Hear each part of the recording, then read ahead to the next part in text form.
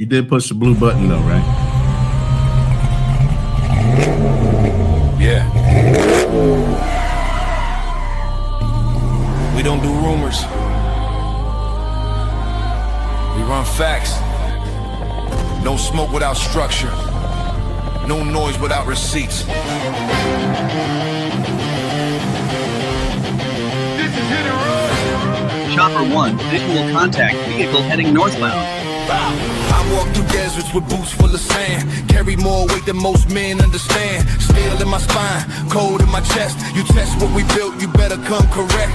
This ain't no gossip, this ain't no show.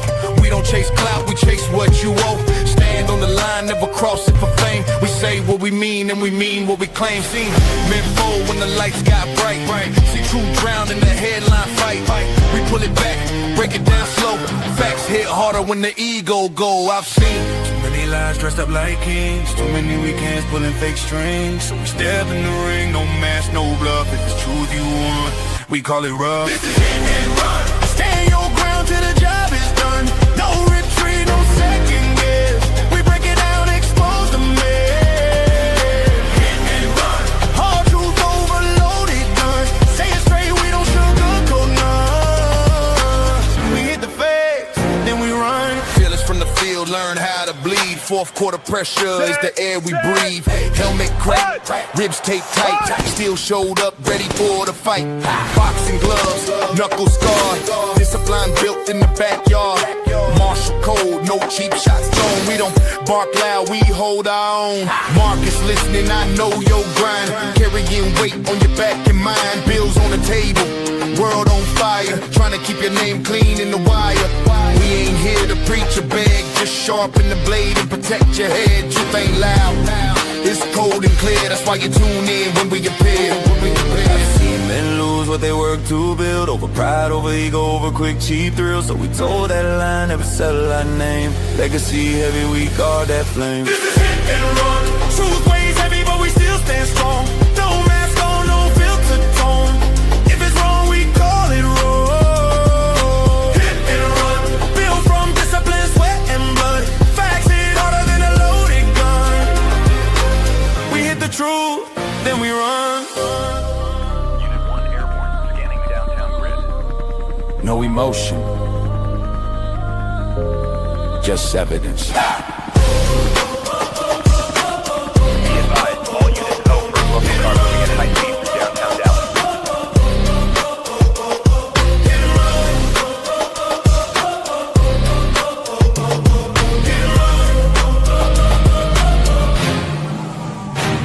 We the roam. Oh man, we are back early in the middle, or actually the beginning of the week. It's only Tuesday there. It's Wednesday here for me, though. You know, but at the end of the day, we had an agreement about a week and a half ago about what was going to happen in the Middle East when it came to Iran and what they were going to do with the Strait of Hormuz. Well, since there's this temporary ceasefire, we wanted to go ahead and give you guys an update on what's going on in the Middle East and give you obviously our assessment on what's going on. Fearless's point of view, my point of view, sounds like he's more, you know, he's a peacetime guy, not a wartime guy. And no, I don't care either way. I don't care either way. You know what I mean? At the end of the day, I want our troops to come home safe. That's my main point of this. You know, who's in leadership and all that, that's for other people to decide. Go out and vote. But at the end of the day, we're here to talk about this 2-week ceasefire and whether it's actually going to be a 2-week ceasefire that turns into peace, or if it's going to be a 2-week ceasefire so they can prep to get some things done when they disagree with the whole thing. Keep talking. Give me 10 seconds. Keep talking. Yeah, just give me 10 seconds. Now, we got plenty of people that are already analyzing this. I'm going to play this 15-second clip since my brother had to step away real quick. And this is he's basically a mathematician type professor that really looks at game theory. So I'm going to play him real quick, about 15, 20 seconds. So this is a map. And this map, even if you don't really know the war, even if you don't know the participants, even if you don't know the weaponry, this map will tell you exactly how this war will progress. All right, so some certain things to keep in mind about this map. This is what we call this area, okay, really small, it's 33 kilometers wide, okay? People can swim across it. It's really, really narrow, okay? This small area, guys, it's called the Strait of Hormuz, all right? First of all, let me stop you right there. I don't know anybody that can swim 33 miles across a damn strait. It ain't that damn small. Basically, even over the horizon's about 25 miles. So even if you were out and you were doing radio waves over the ocean, a radio can only reach 25 miles over the horizon. The minute you dip over that horizon, you don't receive anything because the radio wave shoots across straight. It doesn't bend. So in that respect, I don't know why he's saying 33 miles isn't a big deal or 33 kilometers is not a big deal. It's but why. here's the thing. Let me finish. Let him play. Let him finish. I'm saying what makes it a big deal is And it's not that it's 33 miles. It's the fact that it's only deep for about 2 miles. So ships can only pass through that one narrow part, not the whole thing. So it's 25 miles wide, but it's only deep enough in certain places. Physically, when you look at 33 or 25 miles, you can't see anybody on the other side. They're little ass pin drops, especially a person. You can't see a person. You can see a ship 33 miles with a telescope. You can't even see the people. important because it's really the center of the world. This one area is the nexus, the pivot of the world. Now, the reason I played that, and I only wanted to play that point, is as we get into the negotiation, you're going to hear one of the key sticking points for Iran is they want to be able to process every ship that goes through there and charge them a toll. What in the hell is that about? Nobody was getting tolls before. Now all of a sudden they want to toll the world to get access to something that they can't really supposedly shut down anyway. But I'm going to go ahead and let Fearless go ahead and play your first video. No, we can get conversation. They had, and this is kind of an exclusive that nobody's seen. So I just wanted to be one of the first people to show it. They had they were doing the negotiations, and actually Trump was in the negotiations with Iran. Let me play this so you can see what happened in these negotiations. Man, I know you setting me up for something, but I'm gonna watch this. You done fucked up. You done fucked up, man. You done made all these promises that you couldn't deliver on. Every time that there was going to be what promises? Please outlay the promises that were made. Okay, we're going to do a regime change. Didn't happen. We're going to make sure that they cannot do any type of nuclear. That's not going to be a part of the bargain. Those two right there. So do you know how much damage we already done? Wait. Do you know how much damage we already done? Doesn't mean anything. What does that mean? Absolutely does. No, they look. Now you know what happened? Let me tell you what happened. Okay. Before the war, they had sanctions. We lifted the sanctions because there was no gas. So they were selling gas they were selling their oil at like $20 a barrel. Yeah. Now they're selling it at $100 a barrel. And they don't have sanctions. They have more money now than when all this started.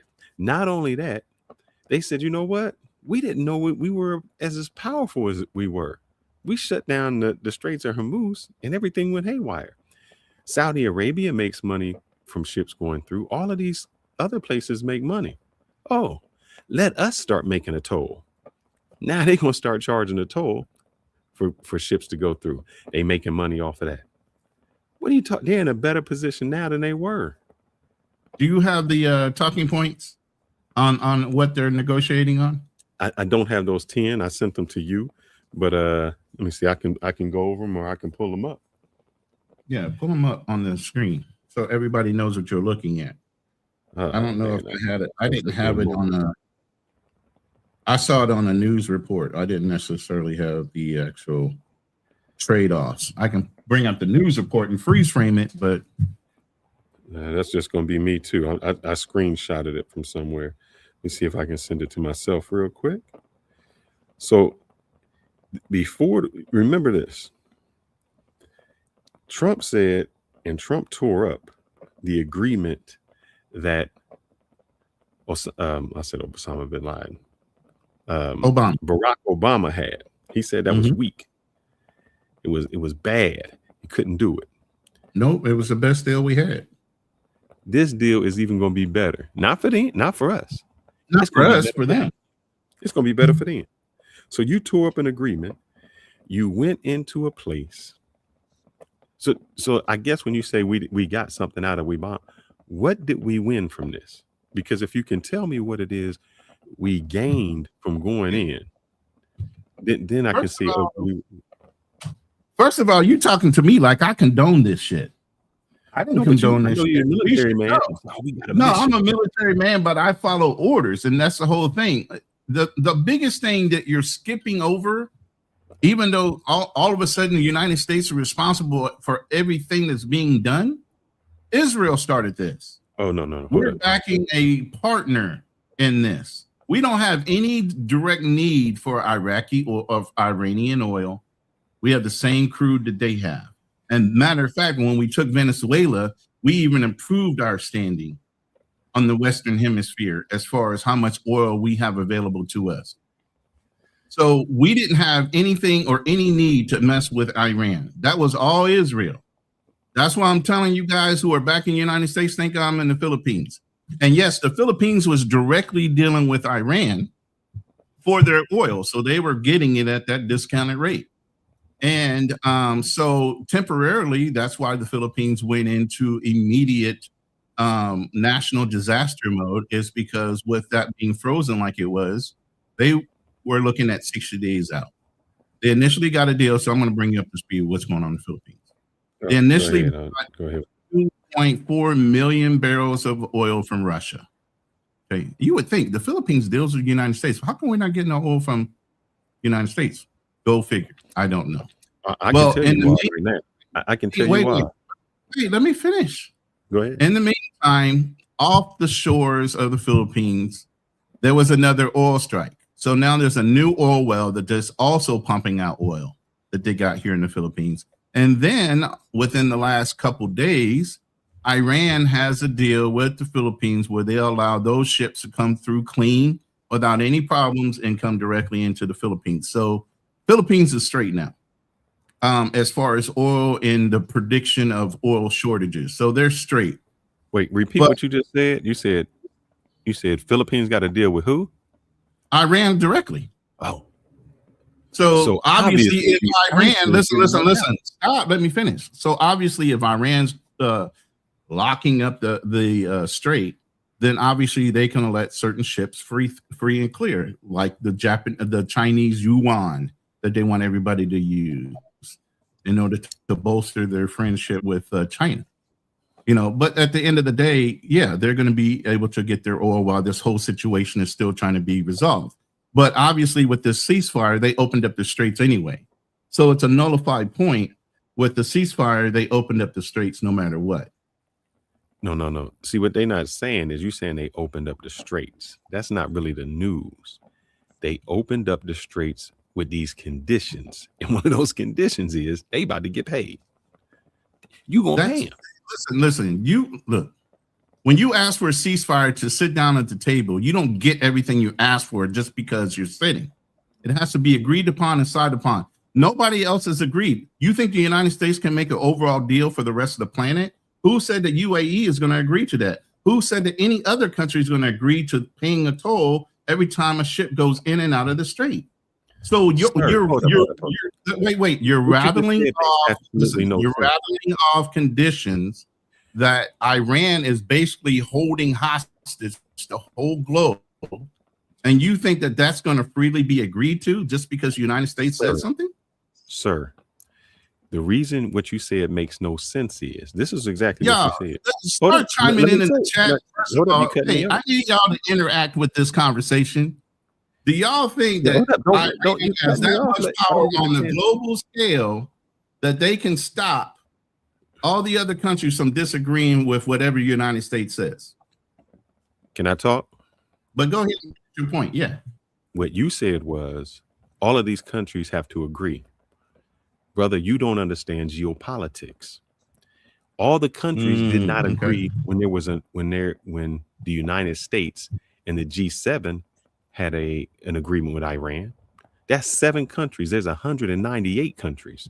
So out of those 7 countries, those are the ones who agreed. We didn't care what the 198 thought. It was what we agreed to.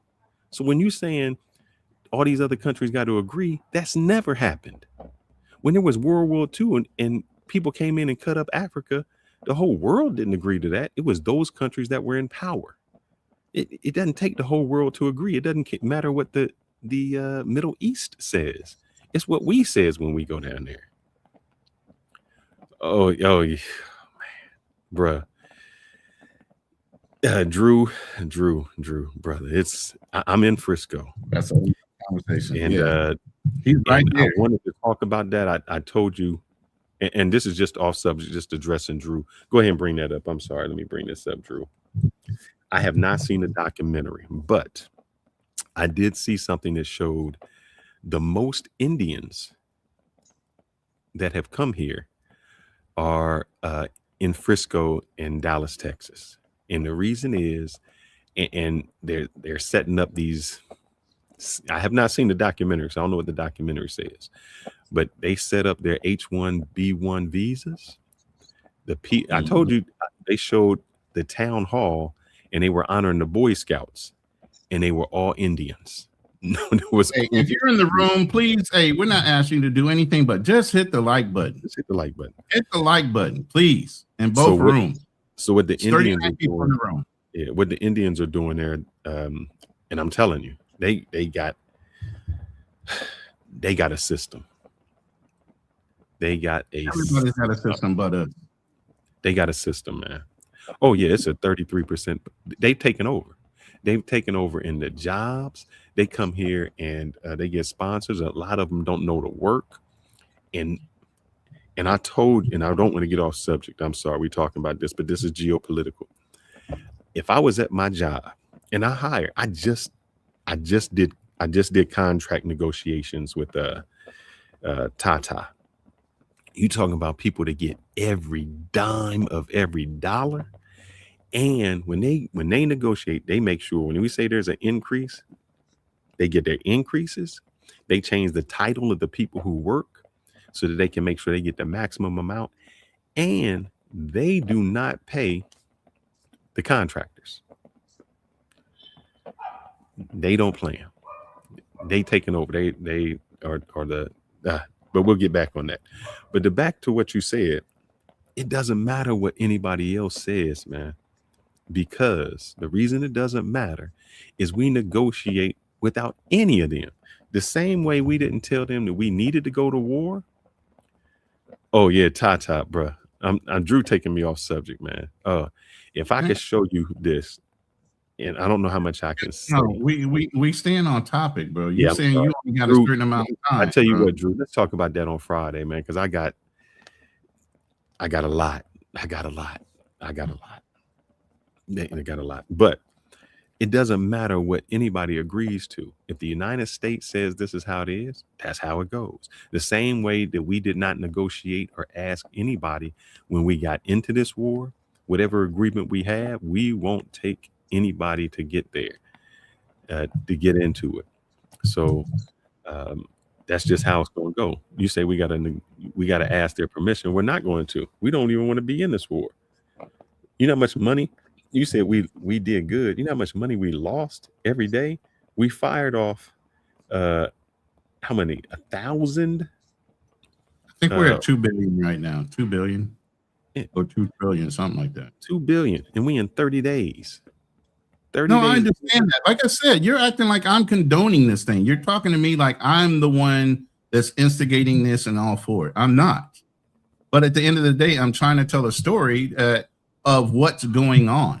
Don't project it on me. This is not my choice. Because right now, I told you before, multiple times over the last month, nothing should have been done. And this also answers Ryan's question all at the same time. There was no congressional approval for us to even act in this situation to help out Israel. This is on the president's word alone, and all his minions and everything else, not necessarily supportive of him, but won't go against him, allowed it to happen instead of ceasing it right there. I also blame the generals. Hold on, let me finish my point. I also blame the generals because the generals should have been the first line of defense to say, no, Mr. President, we can't move forward until you get congressional approval. I don't give a damn who you are. You're not a monarch. You're not the king. If you don't have congressional approval, these are our policies, our policies and procedures. Okay, so if you don't have congressional approval, we can't move forward. We can strategize all day long, but we can't move forward until you get congressional approval to start a war. I don't care if it's Israel or not. Okay, so I blame the generals. Now, as far as the enlisted people and the officers below those ranks and the Joint Chiefs, unfortunately, they are the ones that just have to follow along with and implement orders. Can the whole branch of the service just turn around and say, nah, I'm not going to fight? No, that's not for them to decide, unfortunately. Now, what they can refuse to do is in the act of doing that, if there is a immoral or unethical order, which they can be held under the UCMJ as far as a war crime, they can refuse to do that. But can they refuse to fight when their orders come down from a general or whatever? No. Can they refuse to fight when it comes down to an immoral act while in the commission of doing their orders? Absolutely. So that answers all the questions, but go ahead. Now hit the like button, Ryan, since that's what you asked me.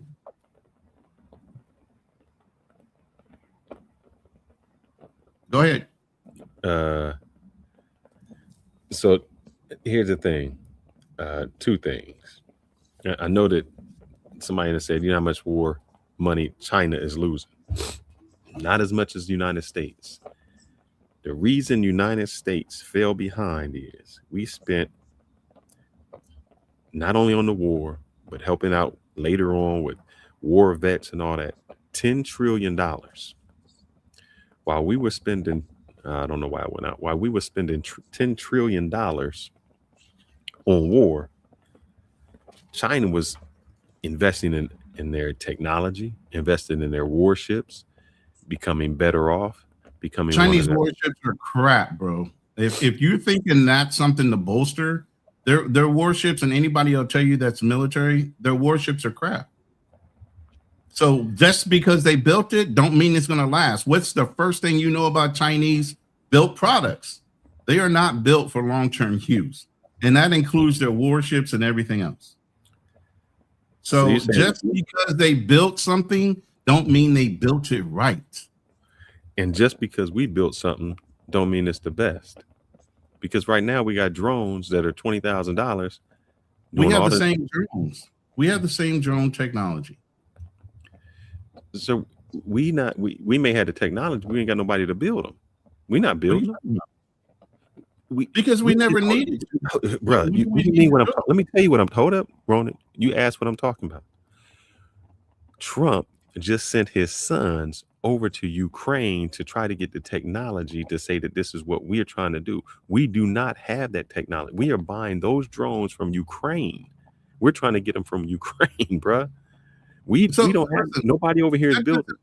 That doesn't matter. We've never needed anything that small before. This is just a tit for tat to say, oh, they got it, we got it too. Who gives a fuck? The American military does not care. We don't care about what the little things that they have. It takes bodies in order to make those things move. All I know is they shot down the most recent. Listen, let me finish. You jump in before I can even finish my point. If you didn't look at the recent bombings strategically that was even on Kharg Island, every outpost or any place where there was Iraqi military their drone sites, everything got hit today. So you already know they were staging for the Muse to be there. Now everybody's saying, oh, the Marines hit is going to be a fucking problem. Yeah, it's going to be a fucking problem for them. And by the way, they've been calling out the 31st Mu, the 11th Mu. You know what? There was a whole nother Mu that nobody knows about that's been there from the beginning. 15th MUSOC that comes out of California has been on deployment. The first ones that go in, just like I was in Iraq, I was in China and Saddam went into Kuwait. We steamed right in there and started doing missions. Okay, so nobody knew that we were doing that shit. It wasn't on the news. We don't publicize everything. Now, the news might have access to see certain things that are going on, but they don't have access to see everything militarily that's going on. There's 50,000 troops right now that are sitting in the fucking desert, acclimating, weatherizing. You keep saying this, man. What did that matter when it came down to the time? And it's my point. Okay. So were you saying, oh, they got this and they got that? So do we. We just executed going in behind their enemy lines to pick up a pilot. And you're saying we can't do shit to them. We can do a hell of a lot to them. It's whether we want to or not. Just because you're a big dog on the block don't mean you have to flex and do everything you can do. The point is we've had nuclear weapons forever and we've never had to use them because it was the threat. It was the positioning, the bolstering of it that made it intimidating, not that we were going to ever use them. And just because we can fuck up a nation don't mean we're just going to do it just because. A lot of it is rhetoric. A lot of it is talk. But at the end of the day, can we pull the trigger and do it? You're damn straight we can. Do we want to? Is it ethically, morally correct of what we can and cannot do? That's for the politicians and you civilians to argue over. I guarantee you, anybody that's in the military right now don't have a fucking choice. So my heart is out to them because they have to execute orders no matter what, because what? They want to come home no matter who's picking and choosing what they're supposed to do. That's my point. I feel bad for the soldiers that have to follow through on this bullshit that shouldn't even be happening right now. But go ahead. And we're going to start playing some videos. There's a lot of personal opinions going on in here, but I want to get some video and some facts going on too. See, what you keep saying is what we can do to them. The problem is, and the issue is, it doesn't matter what we can do to them because what holds up the petrodollar is oil.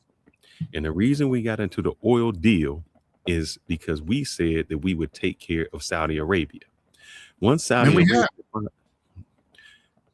Arabia getting bombed, they just got an oil field that was just now. Oh my God. How many years? It's been 50 fucking plus years. Saudi Arabia, by the way, did not agree to renew the petrodollar agreement 2 years ago. In 2024, that contract went null and void.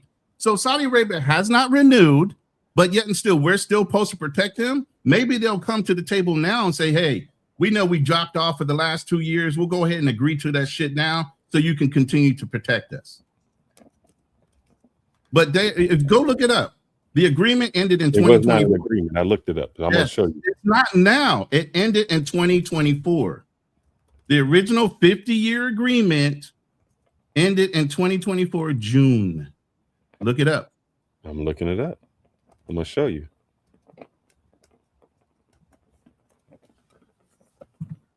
But while you're looking that up, I'm gonna play a video, man, because there's too much personal stuff going on, and you're basing it off of what you feel. And I'm telling you, we function off of facts and we function off of what our orders are.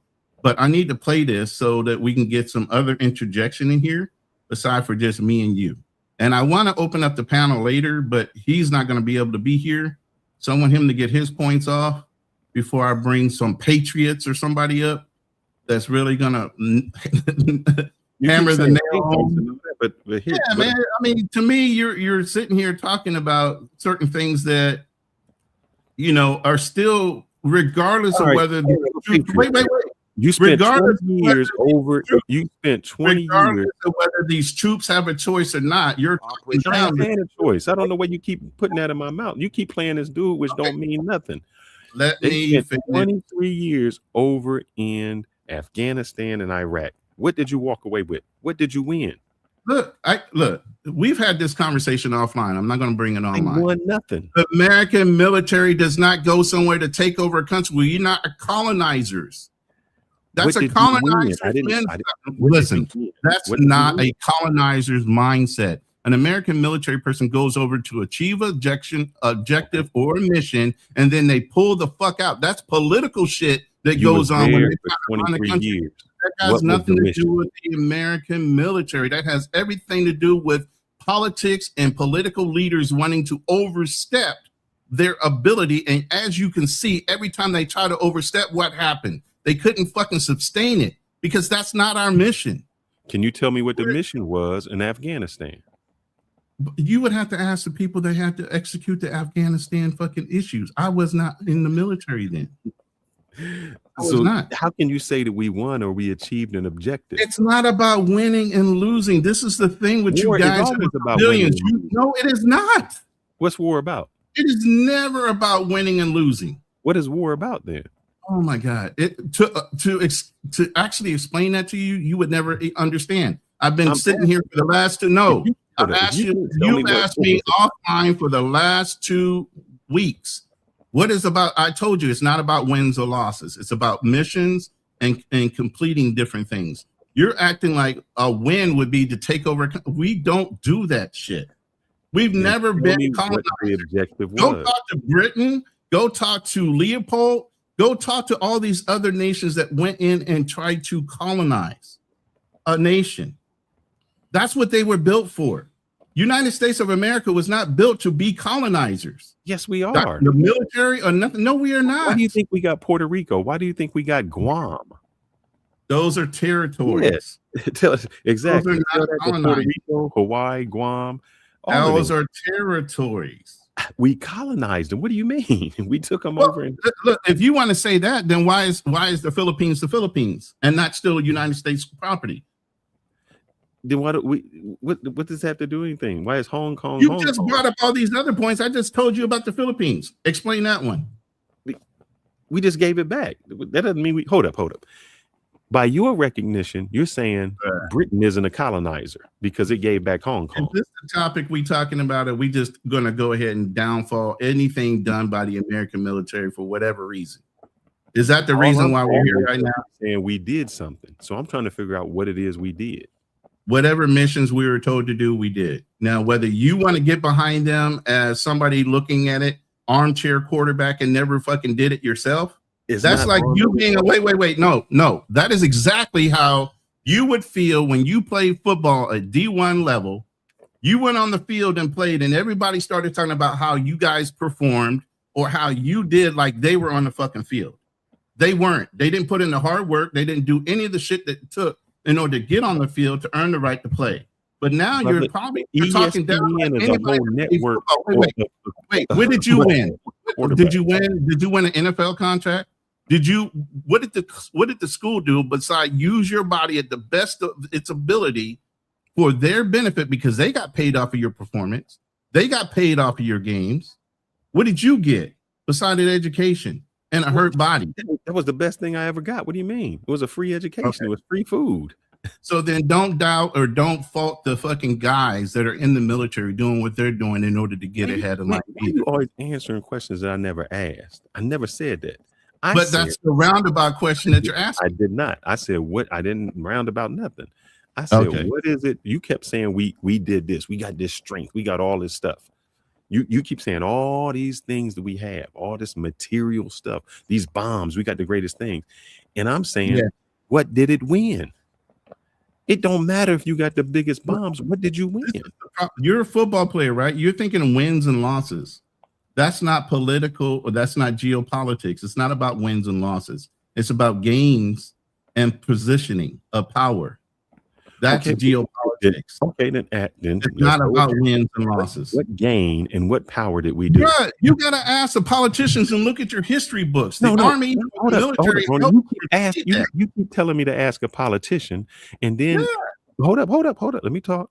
A politician is a Monday morning quarterback. They're not fighting. No. So when I hold up, Ronnie. When you say, "Oh, you got to be in the game, you got to know the game," so I'm asking somebody who was in the game, who was in the military. I'm not going to somebody else. I'm asking you directly. But am I the one issuing the orders? Am I the one behind the orders that are being given? So do I have a call on how the orders are issued out and how they're conducted? No, I do not. That's why they have a chain of command. I execute orders. I make sure the orders are legal, not immoral or unethical, and I execute orders. Do I have a decision-making process? As much as I had the opportunity to sit down and read top secret message after top secret message and understand all the ins and outs of how they play three-dimensional global fucking chess on who they can fuck with, who they can't, and who's going to be offended if we fuck with them. It doesn't matter how much I know. I still don't have control on that. So I don't have the decision-making process in understanding why they wanted it done. You get what I mean? Drew, we didn't do regime change. Did you have the ability to call your plays, or did you execute the plays your coaches? It's called audible. It's called an audible. Were you a quarterback? Hold up. You just asked me. Wait, stop. Were you the quarterback? Were you the quarterback? Were you the quarterback? What are you talking about? I didn't play on offense. Were you the quarterback? I don't play on offense. I played on defense. Hold up. You can't ask me a question, and then when I go to answer, you interrupt me. But you're not answering the question. You personally did not do an audible. I do. I was a linebacker. I called audibles on defense because I read the offense and I called audibles. What you just asked me a question. Here's the thing. Could you stop? Listen. Can you stop the offense if you're on defense? Can you stop them from making the play at all? Or are they going to call whatever plays they have? They can re-audible your audible, right? So what's the point? What are you trying to say? Hold up. See how you just moved the goalpost? No, I did not. I just used your example again. No, you didn't. You were saying that you can't change the play. Then what you're trying to say is, if somebody gives you an order, you have to follow the order. That was your thing. You can't change the play. Hold up. That's exactly what you said. And I said, no, I can call an audible. Hit the like button if anything. The offense and the defense. That has nothing to do with anything. Why not? You can't control both sides of the ball. What you were saying was you cannot control both sides of the ball. Things, man. Can you call into the quarterback? Listen, can you call into the quarterback what play you want him to play? What does that have to do with what we're talking about? It's basically what you're telling me as an American military person. I have the right to call in a play that I don't agree with from the higher ups. I can audible my way out of it. I can that's you. What you tried to say is I can't audible on the defense, and I can. I'm telling you, we can't audible like that. I obviously not. So you just follow orders. But you're making it simple. What you just said. You're making the basics of what you said. You're controlling. Listen, you're controlling. No, because you're relating to something simple-minded, like 11 people on the field versus thousands that are involved in a fucking battle. You can't audible one piece when there's 10 pieces on the board that all need to be moved with 500 people involved. You can audible for 11 people, and guess what? If you fuck up, oh well, you lost a couple yards. If somebody fucks up when it comes to a military option, people fucking die. Now let me ask you the question that we went down this. The original question is, what was the goal? What was the outcome? Your response to that was, you got to ask the politicians.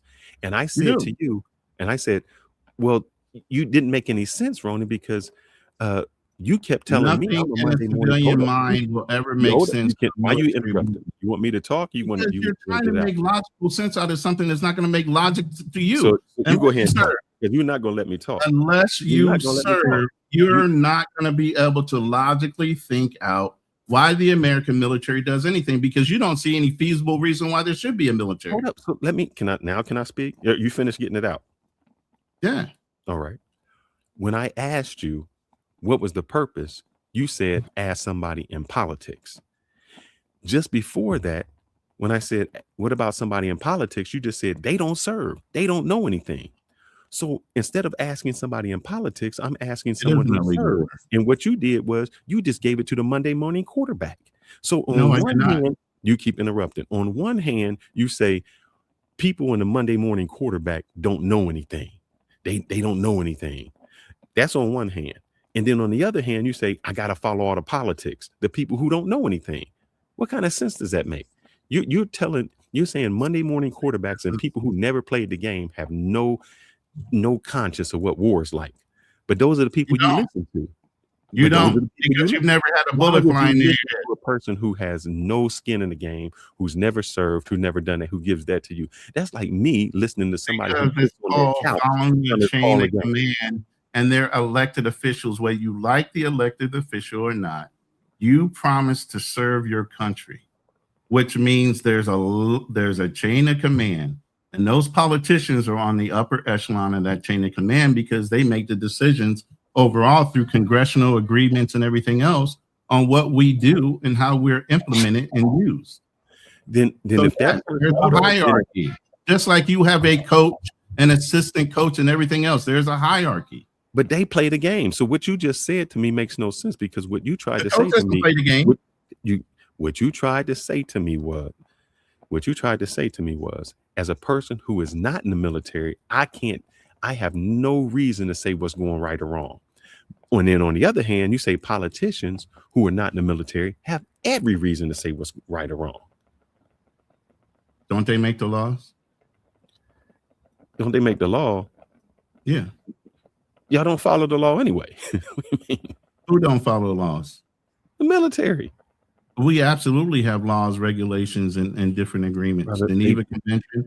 I just told you, if we broke laws, whether for me it was under the UCMJ and other articles of war. If we break laws, we're held responsible for those laws that we break. And here's the twist: where you're innocent until proven guilty, a military person is guilty and they have to prove themselves innocent. So we really have to be very specific on how we execute things. Sir, there was a CIA person that was arrested because he didn't believe in what you called enhanced interrogation, which was the same thing as torture. Okay. And so you just said you got to follow laws. He was arrested for saying that there was enhanced interrogation. He never did enhanced interrogation. Did he go to jail? Yes. He went to jail. Yes. He's a famous CIA person who spoke Arabic. And so here's the thing. Hold on. Don't change it, because now what you I'm not changing it. Here's the thing. You just said you don't break laws.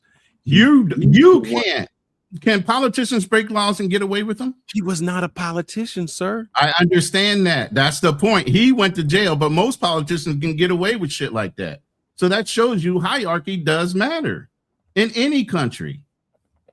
I'm gonna read my man. He asked me. And I play this video, bro. No, I'm gonna read. On this conversation. You're reading Ryan stuff. The same guy that's sitting here just on your side the whole time. Why you got preferential clicks? Why you preferential clicking? I didn't. All I seen was he said, "Sir," in the black shirt. Yo, y'all need to drop some likes. I swear to God, y'all need to drop some likes for real.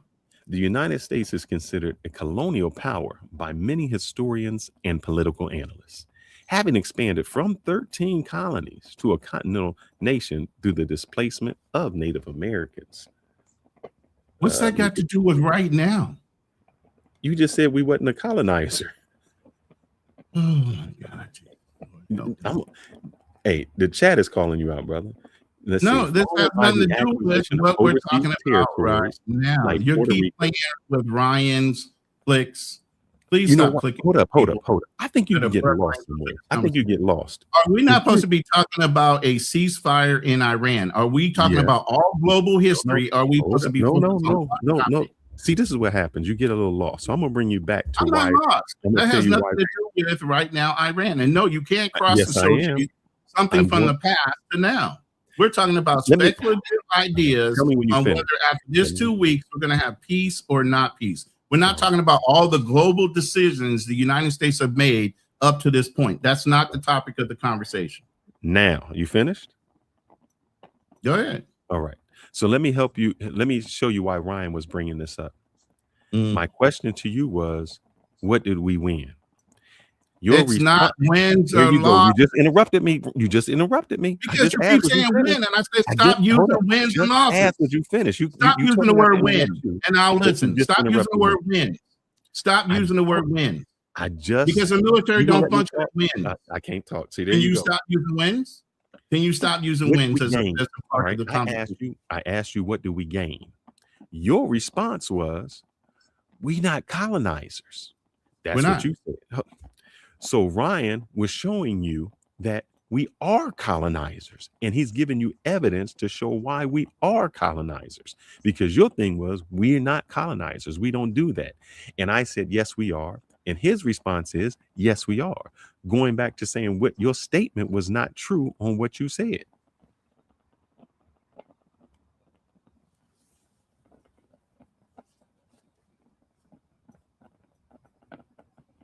Can we get back to the subject now? Yes. And that is the subject. It's still No, it's not. all right. We have not talked one thing about Iran yet, and whether the ceasefire is really going to apply or not, and based on the strategies or whatever people are using in order for the ceasefire to actually stay as a peaceful thing or not. We're totally into the whole right or wrong thing. We're totally into whether the military is actually beneficial and whether they have wins or losses or whatever. That has nothing to do with the Iranian war. A lot of people are against military personnel anyway, period. Wait, repeat what you just said. That has nothing to do with what we're talking about right now. What point are you trying to make? Yeah, Ryan, he In pivoted. the conversation right now. Because you just said the ceasefire has nothing to do with anything. It has I didn't say that. everything to do with it. I didn't Because say that. I said we're talking about what's going to happen during the ceasefire, whether it's going to be a peace or whether it's going to go right back to being a war. And are they going to be positioning themselves to benefit after this 2 weeks in order to take certain areas or not? but the question is still, you have a ceasefire. Okay. What did we gain by going in? This was not our war. It got if 13 of your comrades died, what do you God. mean it's not our war? Hundreds have been hurt. What do you mean it's not our war? We have lost billions of dollars. What do you mean it's not our war? At what point is it not our war? Listen, if they gave their blood, sweat, and life, that has nothing to United do States with the of America. American military. That has everything to do with Trump and Netanyahu. Sir, it has to do with the American military because it Why? was 13 American military people who They're lost their following lives. through on an order that's given from the higher ups. What is so hard about you not understanding that? But you just said this worrying about So us. you're You saying saying it's everybody's about supposed Iraq. to just drop their weapons and not do anything? I didn't see how you pivoting. I never said that. No, I'm You not said- pivoting.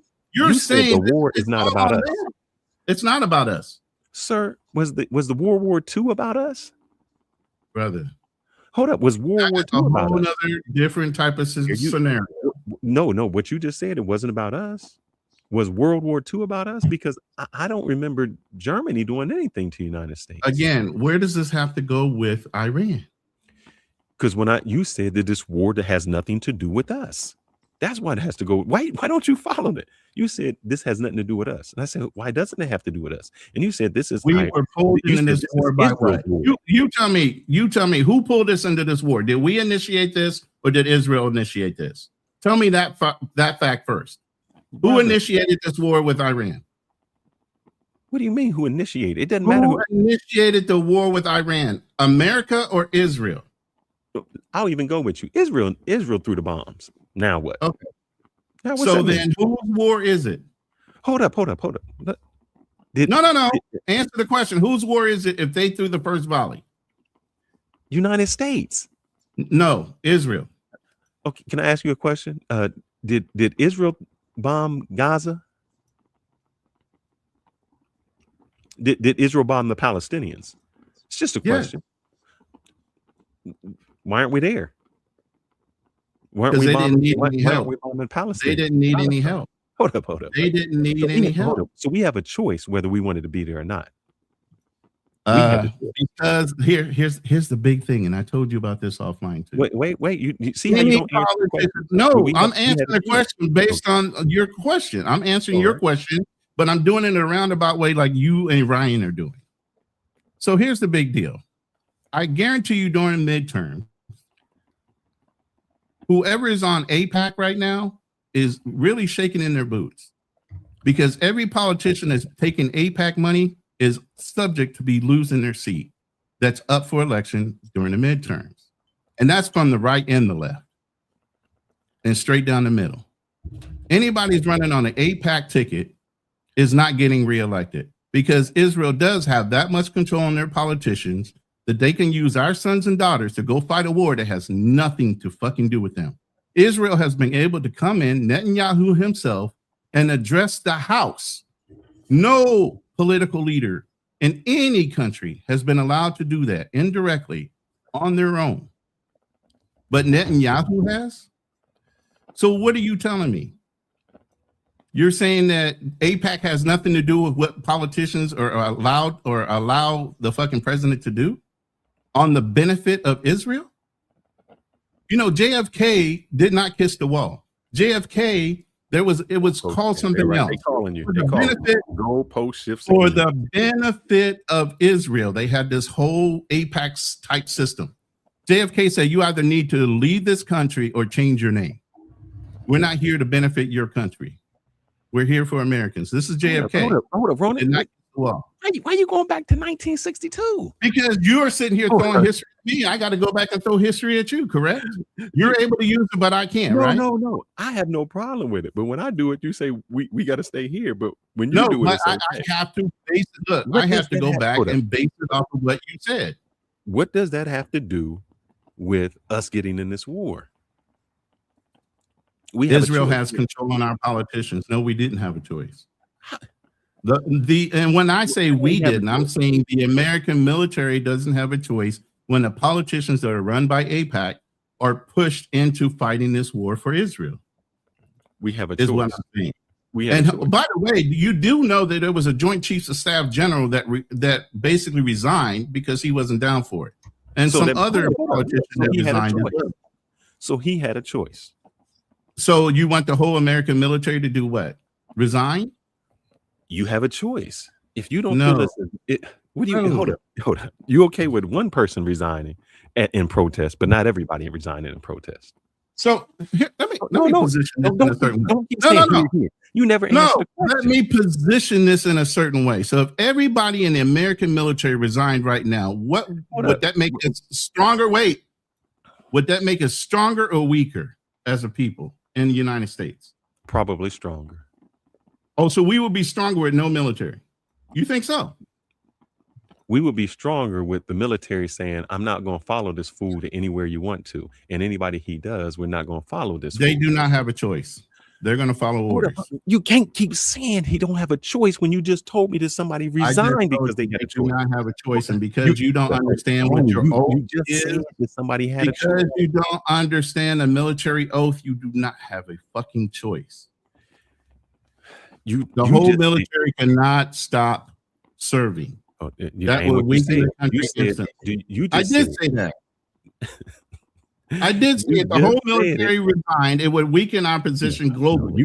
Then why did you bring up the one guy resigning? And I want to talk to Oh this my stupid God. dude that said Iran. Let me go to this because I want to bring this up before my battery dies. Hold up.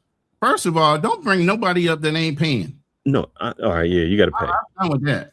All right, got to pay. But somebody said Iran was responsible for 9/11. Stupid idiot. Saudi Arabia. It was Saudi Arabia pilots. It was planned in Afghanistan by a Saudi Arabia person who was Osama bin Laden.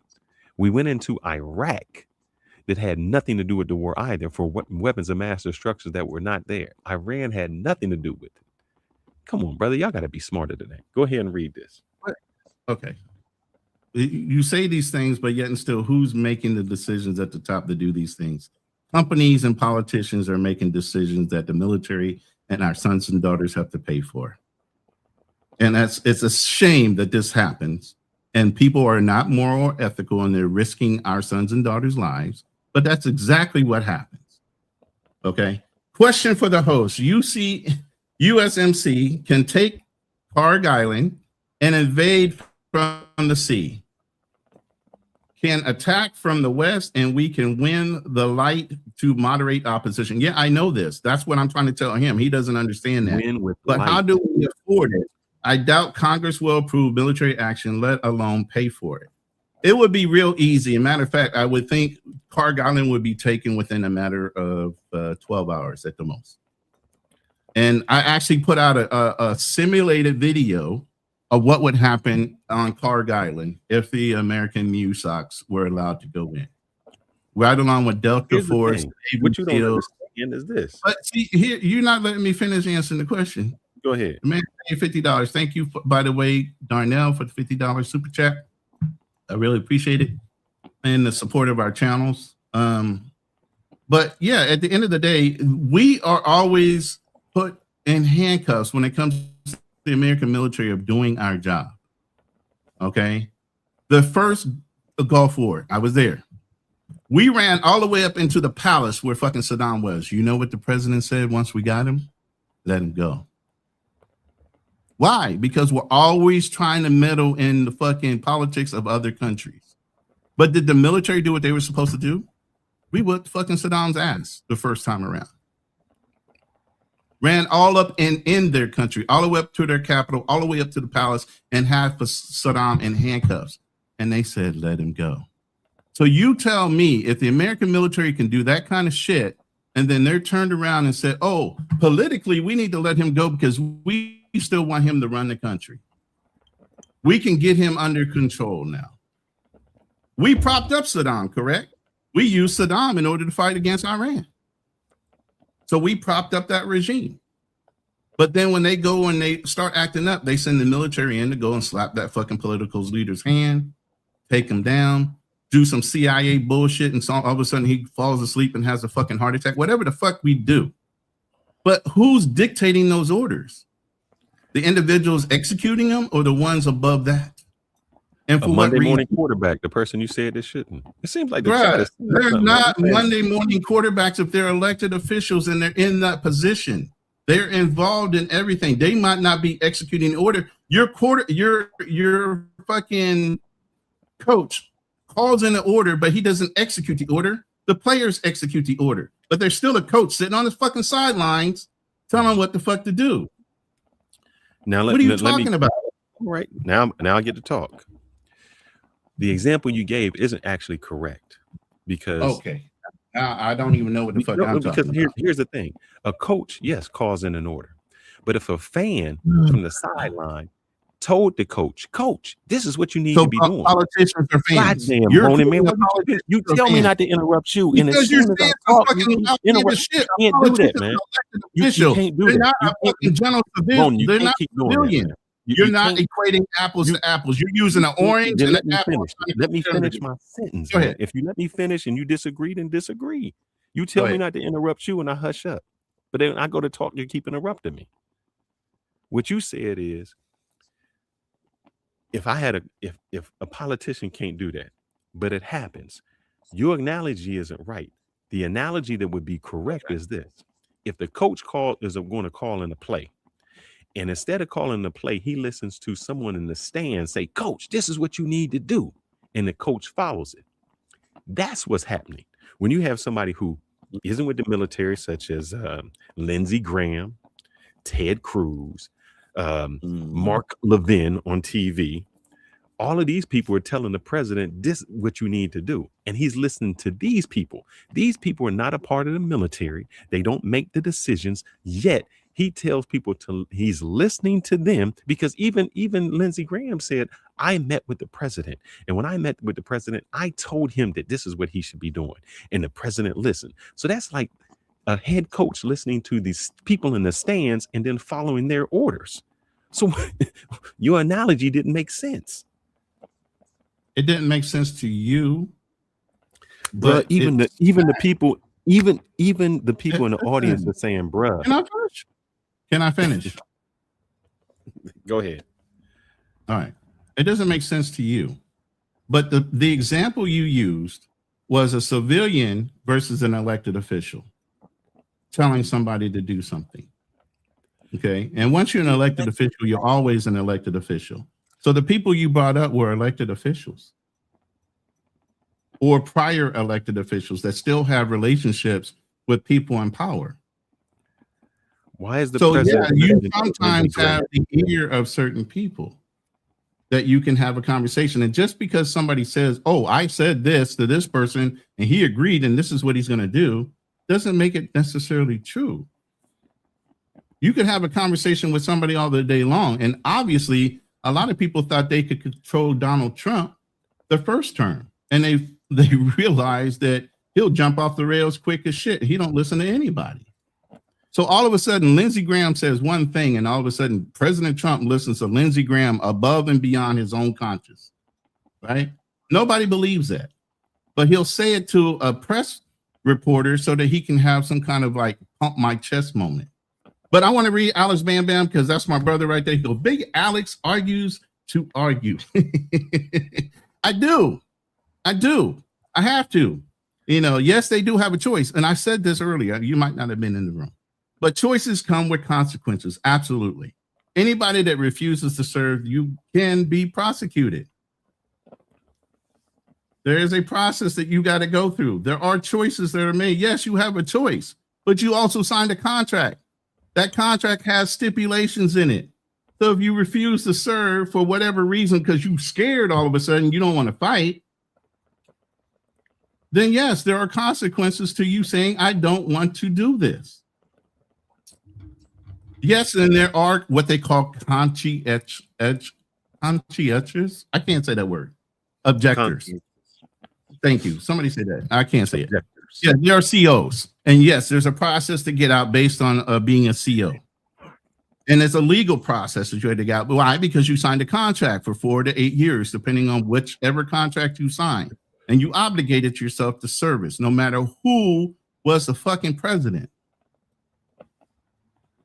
And so what does that mean? That means that you don't have a choice but to do the CO thing or go to a fucking federal prison. And like I said, if it's an illegal order, you have a right to question that order and you can refuse to do it. And yes, you'll have to suffer the consequences if you're found to be wrong. I've refused several orders and I went through a whole process to refuse that order. So you're talking to somebody that doesn't go along with everything that's being done in the military. I used to give my gunny a fucking hard ass time. I used to give officers a hard ass time. You can't just tell me any old thing and I'm going to fucking do it. But there's certain levels to that shit. Yeah, I can't say it either, bro. But anyway, I'm going to take that back down. Thank you, Alex. I appreciate that. Yes, I do like to argue. And I will argue a point. But can we play some videos? God damn, we've been in here an hour and we haven't played one video towards the conversation. There's 30 people in the room. Please hit the like button if you can do nothing else. Man, put my link in the chat, please. You know, go follow Fearless Talk Live. We're gonna drop the links. If I got a moderator in the room, hey Drew, my other links in there while I'm at it. Hey Darnell, help us out, man. Drop the links in the chat. I appreciate your contribution. By the way, I got one more super chat by Jim Ratch. What's up, brother? I'm in the Army vet, recently got out. You're right, Ronan. I can't desert or fail to follow direct orders during wartime. That can get me a death penalty, life imprisonment, or etc. Or execution, I would think he's trying to say. But the point is, yeah, you have a choice, but that choice might not be the greatest one if you're found guilty because you got scared all of a sudden. Because here's the thing, I told you, you're guilty. You have to prove yourself innocent. So if they say, oh no, you were just a chicken shit and you wanted to serve the military during the lightest part, then when it's actually a time where you have to call and risk your life, you all of a sudden want to pull this fucking bullshit where you don't want to serve anymore. And then you have to prove yourself as saying, no, that's not the way it is. You took their money, you took their positioning, you took the power, but then when it comes down to actually performing the act of serving your country till death, because that's what their contract says, if you risk your life to die, you don't get the chance to say, oh, well, if you're going to tell me I got to go and jump in front of a bullet because that's my order, I don't want to do it no more. You don't get that choice, bro. But yeah, thank you, Jim Rapp, for the $9.99 super chat. I really appreciate it. And I thank you for being the military guy in the room that says you understand. There's a certain thing that even with this, okay, look, and this is the thing that maybe you guys don't understand, but Fearless, you should understand this. There's a brotherhood when you have a bunch of guys around, you play on a team sport. It's even deeper when you're talking about fighting in a battle. You got rid of so many people on the way through the military into going into combat that you know the guy behind you. I don't give a fuck if you guys fight like cats and dogs like we do. You know what I'm saying? At the end of the day, I know you got my back and you know I got your back. This is what is about with the military. So when you turn around and say, I want to be a CO, you're also letting the people down in your unit that were ready to support you and wanted you to support them. Now you weaken that unit when you turn around and do the CO bullshit. All right. Because you don't like. I'm gonna talk because you asked me. I know. As you know, I've done some things, and I don't talk about it on here, but I've worked for the government. And the first thing that I said was, if you, to whomever was with me, if you put me in some bullshit, don't think that I'm gonna have your back. I don't care what kind of brotherhood we have. If I come into some shit that look crazy, I'm not risking my job and my reputation over some bullshit that you did. So if you want to do the bullshit, you can do it. You just don't do it around me. So I made it clear that don't bring me in your bullshit because I'm not protecting you in no shape, form, or means. So I don't care about a brotherhood.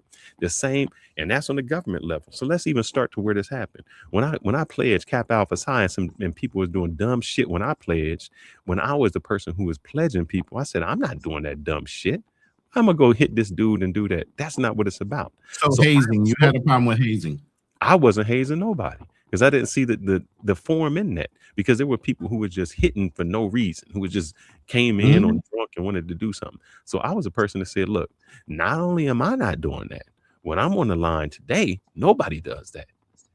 So, and if y'all do that, I'm reporting you. And so you broke a tradition because you ain't a tradition. Tradition is not to beat somebody's ass just because you ain't got nothing to do. That's like me saying, oh, so you just you just abuse your child. Like if I had a child and I just beat my child for no reason, that's different than discipline.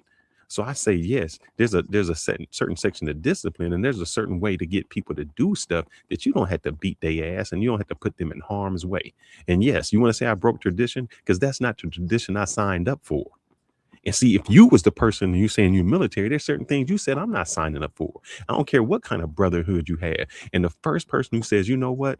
This isn't the brotherhood I signed up for. That's the strongest person. The person who follows everybody and says, I'm going to do it just because I went through with you. That's the weak person because they're afraid to stand up and stand 10 toes down. Nope. That's not the way I see it. Yeah. You broke. Then you just the person who follows orders, man. And you're going to follow somebody and that's the person going to get you harm. And you're going to be standing up for somebody who's going to take you down. I don't do that. I'm my own person no matter what. I never had a cigarette until I had my first Marine Corps ball or my first Marine Corps traditional dinner. And everybody, let me finish. Go ahead. Everybody has to light a stogie. Okay, and you have to drink a stogie and you have to do a toast by tradition. Up until then, I never smoked cigar, cigarette, nothing. Okay. There are certain things that are just old school tradition that you have to follow through in order to be part or a bond with the troops or the people that you're around. We got hazed all the time in the military, whether it be by rank. When you got promoted, you got pinned.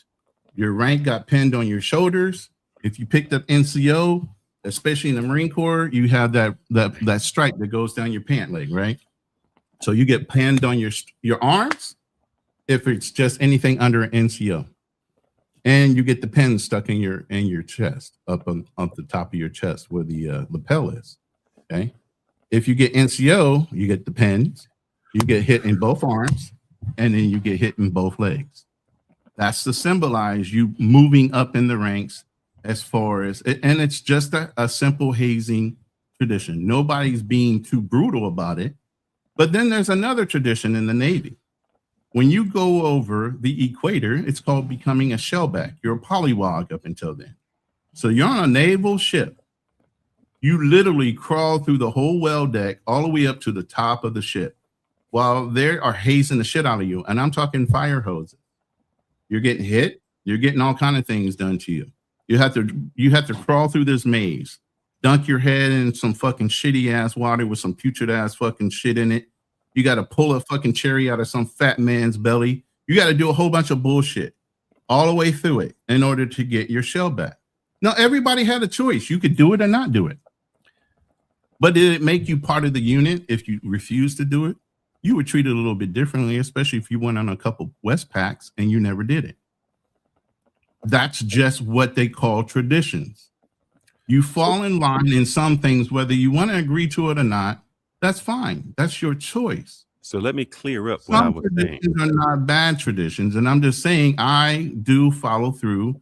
If I committed to something, I'm gonna follow through on those traditions. I knew what I was signing up for. I wasn't drunk at the time. I knew what the rules were. So now can I clear up what I was saying? That's not what I'm talking about, Rona. That has nothing to do with what I'm talking about. I'm talking about I go with somebody and they shoot somebody and they want me to cover up what they did. I'm not doing that. That's not the brotherhood That's some extreme ass bullshit. Why would I do that too? Because that happens all the time. What you mean? The thin What do blue you mean line. that happens all the time? Even in the war. Oh man, we shot somebody. They didn't have a weapon. Man, ain't know it. Everybody go with this story. What you mean? That happens all the time. This is the story we sticking with. We did something illegal, and this is the story we sticking with. All these hypothetical bullshit ass. Hold up, Rona, you gonna tell me that that's not what happens in the military? Bruh, the cops do that shit right now. What the fuck you talking about? I don't disagree. What are you talking about? I'm not. How many wars do you hold up? How many wars do you know right now? Hold up. You over talking me again. Damn. But no, you were finished. You can't say and then keep over talking me. Okay, go ahead. I said, let me clear something up. I'm not talking about regular traditions. The first thing I said is, I tell people. You said you wouldn't hate somebody. Isn't that what you said? No, that's not what I said. Okay, then I'm totally off base here. Exactly. If you listen, you'll hear. I heard you say you wouldn't hate somebody. God damn, man. I don't get to talk. I don't understand it, man. Bro, just go ahead. The first thing I said is, when I was working with the government, I said, do not put me in any bullshit that I got to try to defend you for some bullshit you done did. So when they was doing it, when I said hazing, when you was beating somebody's ass, don't put me in that. That is not tradition. That's just going in to beat somebody's ass. I'm not doing that. Don't put me in that position where I got to try to either protect my family or myself or lie for you. That's I wouldn't do that either. That's a different kind of hazing. And I just said in the military, they do it all the time where they cover up. All of us did something, and because we crossed this line together, I got to cover for you. Police do it. We can't cross this thin blue line. I said, I'm not a part of that.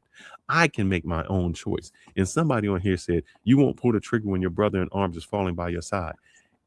I am always going to defend the person next to me. We're not talking about that. But if the brother by my side just shot something, like when those police went in and the woman said, I curse you out in the name of Jesus or whatever, and he shot the woman just because. Yes. And the dude and the other police officer didn't sat there and just said, oh well, I'm helping you. That's not me. I would not overextend myself in the middle of hazing either. Matter of fact, I used to pull people off to the side. I used to pull people off to the side that abused their hazing when they were actually pinning rank on people, because people would be malicious in the way they did it. You know, so there are lines that you can cross while you're doing it. And there are people that will try to take advantage of it to disadvantage you based on even your skin tone. So, I mean, there's racism and over hazing and people using their rank to benefit themselves all day, every day. That's not what I'm talking about. I thought you said you were against hazing altogether, not somebody overextending themselves in hazing. Yeah, I'm not going to do it. I want people to read it for themselves. If they're actually enlisted, they understand what I mean. If they're not enlisted, they're never going to understand logic. There is no logic in some of the things we do in the military to them. It's always you have the freedom of choice, and you do. But those come with consequences. That's not why you signed up in the military, you know. And here's the biggest thing, even in the Marine Corps. You know, they want you to, what's their favorite saying? Adapt and overcome. Think outside the box, right? In my unit specifically, 1st Battalion, 4th Marines, our phrase, if I can show it to you, it says whatever it takes. I took that shit to the limit to make sure I got back to whatever I needed to do. And yeah, I pushed it to the limit. And there's certain things I could have done and got in trouble for. So, I mean, yeah, there's limits to everything you do in life, and whether you want to agree to them or not. But when you sign a contract that says that you could possibly lose your life in the service of it, you have a different mentality. Just like a policeman, when he goes and serves his city, he has a certain mentality that he can catch a bullet. And that's why I say most police that say I was in fear for my life, then you need a fucking another job. That's your fucking job. You shouldn't be fearful to issue out or to conduct justice in a way that is humane to other people. You can't claim you're in fear for your life when you just stop a random ass person. That's some bitch ass shit. And if you can't handle that, then you need to step out and either get some fucking psychological training on why you are so fearful on any kind of fucking movement that you do, or get the fuck out of your service. You've done too much. We in. Let's go ahead and get to our topic here. Now, Yeah, I know Ryan. He don't listen to me, Ryan. I don't give a damn what Ryan says. Ryan ain't paying me to say anything to him. You can go ahead and read all the shit you want. Ryan, go ahead and All I send me a want you guys cash to app. do is hit the like button. Yeah, Throw me a Ryan, pay cash off app, the board Ryan, and so I see can if keep you- reading for it. Throw me $2 Yeah. or something in the cash Throw app. him a cash app or something, or hit his super chat. The All right, hell, let's get to this topic. I care about Ryan. Let's talk about Let me this. play this guy real quick. All right. He's been sitting here with this dumb look on his face the whole goddamn time, but okay. So I played that so you could hear that we're very strategic in the way we position or try to hit our bombs. Now, last week or the week before, you said, "Oh, they'll blow the whole place up." We don't want to do that. We don't want to. Or let me finish. That's not what I said, though. Okay, and then correct me after I'm done. All right. So at the end of the day, we're not going to go and blow up the island just because we want to be spiteful. All right. We're going to be very strategic of where we place our bombs so that we can weaken the island, so that we can do what? Land our Marines and our sailors on that island to control it, and also control the area of that strait so we can start opening up the strait for people to travel through safely. And one of the things about not only this island, but the surrounding islands are the fast boats. The fast boats that pull around and start to pepper the tankers or shoulder fire rockets into the tankers to hinder them. The other big thing in the straits right now was the insurance companies are not insuring a lot of those tankers because they know that that area is not safe. So why would they want to pay out an insurance premium? You get what I'm saying? So there's twofold to that. You can't have a tanker move even if you secure the area if the insurance companies don't think it's safe. So even if you go through the whole action of securing those islands, if it still doesn't feel like it's safe to an insurance company, those tankers still ain't going to move. So then is that a win for the military? No. It has nothing to do with the military, because other controlling factors outside of what the military can do is the reason why you can never check a win-loss for a military operation like that. You can just say successes and different things like that, and certain implementation of a mission. But go ahead. Securing the island means nothing. All that means is you're putting military on the island. What that means is I know exactly where all your military are. I don't need a boat. I got missiles. I got drones. And I just fire them at the island because that's where all your people are. Number two, what I said was this.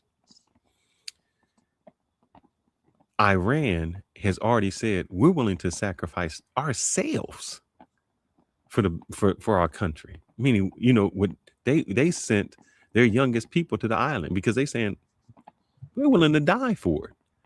So what I said was, Iran would say, you know what? If we can't have the island, you can't have the island. And they would just blow up the island. They're not going to do that. Oil. They have oil. They have the commodity. We can just make more oil because it's in our homeland. We blow up the island, we just rebuild it. You can't have it.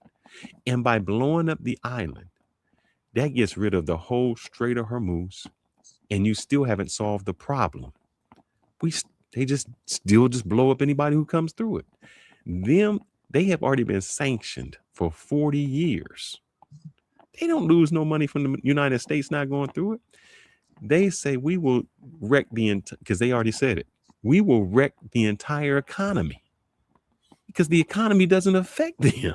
They're like, we're self-sufficient. We make our own drones. We grow our own food. We're sanctioned. We're just like a Cuba, meaning we can't depend on the United States. We don't depend. So we started doing things in-house. Us blowing that up doesn't mean anything. Not only will we not blow that up, we'll start to blow up every base, every water salination that's around us. And so if we blow up water salination in Saudi Arabia, we blow it up in Iraq, all these other spots, that hurts the United States more than it hurts us. Why does it hurt us? Because Saudi Arabia says, sir, we made this petrodollar so you could protect us. I just told you we haven't been in that petrodollar agreement since 2024. People still trade in the dollar for oil. You don't have to be in agreement. We still trade in it. And so once Saudi Arabia and once all the other countries say, United States really isn't protecting us. Why do we have their bases here? Why do we allow them to stay here? So who wins when they say we have the petrodollar and we agree to transaction oil in dollars? That helps the United States. And we did that in exchange for you giving us military protection. Well, you haven't given us military protection, so we don't want to trade in dollars anymore. That So doesn't the hurt last Saudi. 50, That hold on, doesn't hold on, hurt hold on. Saudi. Last 50 years, they haven't done anything because they got bombed one time out of 50 years. They haven't done shit, right? Is that what you're saying? What you mean they haven't done anything? Well, you're saying Hold that on. they Let me got ask you a bombed question. one time out of 50 fucking years, and all of a sudden we haven't been obligated or done or followed through on our obligation. Nobody in their fucking right mind has ever reached out to touch UAE at all. Now, all of a sudden, because one fucking country does it one time, all of a sudden, all the years of beneficial service and partnership we've had with them are null and void because of one incident. One incident. All of a sudden, all that shit is all forgotten, right? Is that the way you think people are? One Do you incident. think people are one incident type of people after so many years? Yes. No, they're not. No, they're not. How aren't they? Because Let me Disney. ask you a question. You know what? I'm gonna tell you how that works. This is so In the neighborhoods, you know what happens? Let's just take any neighborhood, any ghetto, any hood in the United States. Are we talking about politics? God or damn, man. Let me at least talk, brother. I'll bring it home. But you're breaking in. I You bringing promise I in will bring it home. I promise. bullshit. If you let me talk, I promise I'll bring it home. On the same level, man. Don't introduce ghetto ass fucking rule to fucking political fucking You gotta agenda. let me talk, man. You got right, to. go You ahead. can't keep doing this, I just man. don't understand your reasoning. Then if you let me land the plane, I promise you will. Go ahead. In the hood, in any hood, in the United States, wherever, if my neighbor over here is crazy and he's shooting and he's doing drug deals, and you say, man, all you gotta do is call the police. And I say to the police, and you ain't here every day. You don't know what goes on here every single night. By the time I call you, it's already done. That analogy is how it is in the Middle East. When Iran says, I'm just across the river, or Saudi Arabia says, they just across the river from me. They already proved that they can shoot us down and they can do this. Well, just call us. Well, sir, you're not here. You around, you in the Western Hemisphere. We're in the Middle East. How many times am I supposed to call you? So every time they bomb, you gonna come and get it? That's the analogy. People are saying, man, these people right next door. This is our problem. You're not right next door. So we rather deal with the people that's right next door and make sure that they safe. You way in the Western Hemisphere, and you've already proven that your interests are your interest, and they're not our interest. I landed my plane. Okay. Okay. First of all, no politician over one incident over 50 years is going to say your ratio for return on investment sucks after 50 years and one incident happens and all of a sudden they're going to forget all 50 years. Okay. That's not going to happen. That doesn't make any kind of logical or business sense. Bro, we said we were going to go after Greenland. Let me finish. Secondly, you're saying Iran is in this jihad mode where they're putting, and they are trying to get children to volunteer to put themselves on bridges and everything else so they can avoid the American military from bombing certain bridges and everything else. You know, we have rules of engagement, and this proves that we have rules of engagement because of the simple fact that we're not supposed to, strike or fight non-combatants. But when you put a child on a bridge, does that make him a combatant or non-combatant? A non-combatant. If you put a child, if you put a child in harm's way, does that make him a combatant or a non-combatant? A non-combatant. A bridge is not a military facility. It can be a military strategic attack. And if you're knocking out all the bridges, what are you doing? You're deterring freedom of movement throughout their country. That is a military action, and it's free will to do that. But if you purposely put children on a bridge to prevent that, is that a combatant or non-combatant? I still said a non-combatant. If we okay, so look at Vietnam. Look at Vietnam. You know how many people got killed because women and children were strapped with bombs? Now you're saying you shouldn't shoot the woman and child, and the man should already get blown up because he's not able to search the woman or the child for having a bomb. So were they combatants or non-combatants too? You just changed the goalpost. No, I did not. No, I did not. That's the same situation. It isn't the same. It is absolutely the same. Bombing a bridge. One does not have a bomb on their body, but they're standing in place. I know that the people on there I'm bombing a bridge from far away. They're not. They are not in any way a threat to me. How are they a threat to me? They're on a bridge. How are they a threat?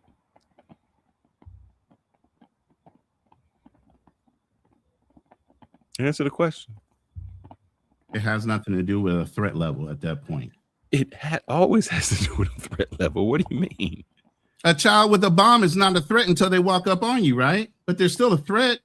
So you know what they did? They shot them from a distance because they didn't want the child to walk up on them. If I see a child and I see a child 100 yards away and I have a gun, I'm aiming at the child. If the child keeps walking at me, I fire a few warning shots. If it gets 50 yards, I fire another one. Hold up, listen. You asked me a question. If it keeps walking toward me, that means the threat is coming at me. That threat is coming at me after I've given it a warning shot. I said stop. I said don't come. If I shoot it, then that is legitimate.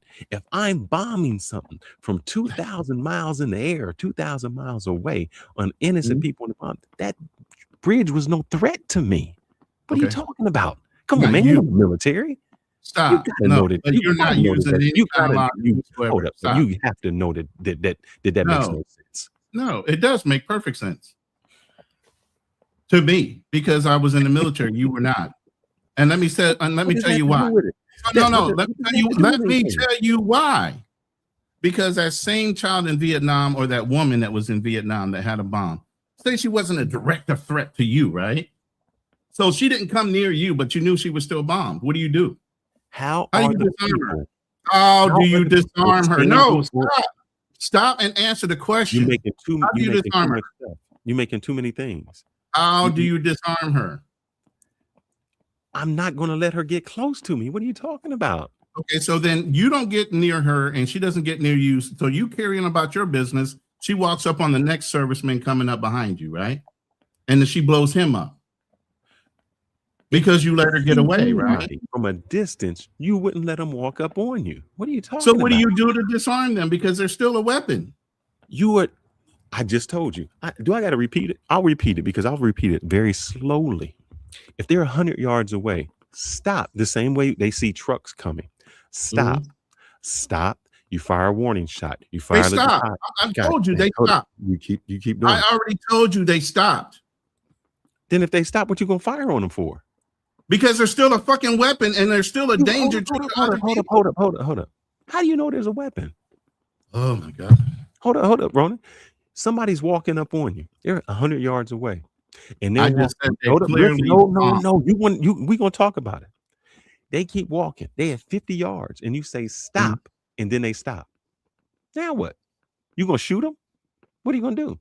How do you know they have a weapon? What are you gonna do at that point? Tell me. I just asked you that question. You still haven't answered it. I just told you. If somebody's coming at 100 yards and they get and I say stop, and at 50 yards they stop, I'm not doing nothing to them. What do you mean? You're not going to disarm them? Why would Wait, you're not going to disarm them? You're not going to disarm them? I'm 50 yards away. It don't fucking matter. Are you going to disarm them or not? You gonna let me talk? You haven't answered the question. God damn, you won't let me, man. God damn you.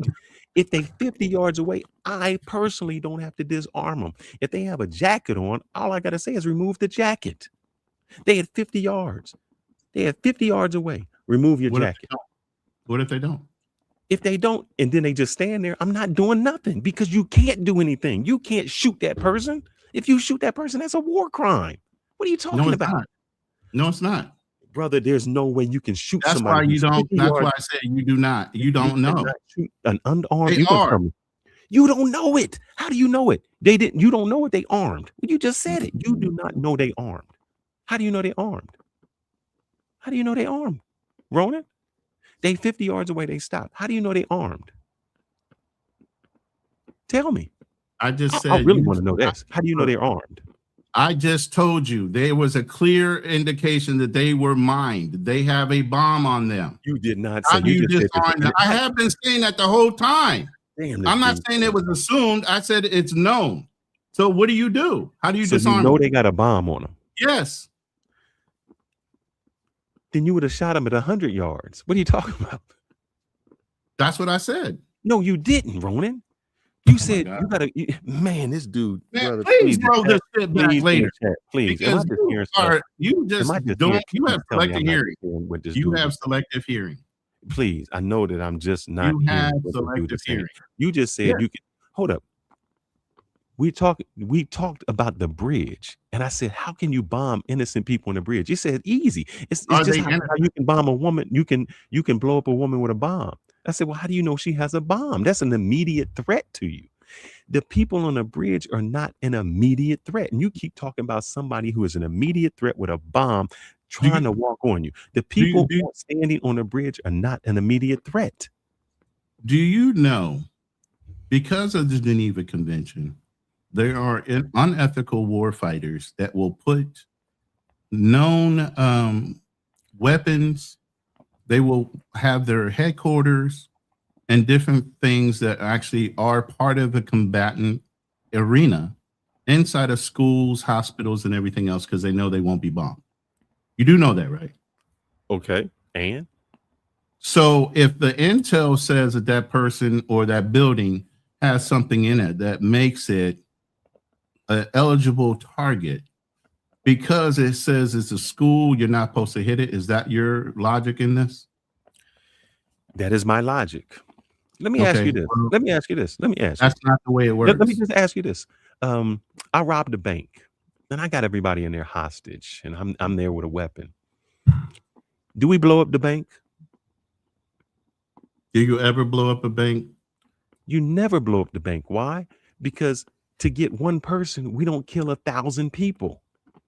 I just said there was a command center in a school, and you logically said something about a bank. We don't blow up the innocent people. That is not true. You're not supposed to. That's what you just said. We don't commit war crimes. And I'm just showing you that, yes, we do commit war crimes. That's not a war crime.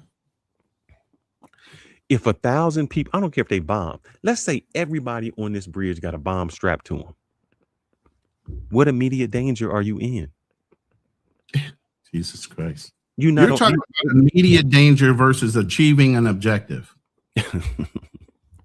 Then if the objective is just to kill everybody, then there is no war crime. You just do it. Then there's no problem with what Israel is doing in Pakistan to doing to Gaza, because they say the exact same thing every single time. We had to kill everybody on the whole block. Why? Because it was one person we wanted. That's not what we're doing. That's what Israel's doing, and that's what we're doing. You just said it. It's okay to kill all the innocent people on the bridge because that's our military objective. We are doing. Stop saying we, because it's not we, me and you. We're not out there doing anything. We are Americans, so we are doing it. No, we are not. We are doing it. We are Americans. Okay, so let's get back on topic because your hypotheticals don't make no sense. Can I play my video? I want to please. comment on this dude. We're gonna comment on this dude, and then we'll go back to the thing. Let's comment on what he says. Has fully caved to all 10 of Iran's negotiating demands as Donald Trump was about to have his 8 p.m. Eastern deadline expire, where he said that he would obliterate the entire civilization of Iran. Is that a war crime? Can you finish his statement? I'm just asking, is that a war crime?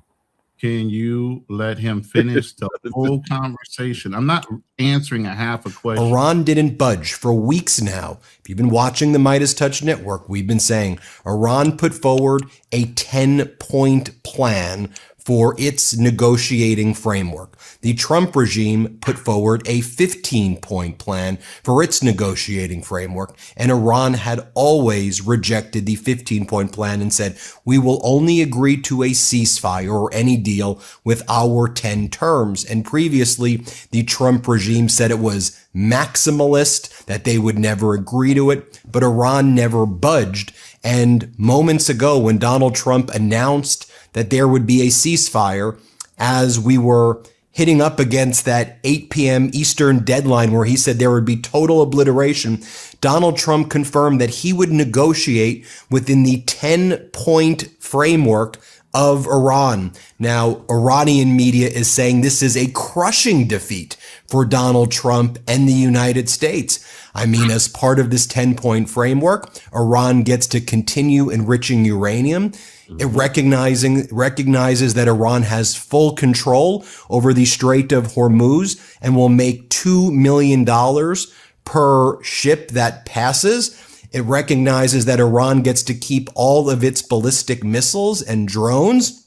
It recognizes that the U.S. must provide complete reparations to Iran.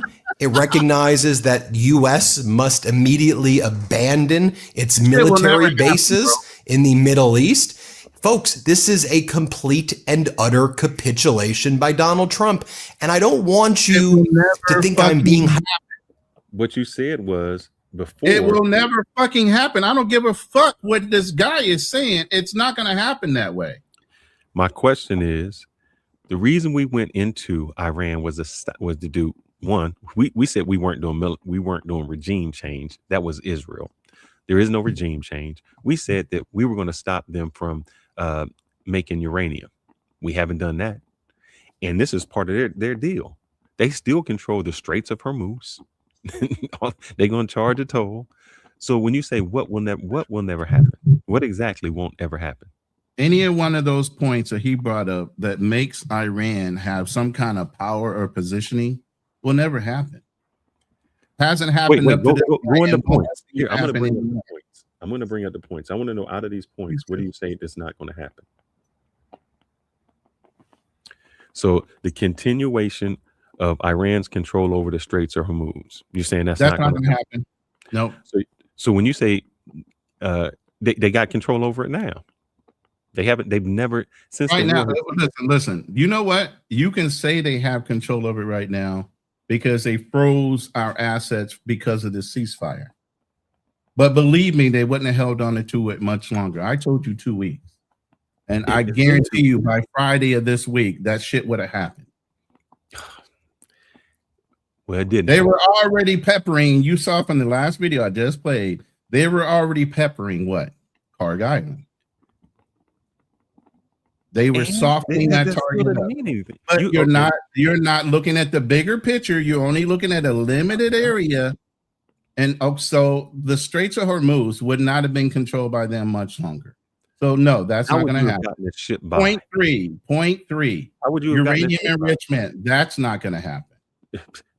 Hold up. Lifting primary sanctions, whatever those primary sanctions are. I don't know. I am going point by point. I'm just not answering whatever your question to stop them from enriching uranium. If they say we won't do it, yes, but we say we want you to do it and they want to do it, how are we going to stop them? Bomb them. We did that. Remember last June, we said we used a bunker bomb that took out their whole uranium. We killed most of the people the scientists who do it. They still have it. So what bomb are we going to use to do it? Brother, I don't know. But we're not going to. You can't say you backing up your point. You saying that we're going to use a bomb because you want definite. You're coming up with speculation. Everything on this list is negotiable. That doesn't mean it's guaranteed. Here's the thing: you're talking like all this shit on this list is guaranteed.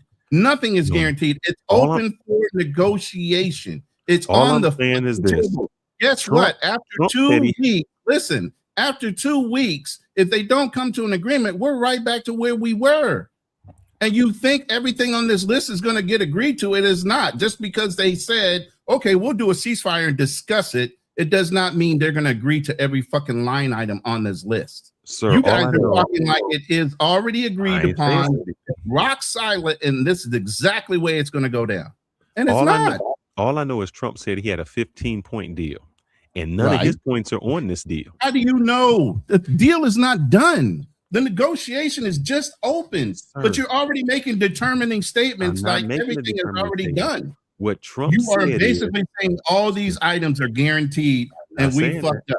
Trump said the Iranians sent us a 10-point deal that we can negotiate for, not the 15-point deal that he brought, the 10-point deal that they brought. So they're starting. So even if they don't get everything on here, we're starting with their negotiations. We're starting with their 10 points. For the first time, I'm going to highlight something Ryan says because I totally agree. If I can click on it to say show. Iran will probably decline. You know why? Because they're not going to, America is not going to agree to everything on this fucking list.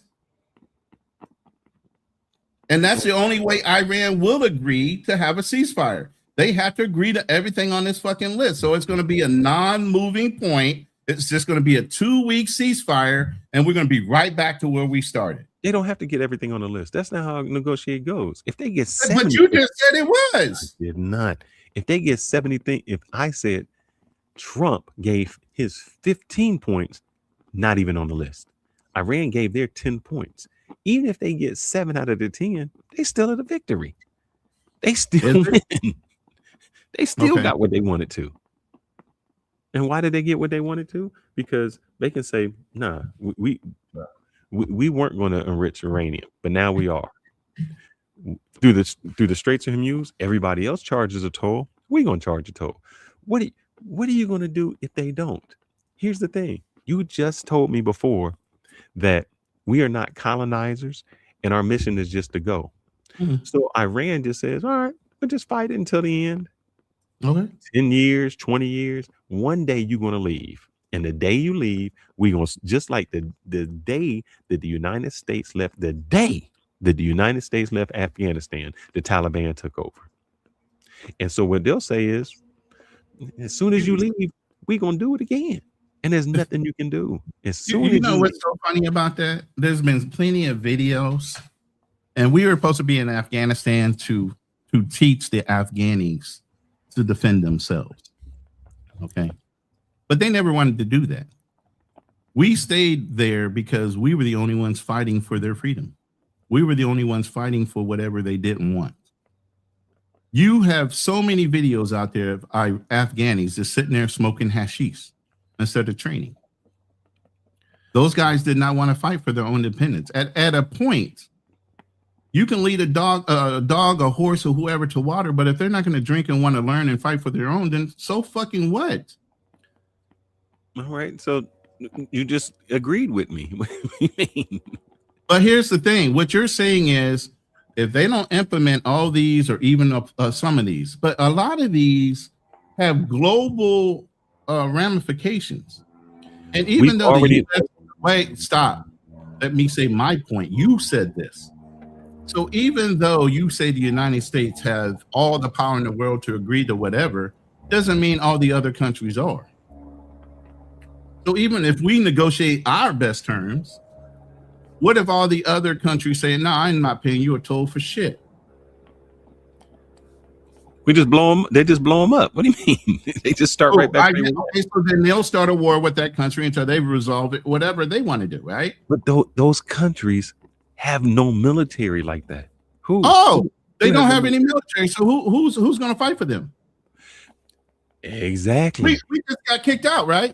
They don't want us in our countries, right? We got to withdraw all our military out of their countries. Isn't that part of the deal? The U.S. must withdraw all combat forces from the region, meaning all the countries that are surrounding Iran, we must pull out of. So those countries are on their own, right?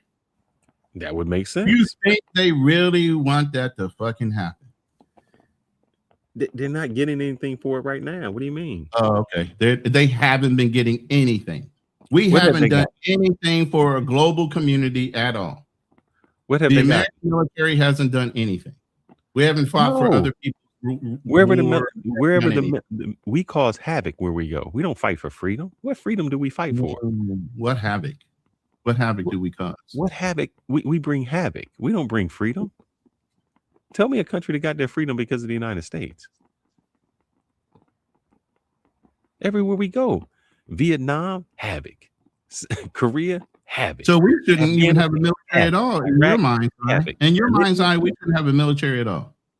No, because all we do is wreak havoc. Our military should be for defensive purposes, not for world police. Not for world police. And who's supposed to be the world police? Not us. Nobody. The world don't need a police. That's what NATO was there.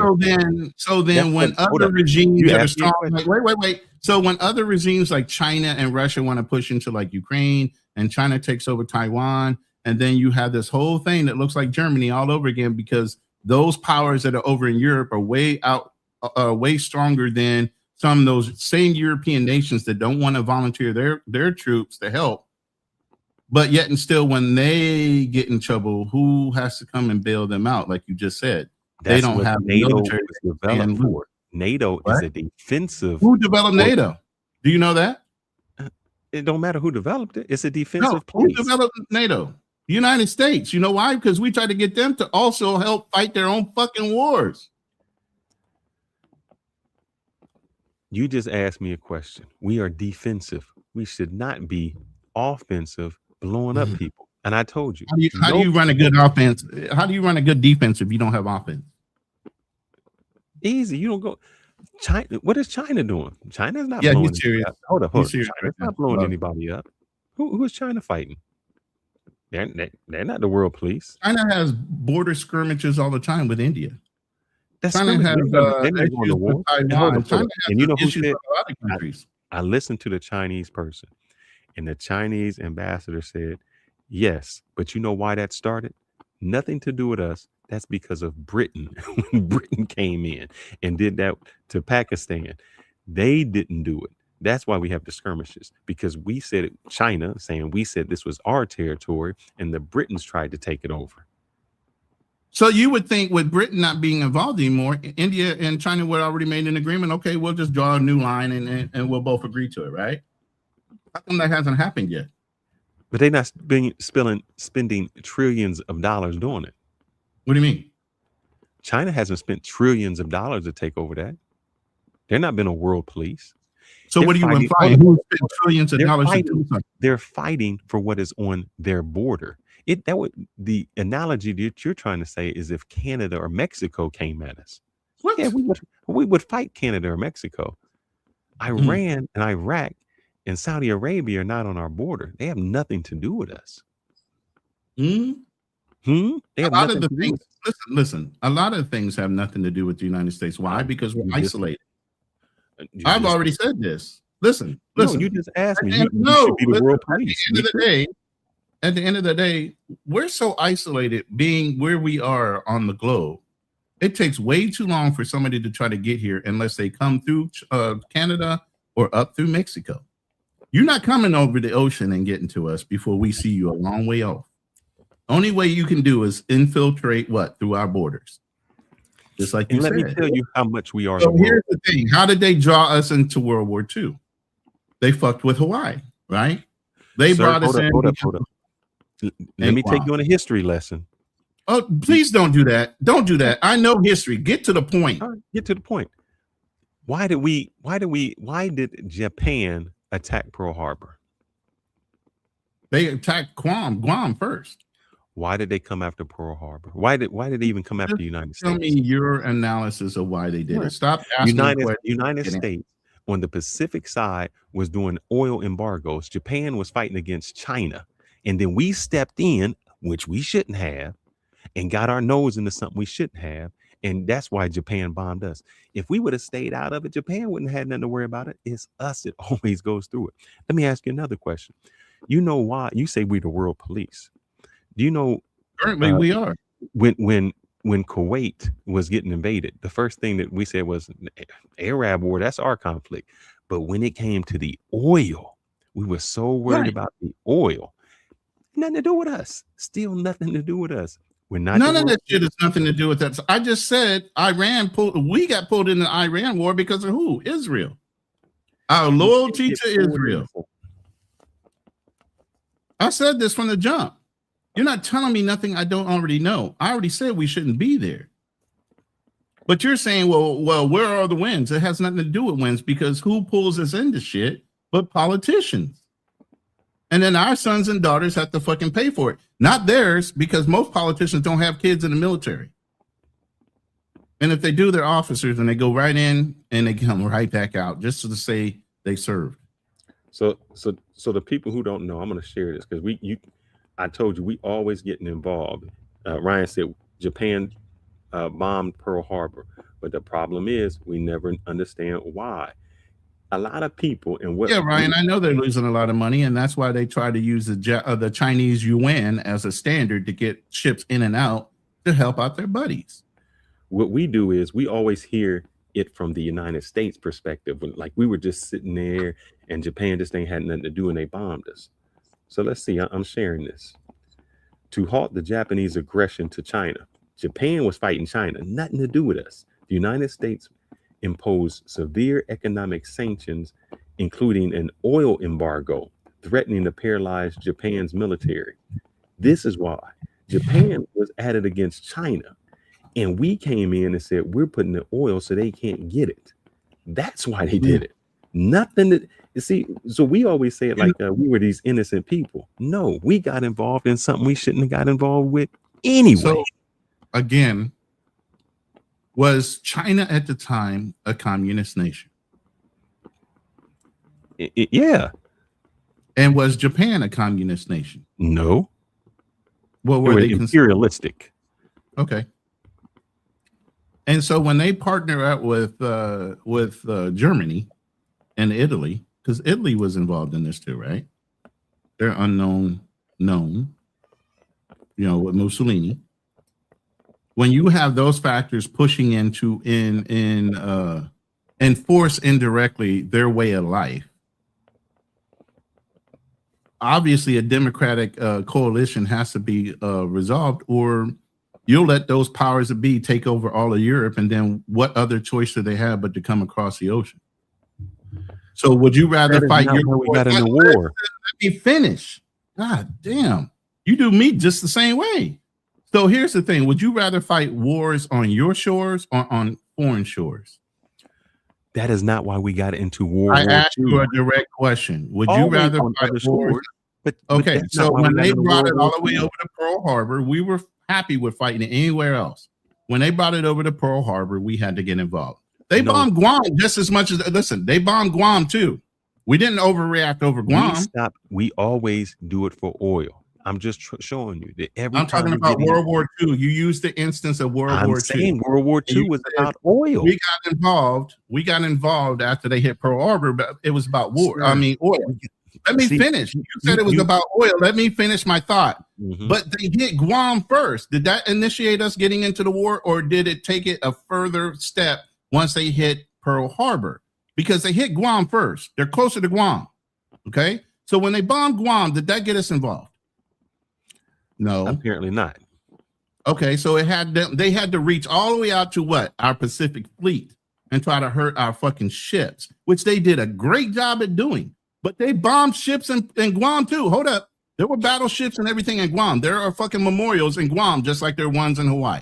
Exactly the same. But we didn't make a big deal about Guam, and they blew up some of our ships and our personnel there. It wasn't until they reached all the way to fucking Hawaii before we got involved.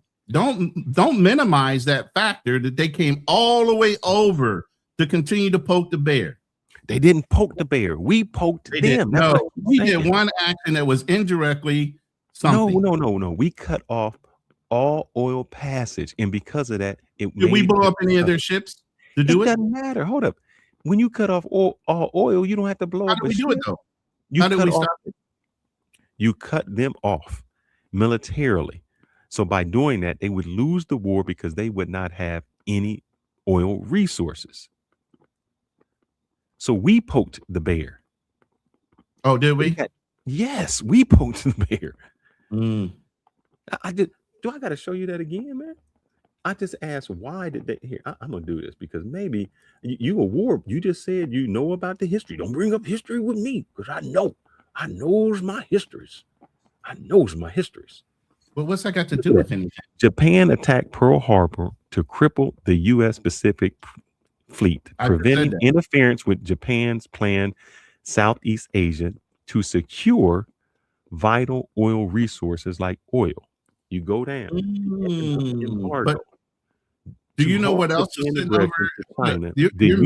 Hold up. Let me read it. The United States imposed severe economic sanctions, including a total oil embargo threatening to paralyze Japan's military. We did it. We imposed the embargo. Are you forgetting one important island? I just happen to be sitting on it right now. What about it? Tell me. We were here in the Philippines during all that. That has nothing to do with the embargo. It absolutely does, because they were pushing into all of Southeast Asia. That means they were pushing here. Japan was here. Japan was on the Philippine Islands. So they were pushing into our territory as well. How far is the Philippines from the United States? Brother, we still had it since the Spanish-American War. We owned the Philippines up until 1948. How far is the Philippines? It's our territory, right along with Guam. Do you not know that? Hold up. Ronan, we not colonizers. We not colonizers, remember? That's what you said. Is Louisiana Purchase remind you of anything? We're not colonizers. I know you said that. We brought the Philippines from Spain. We didn't colonize them. We brought it. Once we won the war, we purchased the Philippines from Spain. And we've been here even during World War II. The Americans were still here. So when Japan started pushing into all the Southeast Asia, like you just said, guess who was still sitting here? We were, right along with Guam. And I told you they bombed Guam first. And then they were pushing down into the Philippines. As a defeat, the Spanish-American War, Spain ceded its long-standing colony of the Philippines to the United States in the Treaty of Paris. You can't make this shit up. It was a colony. I understand that, but we still purchased it. No, just like Louisiana was a colony of France. Hold on. Let me see. Oh my God, Jesus Christ. Help me, Lord Jesus. Explain the Philippines. You still skipping over shit. So we're here in the 1940s in the Philippines. Japan, like you just said, is taking over all of Southeast Asia. They have already pushed into Luzon. I'm on the same island they were already into. Guess what's southern of this? Subic Bay, where our naval bases are. We had an air base here. All that shit was sitting here. So when they bombed Guam, we didn't say much. When they pushed into Pearl Harbor, and they probably pushed into, like I said, the Philippines, that brought us into the war. But we had to do something, because if they were pushing in all of Southeast Asia, they were coming to the Philippines too. They were already here. So that involved us too. It's not just Pearl Harbor. The Philippines was here. We had them. Guam was here. We had them. I'm looking on here, man. And what day was the Pearl Harbor attack? December 7th, 1944, 43, something like that. 41. Okay, 41. 41. A date that will live in infamy, whatever the fucking news people say. But anyway, I'm gonna go with you just said. was, Hold up, I'm gonna go with you just said. Because you said they invaded Guam. If Pearl Harbor was on December 7th, Japan bombed Guam December 8th. Okay. So I got it in the wrong order. No, let's go back. Let me go back, because what you said was we had to. You were so fixated No, because you said we had to fight because Japan was already bombing Guam, and then they bombed Pearl Harbor. That's what you said. That's what you said. They were coming after Guam, then the Philippines, then they went to Pearl Harbor. Hold up.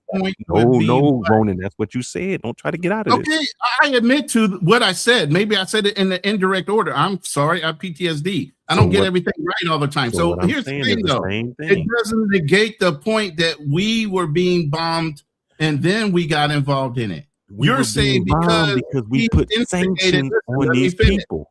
Let me finish. You're saying we put sanctions on them because of the oil. Well, we didn't want them pushing into the Philippines either. You're still ignoring the issue with the Philippines. Why haven't you brought that up? God, because I'm gonna go ahead and discredit the Philippines. All right.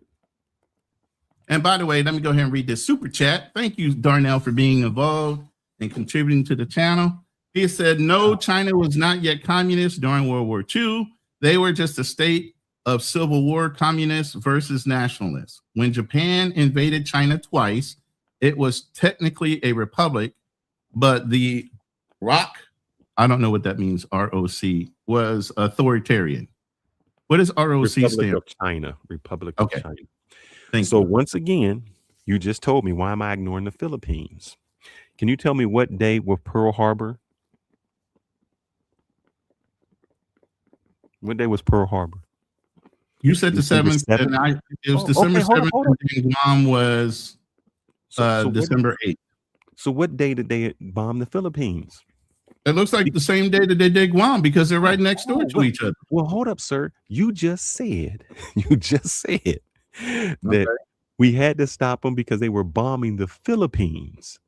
And they were moving. I said no, they were pushing into the Philippines. I never said anything about being bombed. I didn't know about the Philippines. I did not say bombed. I said they pushed into. How were they pushing into the Philippines if they didn't? Oh my God, you are going on my new point. What I'm saying is, my major point of all this was we were already in this region. We were already in the Philippines, and we already had Guam. So when you said that Japan was pushing in of all the Southeast Asia, does not the Philippines include Southeast Asia? So it's implied that if they're pushing into Southeast Asia, they're pushing into the Philippines. That's not what I said. Not what you said? I said this. You kept saying the world police. And I said, we always are on the offensive, never the defensive. And you said Pearl Harbor. Hold up. And you said Pearl Harbor. And I said, no, the reason they bombed Pearl Harbor is because we started it by putting these sanctions on them, crippling their military. And then you said, no. And I said, why wouldn't we? No, hold up. Then you said they were already pushing into the Philippines. They were already expanding. Hold up. They're already pushing into Guam. And I said, hold up. So the way you said it was, they were pushing into the Philippines. No, and you said this. They bombed Guam and we didn't do nothing. That's what you said. You said that. You said they bombed Guam And But they here's did. the thing. Hold You're on, amplifying a because you know this look, I history. already You this finished history, look, dude. Don't get mad at me, look. history man. No, I'm not mad. Well, all I'm saying is I already conceded that maybe I got the order incorrect. I already said that. You're beating a dead horse at this point. I'm man enough to say I am forgetful. I don't remember all the points and dates and all this other shit that's going on. Okay, but what the point is, we were in Southeast Asia, and if Japan was trying to take over all of Southeast Asia, it was inclusive of what? The Philippines. And were they here on the island? They absolutely were. They did not come after the Philippines until after Pearl Harbor. And the reason they did was we tried to cripple them. So we were supposed to let them take the Philippines from us? They weren't even trying to take the Philippines. They were fighting. How do you China, know that? man. Do you know all of Japan's plans to take over all of Southeast Asia? They were fighting China. I know that they were fighting China. That's Southeast Asia. Because that is Southeast Asia. They were fighting China. It wasn't just China. They were taking all the islands. They were fighting. What island else did they take? Do you know China only is separated by a fucking ocean between China and fucking the Philippines? That's what the whole issue is right now. The Philippine class, quote unquote, China Sea, and the shipping lanes that go in between the two. That's happening right now. What they got to do with World War II? I told you what happened. Oh my God. Because you were saying you're acting like Japan can't fight on two fronts at the same fucking time. An island versus fucking landmass. And they also had Mussolini pushing in that way too. From Italy. Mussolini was pushing in where? Mussolini was also part of the World War II too, and he was pushing up. Why? Why was he pushing Europe, up? Man. He wasn't just in Europe. How do you skip over, or how do you skip over somebody that's bordering your nation damn near to go to Europe only? You just with Russia pushing in. Wait, Russia's pushing in. Russia's pushing in. You're talking about China is all by itself.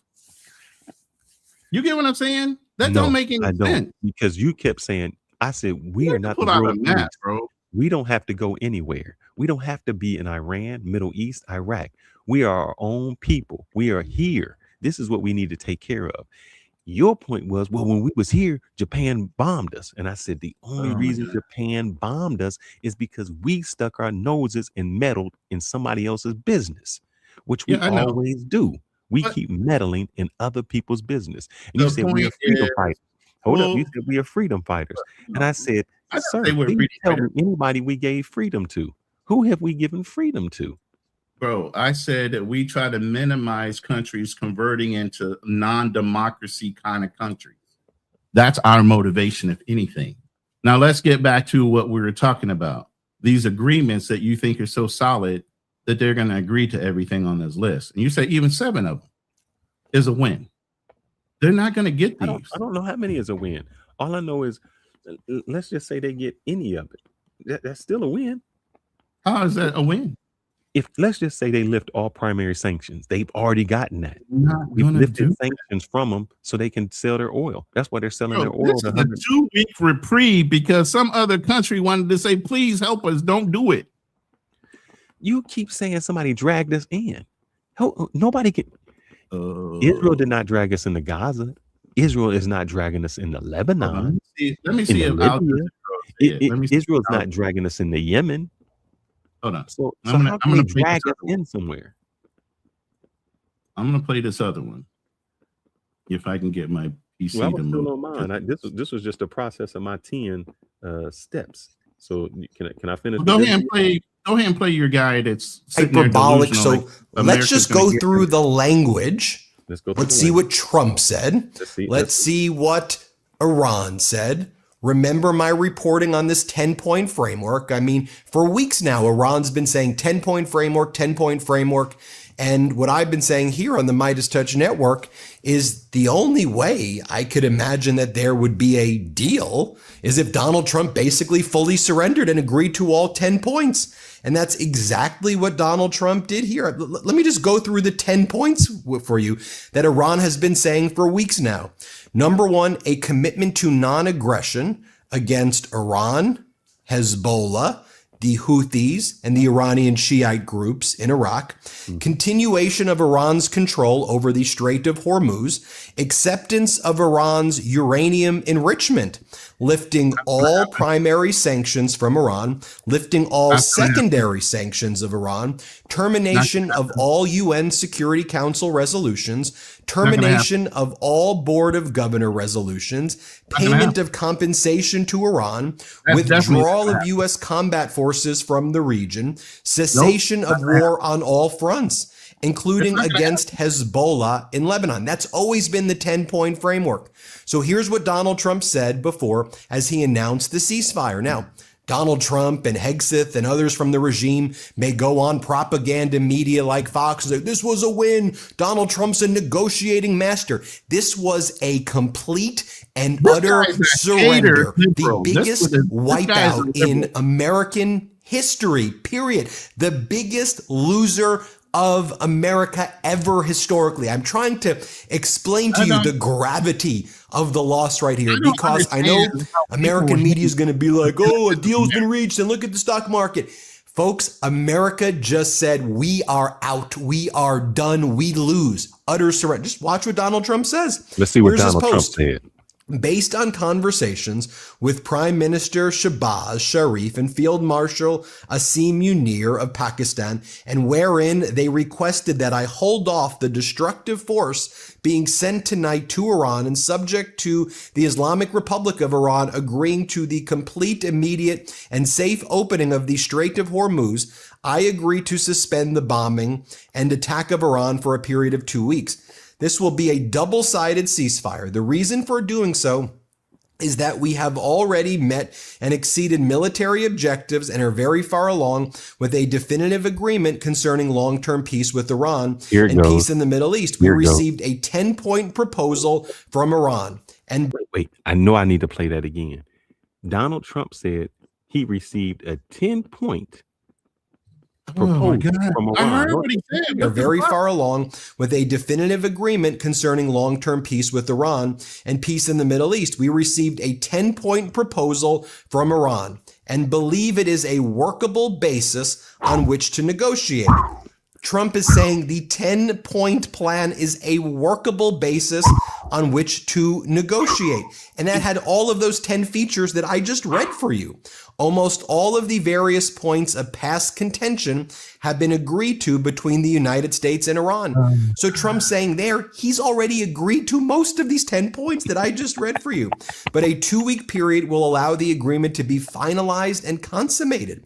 On behalf of the United States of America as president, and also representing the countries of the Middle East, it is an honor to have this long-term problem close to resolution. Thank you for your attention to this matter. Donald J. Trump, that's his statement. What we're also hearing about this ceasefire is China was very influential in working with Pakistan, and Russia was involved as well. And Donald Trump just tapped out. He agreed to all 10. And it's not like he said, well, it's not just that he said it was a framework to negotiate within. He said that almost all of the various points of past contention have been agreed to already. So let's take a You kept saying we're not going to agree to it. The thing is, hold up. This is one man's interpretation of a fucking threat. So this is Donald Trump's own words. This is what Donald Trump said. Hold up, but it don't matter what you said. Here's the problem with the civilian. Here's the problem with the civilian. You think everything on the news, they're going to fucking tell you exactly what we're doing. I just told you there's a whole fucking ARG in the fucking Gulf right now. Nobody has ever talked about. There's 3, not 2. But that's what I'm saying. They're not going to tell you everything they're going to do. They're just going to do it. Even though Donald Trump might be shouting to the rooftop, we have an agreement. Do you think we really do have an agreement? I don't know. No, we don't. And after 2 weeks, guess what we're going to be doing? We're going to be right back in a better position to go fuck them up even more. You don't think they're going to be in a better position? They just open it up for China. They can't do any more than they've already done. That's their home field. What you mean? All we can do is strengthen our position. You can't strengthen your position any more than you already have it because you've been there all your life. And all we're doing is locating more of their fucking weaponry. You can't think outside the box to even realize that shit. Look, all I'm saying is I don't care what they do. Their goal would never Oh be my to come God, after bro. us. You They guys already are know so they can't come slow after when it us. comes to this shit, though. They don't come, brother. You the historian that didn't know that Guam I'm was bombed after telling Pearl you. Harbor. I What are told you you, talking look, I about? told you they were coming out to Carg Island 2 weeks ago. Where are they at? They're at Carg Island, but they halted it. I told you, give them 2 weeks, let both of those ARGs get in the area because there was already an ARG that was already out there. You still ain't catching up to what I said. All they're doing is setting up to go ahead and do what they needed to do. That's a delay tactic. That's all it is. They're not agreeing to shit. You let these fucking non-combatant motherfuckers interpret what the fuck the government is doing. It's not what's happening. That is not, nothing on that list is agreeable by anybody's net terms. There's no way he's walking out of that better than what we left him with Obama. Let me ask you a question. What does time give the United States? Is time better for positioning and reinforcement? Is time better for Iran? Do you understand beans, bullets, and band-aids? Beans, bullets, and band-aids means we can resupply quicker. We can get our assets in the area so that we can resupply and fucking hit them even harder. All the while, we have assets on land right now spotting every fucking target that needs to be fucking hit. Okay, so by the time you actually act in 2 weeks, let me ask all the assets they have are going to be fucking demolished. Does time help Iran or the United States? It helps the United States. If we have all the war, all right, in this 2 week time period, how does it help the United States? Meaning, if you got so much military power that you can destroy them, and you got all of these things around, you can destroy them. How does it hurt them? Because what you're saying is they would run out of military equipment, they would run out of this, they would run out of that. How does it help them? I mean, you just keep bombing. You got all these Tomahawk missiles. Help who? How would it help? How would it help the United States? You just keep bombing. I just told you, beam bullets. You got airplanes. Well, you don't have to ceasefire. You just keep bombing and keep bombing and keep bombing. You don't have to stop. Why do you have to stop? You are a powerful country. You are allowed. But I just said that. All you're doing is allowing more assets to come into play. You're allowing the troops to get more acclimated. You're allowing the troops to become more acclimated to the weather. You can do it without a ceasefire. No, you necessarily cannot. How can't you do it without a ceasefire? You cannot. You only have 50,000 troops. They got how many millions of people there? But how you think 50,000 troops is enough to get the job done? Do you think 50,000 troops is enough to get the job done? Sir, I didn't say that. I said, why do you need a ceasefire? You just keep I want to drop the link. We're going to drop the link in a minute because he's not really talking about Iran. He's breaking up all these hypotheticals. So he said he only had an hour, but I see he had more time than that. I have to get off of here because I got to go to work. He don't want to address these issues with somebody else, but I'll open up for us to have a conversation. I'll stay a half an hour. I'll open up the channel to have a conversation with everybody else. Hopefully you guys have subscribed to both of the channels. At least drop the like in the freaking room, please. But I'm going to go ahead and drop the link. So all you guys that are conscientious objectors. Oh, I said it. Damn, I couldn't say that word for a while. Conscientious objectors. Okay. Let's see what my friend continues. All you look at the statement from Iran's Supreme National Security Council calling this a crushing defeat for the U.S., saying that they've been forced to accept their 10-point plan.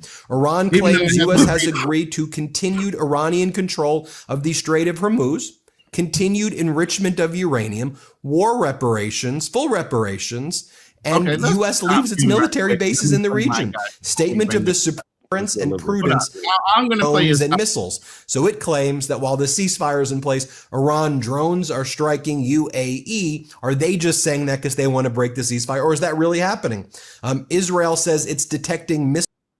I'm playing this because I'm tired of listening to that dude talk. I'm going to play Al Jazeera talking about what the ceasefire or the suspension is real quick, and then I'll bring everybody up. Lines that are coming from the Reuters news agency, we understand that Donald Trump is quoted as saying that he has agreed to suspend bombing and attack of Iran for a period of 2 weeks. Now, this is following a request that was made by Pakistan's Prime Minister Shahbaz Sharif who had requested an extension of the deadline that Donald Trump had originally set in order for further talks to take place. Donald Trump is apparently quoted to have said that this will be a double-sided ceasefire. He may well be referring to a request that had been made by the Pakistan Prime Minister to Iran to open the Strait of Hormuz for a corresponding period of 2 weeks as a goodwill gesture. The other lines that we're getting through Reuters saying, we have received a 10-point proposal from Iran. We believe it is a workable basis on which to negotiate. Almost all of the various points of the past contention have been agreed to between the United States and Iran.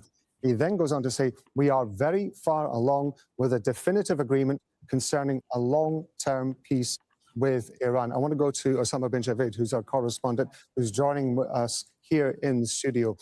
It was only just a matter of minutes ago that you and I were discussing the possibility of this ceasefire being put into place. And there was a lot of speculation it was coming too late, that you described it as a last-ditch effort by the Pakistan Prime Minister in order to try to get some sort of negotiation. So does that sound like it's implied that America really wanted to stop this or Pakistan wanted to stop this? Because the other guy's implying it was all us. We wanted to stop this shit. This guy is implying that Pakistan was begging for us to stop it. So who do you believe? Answer in the chat. It does seem as though, if these lines are to be believed, that it has had a positive response from Donald Trump. Well, it does indeed. And I think that is going to be a big sigh of relief collectively from the region and beyond, because the alternative was so horrific. As you've seen Donald Trump time and again talk to his social media base and take the rhetoric to a notch where everybody would essentially, there was the level of anxiety around the region was extraordinary in the last few hours. And Donald Trump was the only man who could defuse it, because he's the one who lit the fuse in the first place. Those words, the first... You know, I'm kind of amazed, and you can comment on this too. I'm kind of amazed how we have allowed Netanyahu to kind of fade off into the fucking shadows when he's the one that orchestrated this whole fucking thing.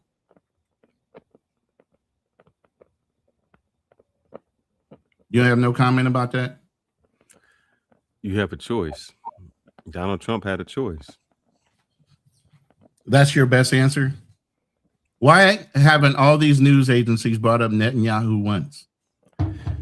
Because why are they all throwing it on Donald Trump when Netanyahu is the one that lit the fuse? Because it don't matter who lit the fuse, it's Donald Trump. It absolutely does matter. Because Donald Trump is tweeting out every night that he's going to bomb him. You in the back, Drew. We're going to bomb him up. Hey, we're going to blow him up. We're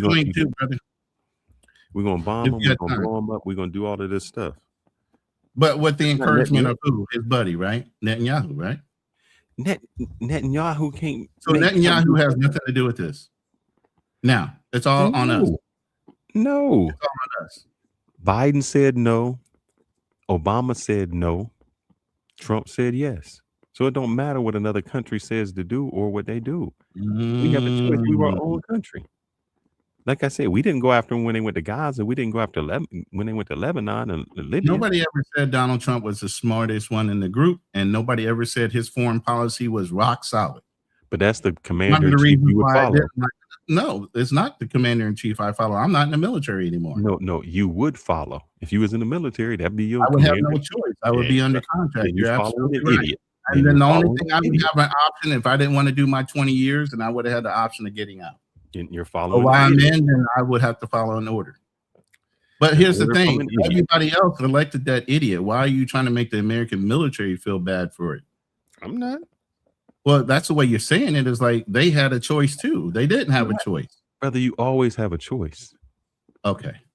You at any time you can say, you know what? I'm going to go ahead and bring Muhammad everybody. Ali had a choice. Muhammad Ali said, you know what? Door of non-compliance when it comes to about using swear words on the opening of the Strait of Hormuz. No formal statement out of the White House. Obviously, these lines have been coming out from Reuters within the last few minutes. We are waiting to hear formally from the White House, the spokesperson, or indeed even the president himself, who is due to make a decision at 8 p.m. That's in just over 1 hour's time. But I don't want everybody rereading. Understand them fully, because he talked about suspending the bombing, and it's not clear, at least to me, whether he's suspending what's already going on since the beginning of the war entirely, or he's suspending or he's extending the deadline for that ultimate destruction of the power plants. I mean, I think it is the first option. So Iranians are going to read this, maybe read it again and again to see between the lines, and also to read what is clearly there. Here's the thing. You got an Iranian sitting here saying it ain't that fucking clear. But you got fucking liberals that are swearing up and down it's over. Donald Trump has conceded. You got an Iranian here sitting here saying, I don't fucking know, because we don't trust the words that come out of his mouth. But for some reason, because it's a negative to Donald Trump in America, all the liberals want to believe that shit is really a locked in done deal. Nobody says a locked in done deal. The way you guys are implying it, and you're sitting there almost wanting to high five the dude talking. What I said was, Trump said, I got a 15-point deal that they got to agree to. It doesn't matter what he says. It doesn't necessarily mean he's telling the truth. Then none of it matters. Exactly, until it's on what? Paper. Everybody says don't believe shit until it's been signed, right? Oh, but yet we're believing verbal. We don't even comments. believe it when it's signed. And we're that's what believing verbal comments over fact. Sir, because somebody said it. Do you think Iran believes what he says? They don't. He's just sitting here saying no, they don't. Exactly. But you just not more than an hour ago went round and around with me about how factual Ben was in the way he was stating the interpretation. This is what I of the said. same So let me document. repeat it, man. Goodness, I'm gonna have to help you have comprehension. Bruh, I do have memory problems, but right. I don't have that bad of memory problems. Let me help you out with just sat comprehension. there for the last hour and a I half. said that Trump stated this guy was right on the Trump money. stated a 15-point agreement. That was not even brought to the table. The only thing that was brought to the table was what Iran proposed. Now, if he agrees with it or doesn't agree with it, that was their starting point.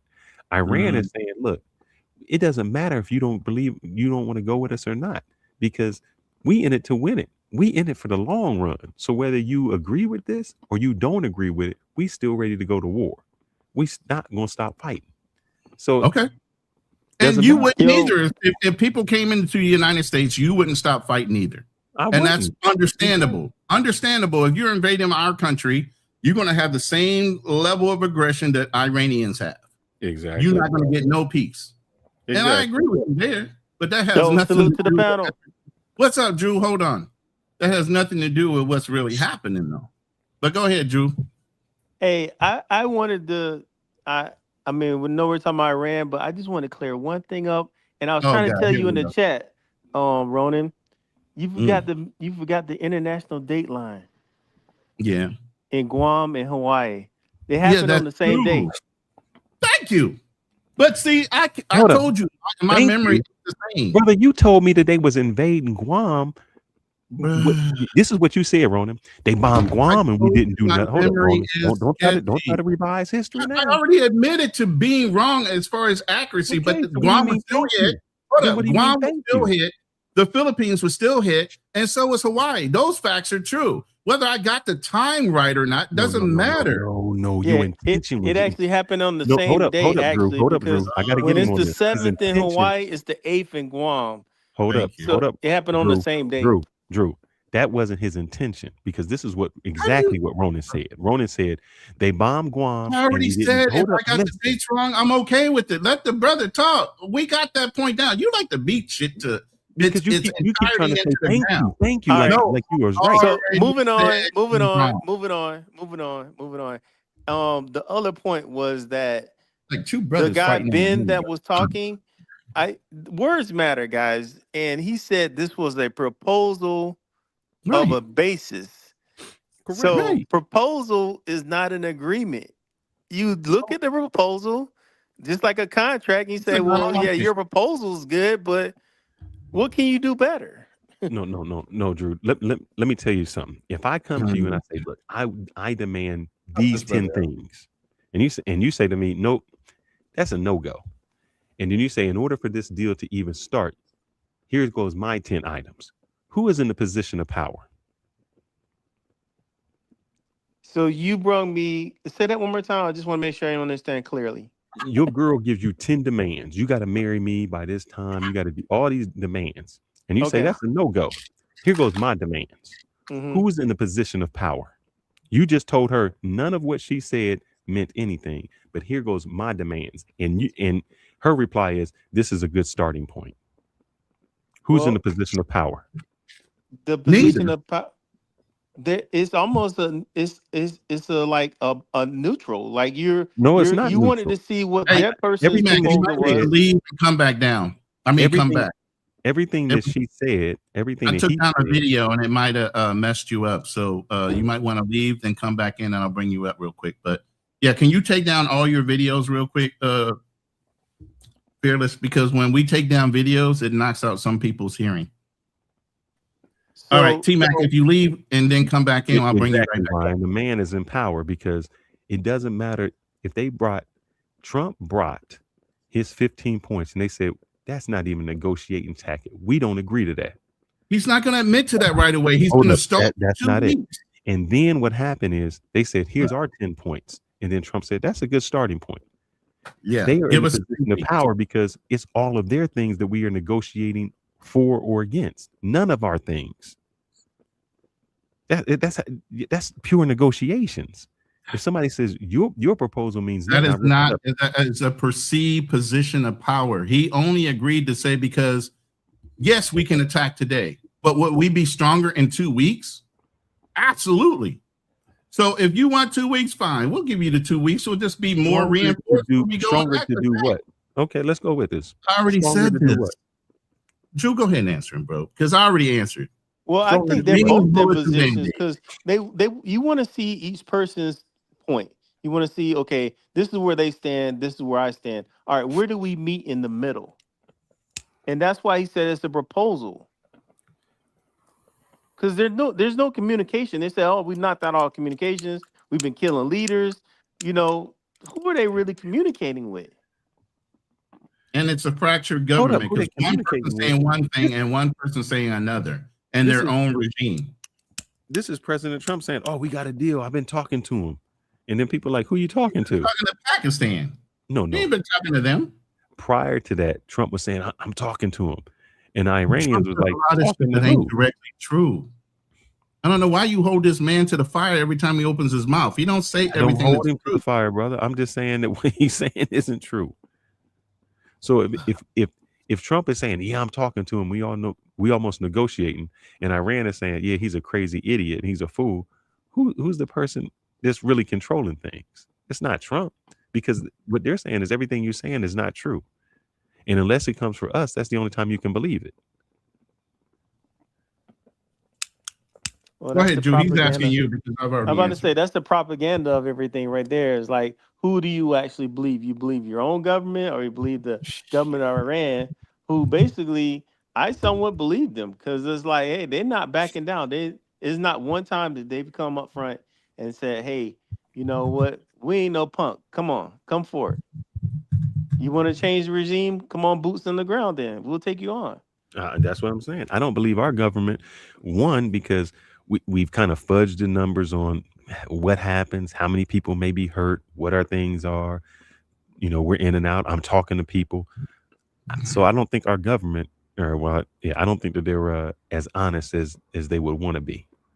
Especially when Trump says on a Friday, what we found out is on a Friday, he says one thing about oil to change the prices. And then there was $60 billion made in the stock market by people buying based on what they knew what he was going to say.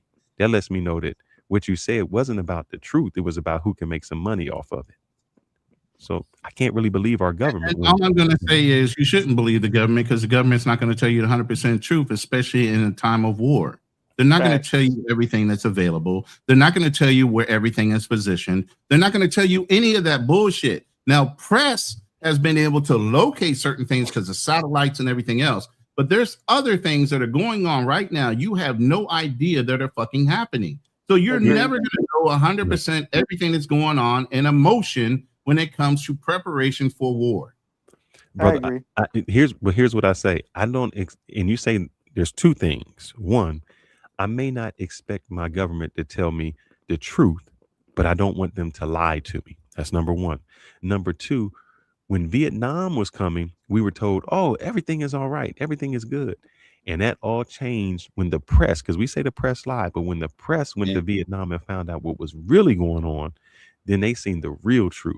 There's a reason why Israel would not let the press inside of their country and inside of Gaza. It had nothing to do with propaganda. It's that sometimes they show the truth, and those countries don't want you to see what the truth is.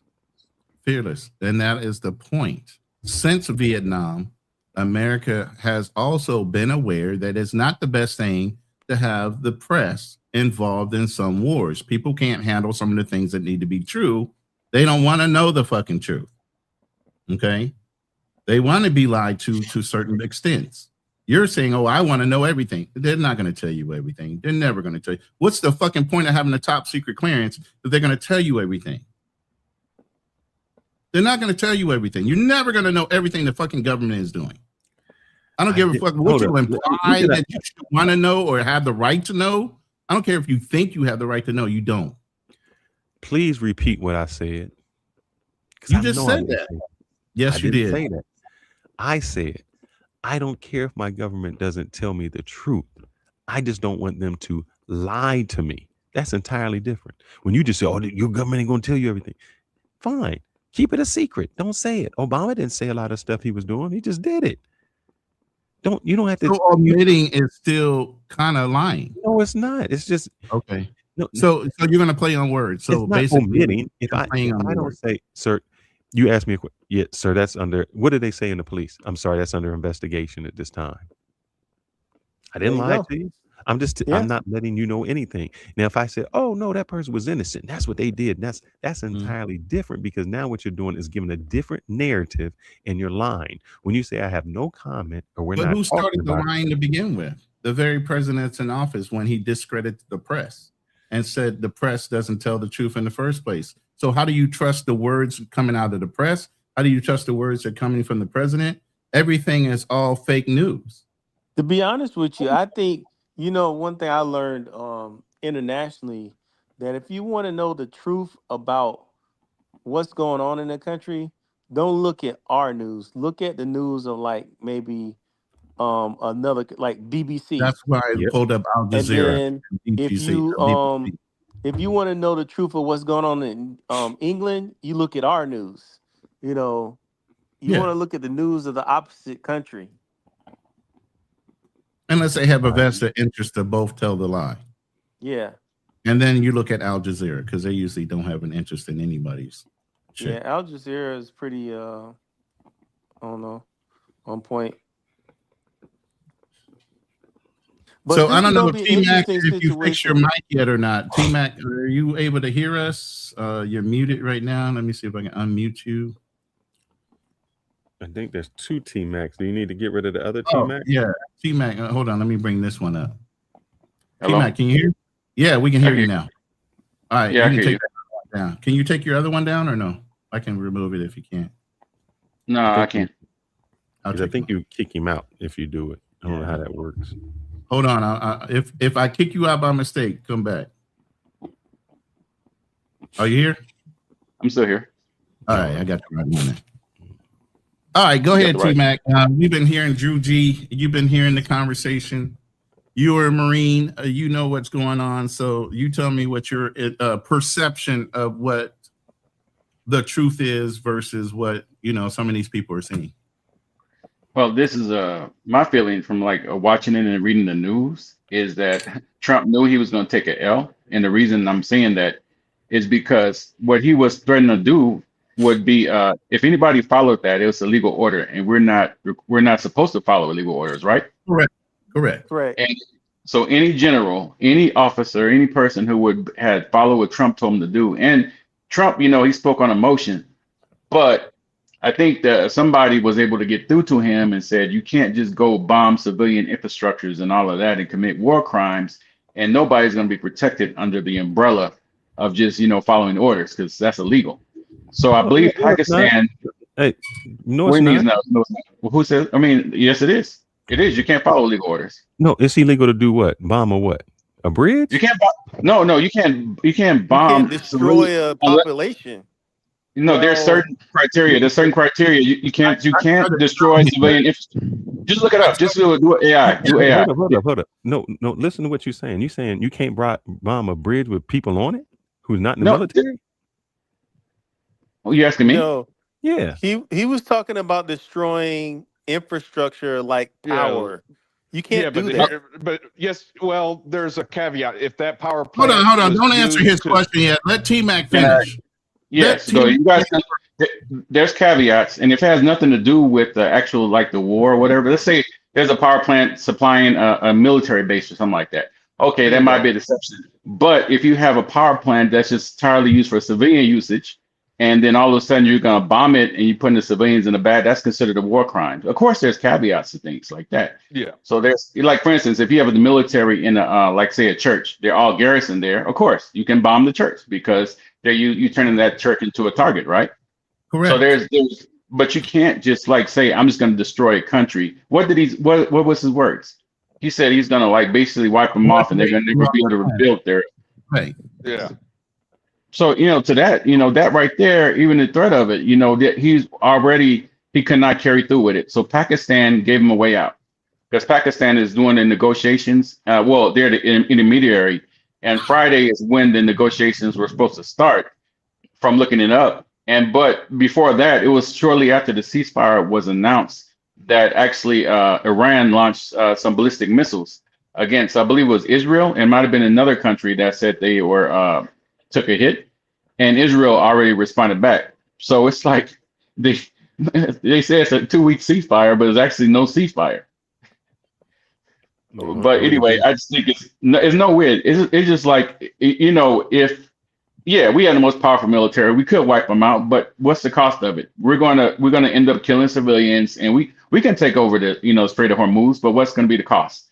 You're gonna kill a whole bunch of innocent people to take control of it. But the thing is that Iran right now, they're holding the cards because you see we're not sending any of our military ships into the Strait of Hormuz, right? So they got enough firepower to to be a deterrent. So right now it was a bad situation, and you're right that Netanyahu got us into it. AIPAC is one of what they don't they donate to like over half the senators or something like that? Yep, on both sides. Yeah, on both sides. And including Hakeem Jeffries, all of them. So the midterm's going to be crazy. Anybody on AIPAC is getting eliminated. Yeah, congressmen, senators, mayors, councilmen, they hit a lot of people up. Yep.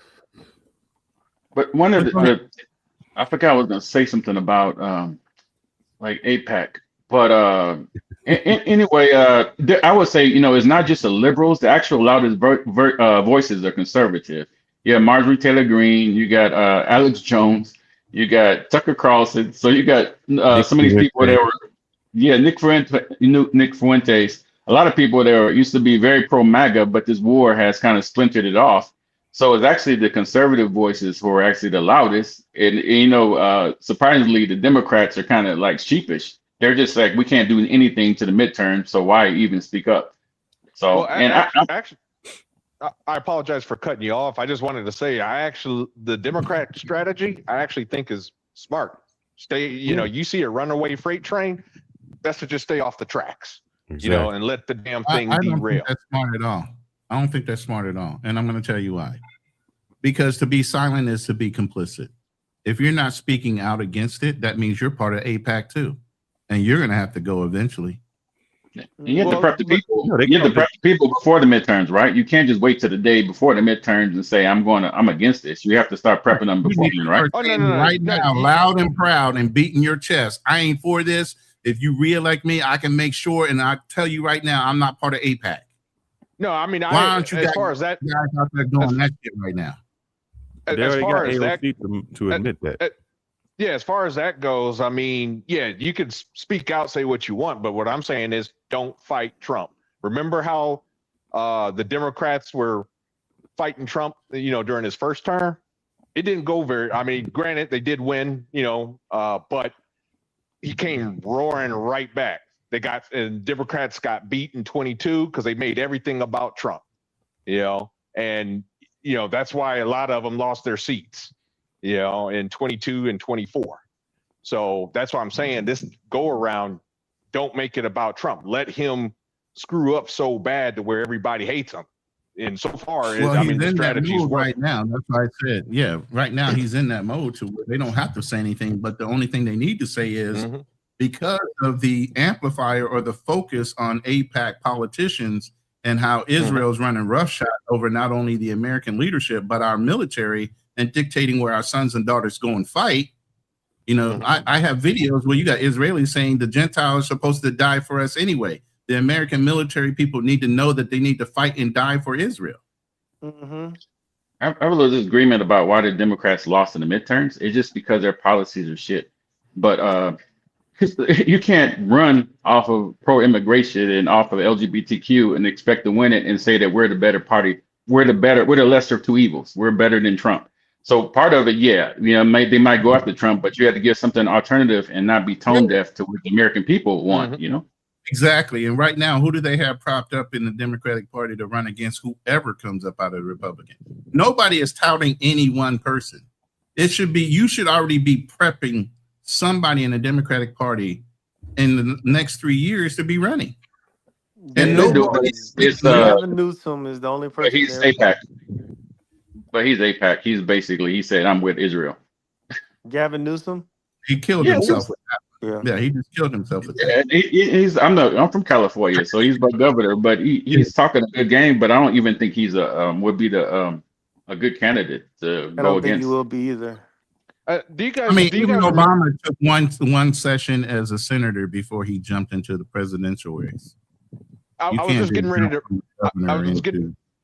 Go ahead. I was getting ready to bring that up, actually. The Obama era or pre-Obama when Bush was president, right? Democrats, they won in the House and the Senate, I think, in 06. And then the economy cratered. I mean, just cratered. Democrats let the economy crater. In my opinion, I think this is just me putting a tinfoil hat on. I think they kind of set Bush up a little bit. But basically, the economy cratered. Next thing you know, the Democrats come in 08. They damn near had a supermajority in the Senate. They would have had 60 seats hadn't it been for Republicans refusing to certify Minnesota. They would have had 60 seats in the Senate. Which is crazy. You could basically pass anything you want at that point. The hell with my opinion, because I've already given it. You three guys and all of you guys just happen to be all military. What do you think can happen in these 2 weeks if they don't agree? What do you think the American military is doing right now in order to establish a foothold after this restarts back up? What do you think they're doing? I'll go first. Okay. Go ahead. They're ramping up. They restocking. They deploying more people in different areas. I'm over. Go ahead. Who's next? The other gentleman, or you want me? Go ahead, Donnell. So technically, we're already there. U.S. Army CENTCOM, Third Army, they're already there. Camp Arifjan, that's where they're headquartered at.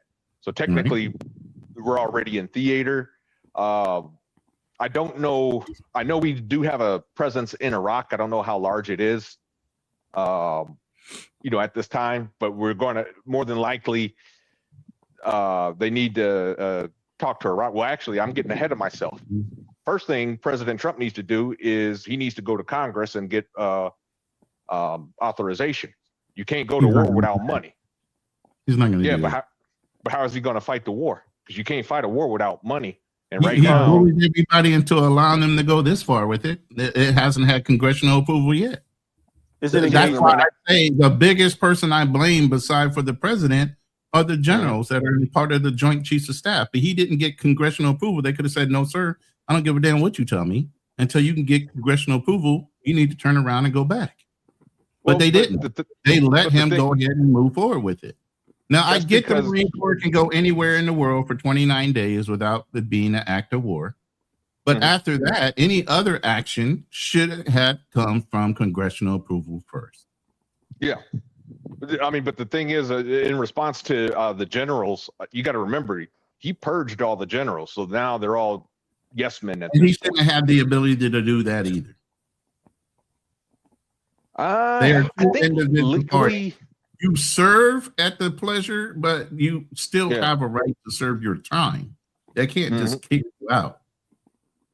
I think Truman might still have the record for firing the most generals. It's either him or Abraham Lincoln, but they fired. I mean, they fired the most. Checks and balances because the generals are supposed to challenge, and if you take that away from them by giving the executive branch the ability to get rid of the generals that oppose going against the rules, then all you got is a whole bunch of follow me type of generals, and they're not going to be any checks and balances. Except got rid of the Army Chief of Staff. They forced him to retire 1 year before, or in this term 1 year before.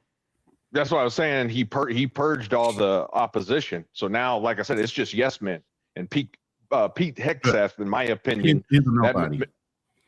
he's DEI hire. I know he's a white man, but he's DEI hire. I'm sorry. You know how you had that boot lieutenant that always came in was gungy, wanting to volunteer to do any kind of shit to get recognition.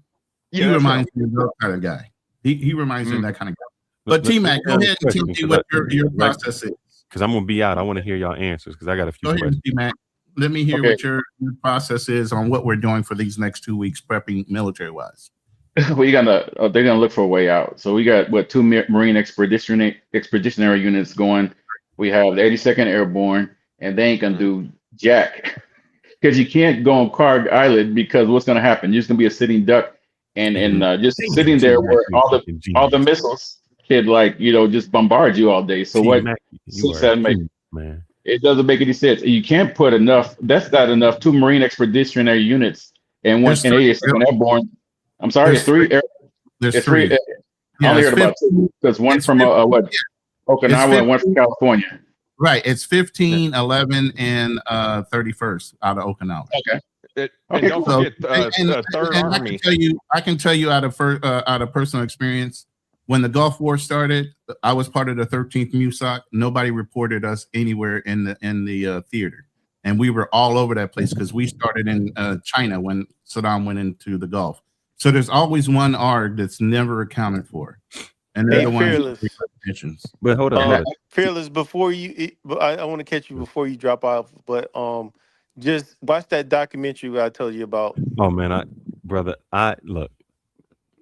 We don't have to go into detail now, but yeah, watch it first. Just little things like I never got it, and it would be. Did you email me the same thing? On these real quick, I'm gonna answer Drew. There would be these new houses that are coming up, and people said, "Don't move anywhere where you see new drive. What is it? New student driver and something else." And that was code word for the Indians. I was like, "Damn!" Yeah. I mean, when you looked at the new housing that was coming up, man. I ain't never seen so many. You are still in Texas, though. You are still down south. You know what, though, Fearless? If they're not, if the people of Texas aren't, if they don't watch it, this is the same blueprint that the Haredi Jews used in New Jersey, where they can they get one seat, and it looks like they already have one seat in the council.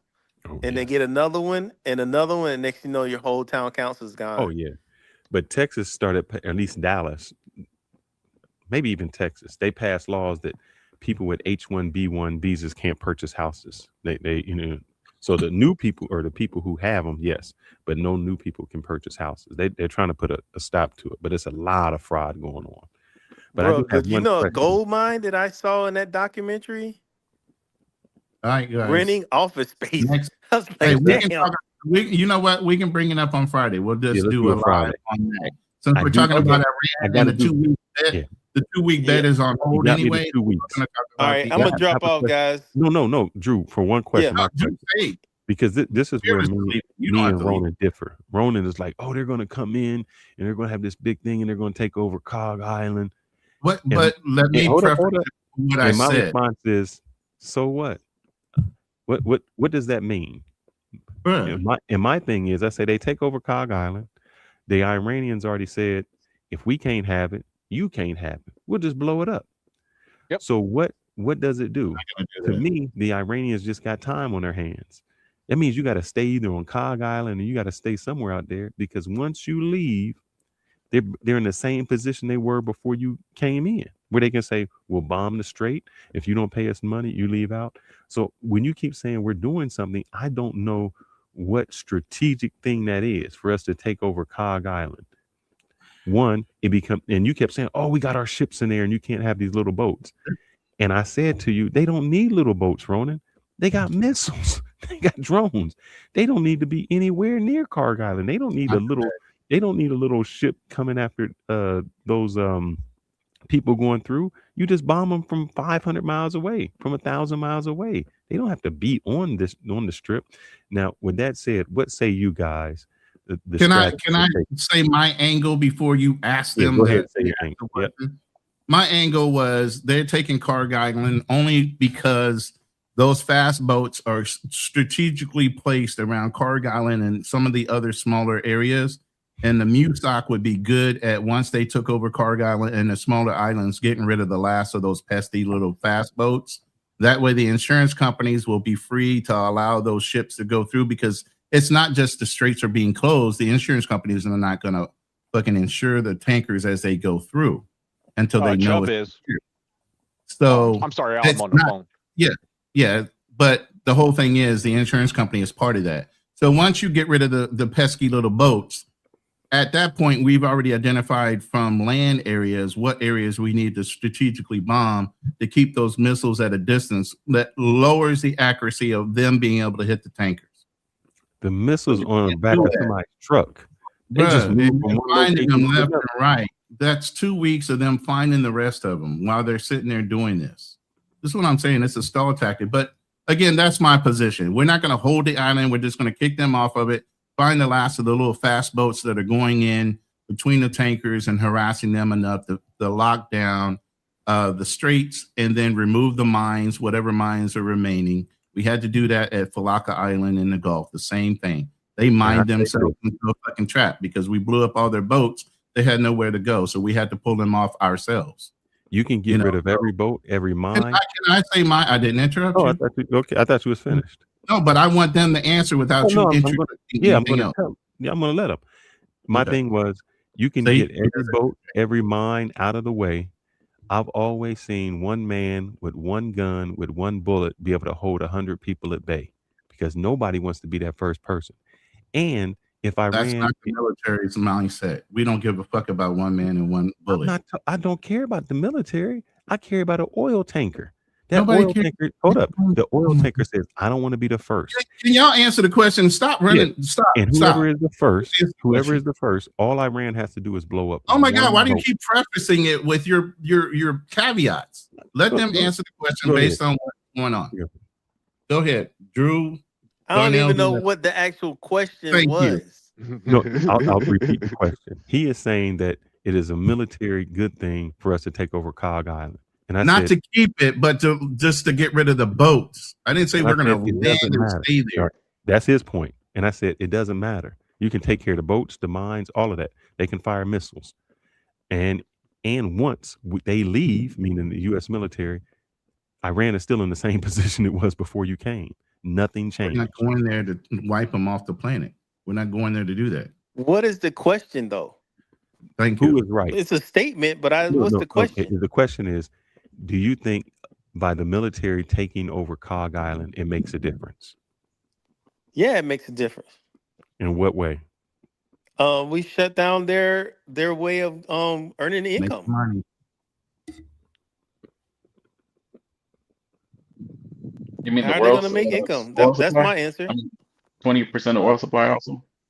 Yep. It's about 15% roughly from what I saw. I think 8%. Well, actually, it might be 20. I heard 20 and the other strait is 5. This side of the strait is 20 and the other one's 5.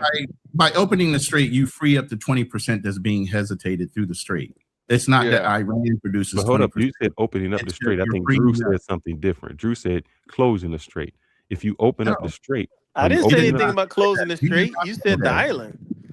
Oh, if you take over the island, he's talking about the strait. Okay, It's you're in the talking about strait. two different things. You're The saying by island, taking, but you can go ahead. get through the strait. Cargo and goods still get through the strait without going to that Carg Island. No, Carg that's not Island is true. just Carg Island is just a pumping station, right? Correct. Yeah, It's in the strait though. It's like But it's also you if have to you go look right at through if it. you look at the bombing runs today, it was also where they had a small airport. They had drone stationed there, and they had a command and control center on Carg Island, beside where the tankers and everything are, and the storage facilities. There are other key positions that were being bombed today or peppered today. If you look at those bombing runs. So I see the point. So yeah, Carg Island by itself is not 20%. The strait's 20%. But Yes, that's it correct. doesn't. If we put troops on Carg Island, it just doesn't make sense because they can be. Correct. And I know Roland's not saying that, but they're just be sitting ducks. They just gonna be eating ordnance all the time. Now Right. the Strait of Hormuz is so narrow. You don't need much, sophistication to be able to hold it, because you can just. And you don't need any targeting. This is like, there's a ship coming through. It's so big, we're just gonna hit it from the shore and just go back. Put our vehicle back in the cave or whatever. So and man, T-Mac, you are a fucking genius, man. But I And didn't that's say that. Why are you acting like I said that? I didn't because say you that. keep saying them going to the island opens up the strait. It doesn't open up the strait. I said going after the boats around the island allows. yeah, he just said it reduces their attack. But he just said they reduces their methods of attack by knocking out all the boats around Carg Island. So I got his point. Yeah. No, what is the purpose then? You said the purpose is to open up the strait, Ronan. That's what you said. Insurance The only companies, thing that's hesitating the boats from going through right now are their fast boats that they hide in and out of the little islands that are around their side of the fucking strait. sir, that's not the only reason of those boats. They're afraid of getting bombed. So you don't matter if you take over Carg Island, that does not open the strait. The strait is 25 miles wide, but the problem is there's only 2 miles that ships can pass through. So that all they got to do is concentrate on 2 miles. That's it. With any missile. So it doesn't matter if you take over. Again, we're waiting on them to answer the question, not your explanation of the answer to the question. Well, no, I'm correcting because what you said, Ronan, was by taking over Cog Island, you open. I didn't say take over. You keep saying I said we need to hold the position of it. Our Marines go, listen, you don't even understand our issue. Our issue is we don't hold locations. We secure locations and back the fuck back to our boats. Let's do that. We back off into our boats. We have our own homes. We don't need to stay on the fucking island to do that. Can I use your word? You're saying secure. If we secure Cog Island, that opens up the strait. Am I saying that correctly? I said if we can get rid of the fast boats, that eliminates one issue when it comes to the tankers. Yes, the other issue is they can have missile launches from the coastline.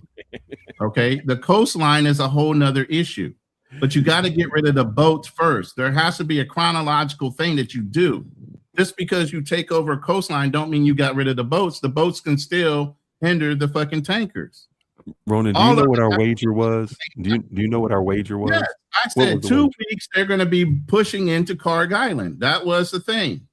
I didn't say they were going to. You said they're going to push in and it's going to open up the Strait of Hormuz. That's what you said. I said once they take out the fast boats. Go back and play it back, please. Okay, I'm even saying that. They get on a Hormuz, they take out the mines, they take out the fast boats. They still do not open up the Straits of Hormuz. It's a very important. Here's the thing. He doesn't understand there's coordinated attacks. He doesn't understand the Marines can do an individual thing while the Air Force and everybody else is doing other individual things in combination. Okay. He thinks just because I'm saying taking out the island and taking out these boats would help open up the straits, but in coordination with whatever the Air Force is going to do with all known targets on the coastal area around that 2 mile radius, even though there's 33 fucking miles between that 2 mile radius. He acts like that shit is right up on the coastline. No, I don't. I don't care how many you take out. I told him the viewable site on the ocean is everything that you just 25 said. miles, right? So if the strait is 33 miles wide, and there might be a 2 mile wide area where tankers can go through, even though it might not be in eyesight. Nobody's ever said what part is in eyesight of where the tankers are from land. You get what I'm saying? No, I don't get what you're saying because you don't 25 have to miles see. is above You do not have horizon to line, see a bro. fucking So if tanker. it's 33 You don't have- miles, it's past the horizon line. Ronan, they don't From see one side Israel to when the they other. bomb them. They don't Most see people them. don't understand that is what I'm trying to tell you. Most people don't understand if you're on an ocean, 25 miles is the furthest you can see before you see the line. They don't So have if to you're talking see about the a 33 tanker. mile wide fucking crevice area, you're not going to see from one side to the other. Ronan, they do not have to see it. Oh my God. I'm They trying got to give missiles. everybody a visual idea of what that actually equates to when Don't you matter. look What you're at it. saying is they can People do it. don't You're even saying, understand 25 miles line of sight. I don't care line of sight. They don't need line of sight. Why I not? think it's to circular Easy for debate. fucking Firing drones understand. and bombs. Okay. You don't need line of sight to fire a missile. You don't need Yeah, I line think of it's sight to fire the drone. So they granted. don't even have to be. They can be 500 miles away. You keep Actually, saying that's that. true. The Predator drones we use those out. The pilots are actually in Nevada, and they bomb Exactly. targets. But they can take it But out like Ronan, you keep- so let's go back but to what you to finish said. up, I was going to finish Yeah, up what I believe what's going to happen. yes, Please. sir. I think we're going to basically cry uncle. I think Trump is like talking about dusting off that the Obama agreement, and he's going to repackage it his own as his agreement. Exactly. And I think Iran has mentioned their like their how you ask for the moon and you only get whatever you ask for what the moon you get less. So that's what Iran is doing. And the U.S. is, saying their portion, but I think they're going to come to something like the Obama agreement or something like that. And and Trump is going to try to find a way to get out without any further damage. Yep. Because if we could have sent military vessels in to shield those tankers, we would have, but we can't. We don't have enough ordnance, and the ordnance that we're expending are you're talking about SM-2, SM-6 missiles and all that, and that's $4 to $6 million a pop to hit a $50,000 drone or a certain ballistic missile. So it doesn't make economic sense, and the cost of trying to secure it and the amount of money the headset is asking for. He's asking for an initial $200 billion. He ain't gonna get it, and then they want to increase the entire military budget by another by $500 billion. So it'll be $1.5 billion. They're not gonna get that. No, 1 point. I think they're gonna find trillion. they're gonna lose face. No, I mean, not we lost trillion. face as a country. We're Americans, whether we agree about this or not. We all gonna lose face, and we're gonna have to just eat it that we basically taken an L in Iran. I don't think that they're gonna allow them to keep charging tankers to go through the Strait of Hormuz, but we're gonna do something like pay them off or whatever it is. That's just my opinion. We're not gonna send troops over to Iraq to go fight. T-Mac, I don't think you answered my question.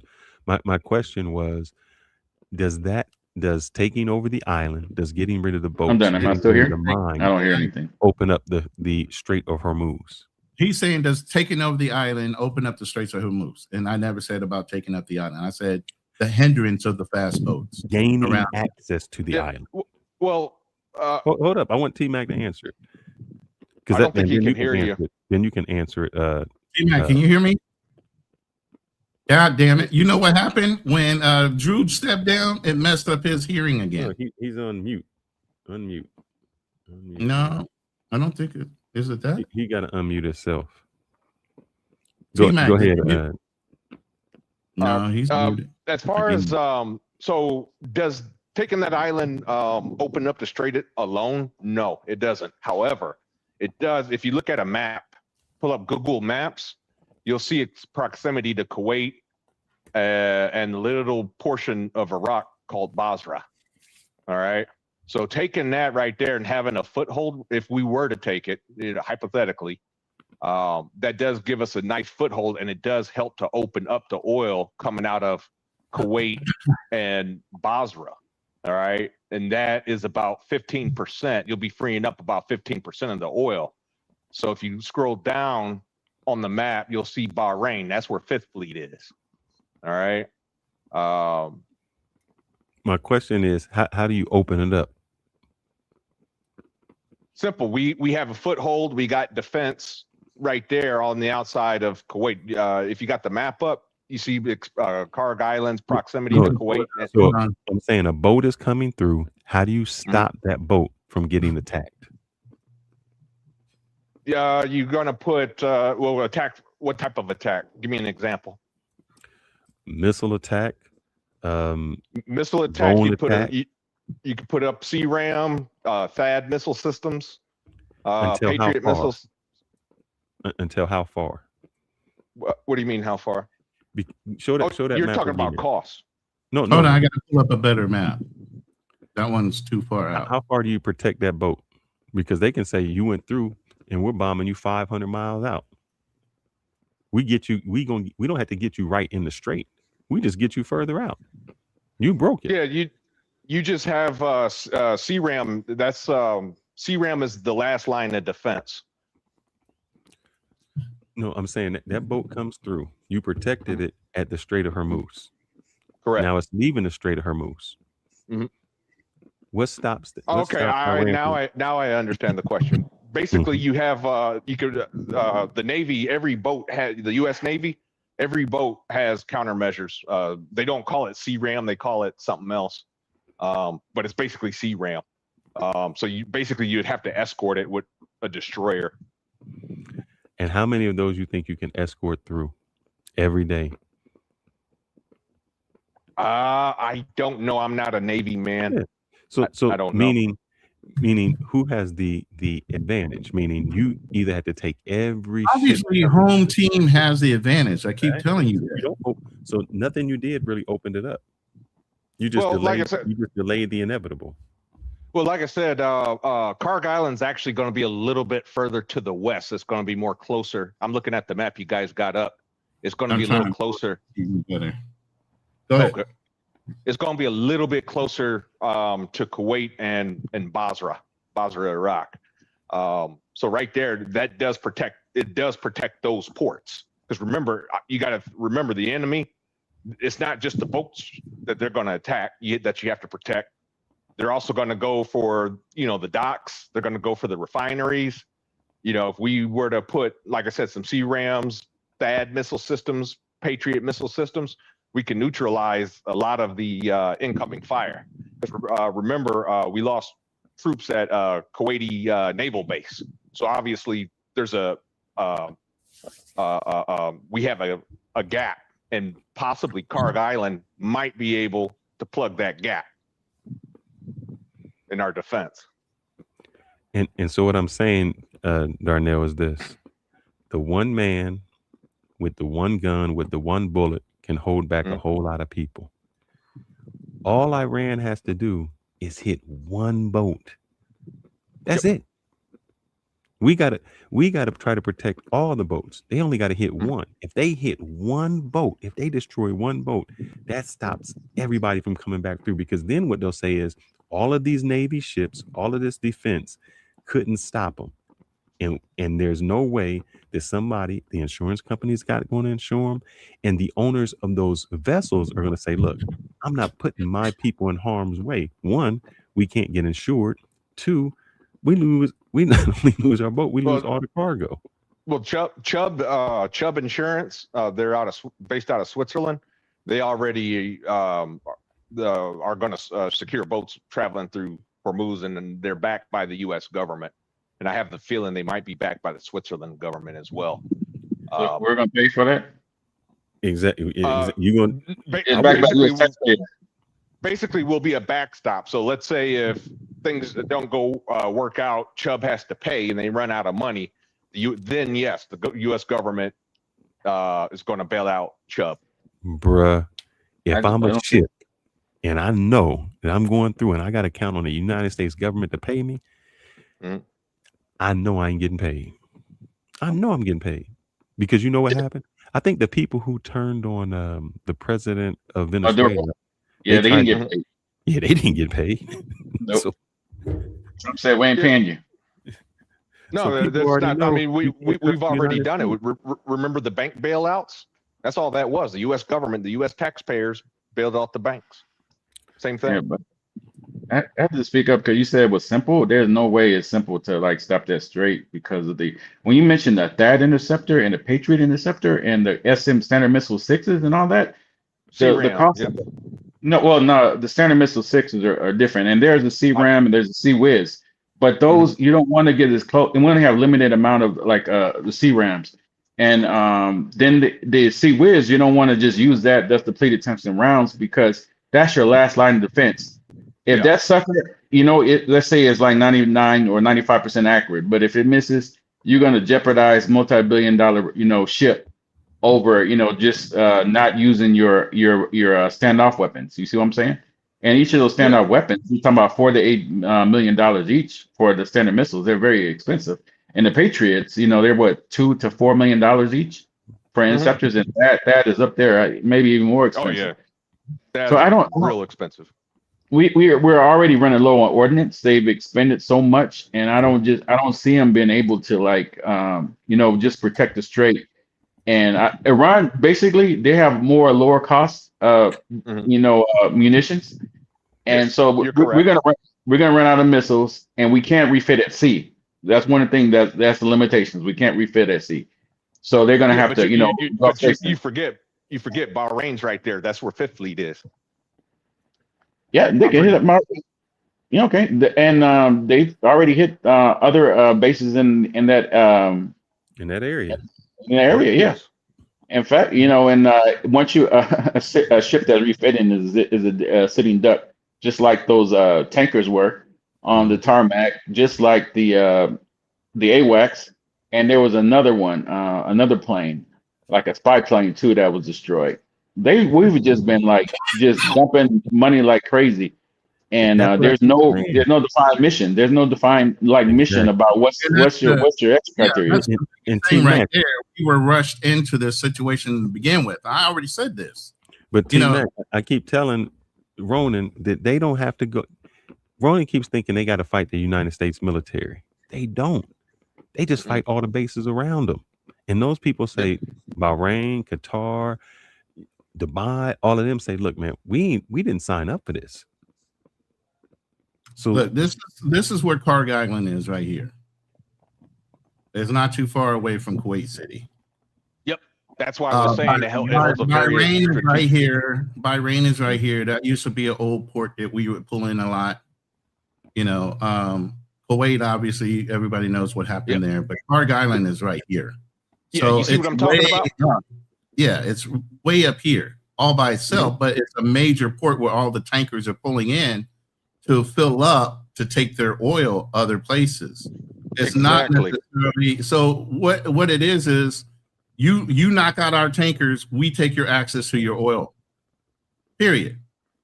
It's a tit for tat type of thing, but it also frees up whatever ships or little fast boats are coming out of here. It might allow us to go and land here. There's different strategies you can look at once the ARGs get in and whatever else they got planned going on in that region. But the biggest thing that you guys don't know about is United Arab Emirates are looking to cut a line right here. And they're going to have their own exit area that you can pull tankers through. And that's how they're going to be able to charge. No, that's not what they're looking to do. They're looking to have a pipeline to go through there. And that pipeline, no matter, even if it's pumping at full capacity, doesn't have a fraction of what the ships do. Well, obviously. But it's a short-term fix. And here's the thing. It's all a short-term fix. Eventually, that whole situation has to be resolved. The country is too big to take it. There's no way. Look at how big Iraq is compared to Iran. If we couldn't hold Iraq, for even anybody to infer that we're going to try to hold Iran, and it's almost twice, if not three times as big, landmass wise. You're not doing it. This is what I see. If we try to cut off Karg Island, you're not going to do it. I was going to say that all they're going to do is increase the fee of going through the strait from 2 million to like 6 million. So they're going to make us their money doing it.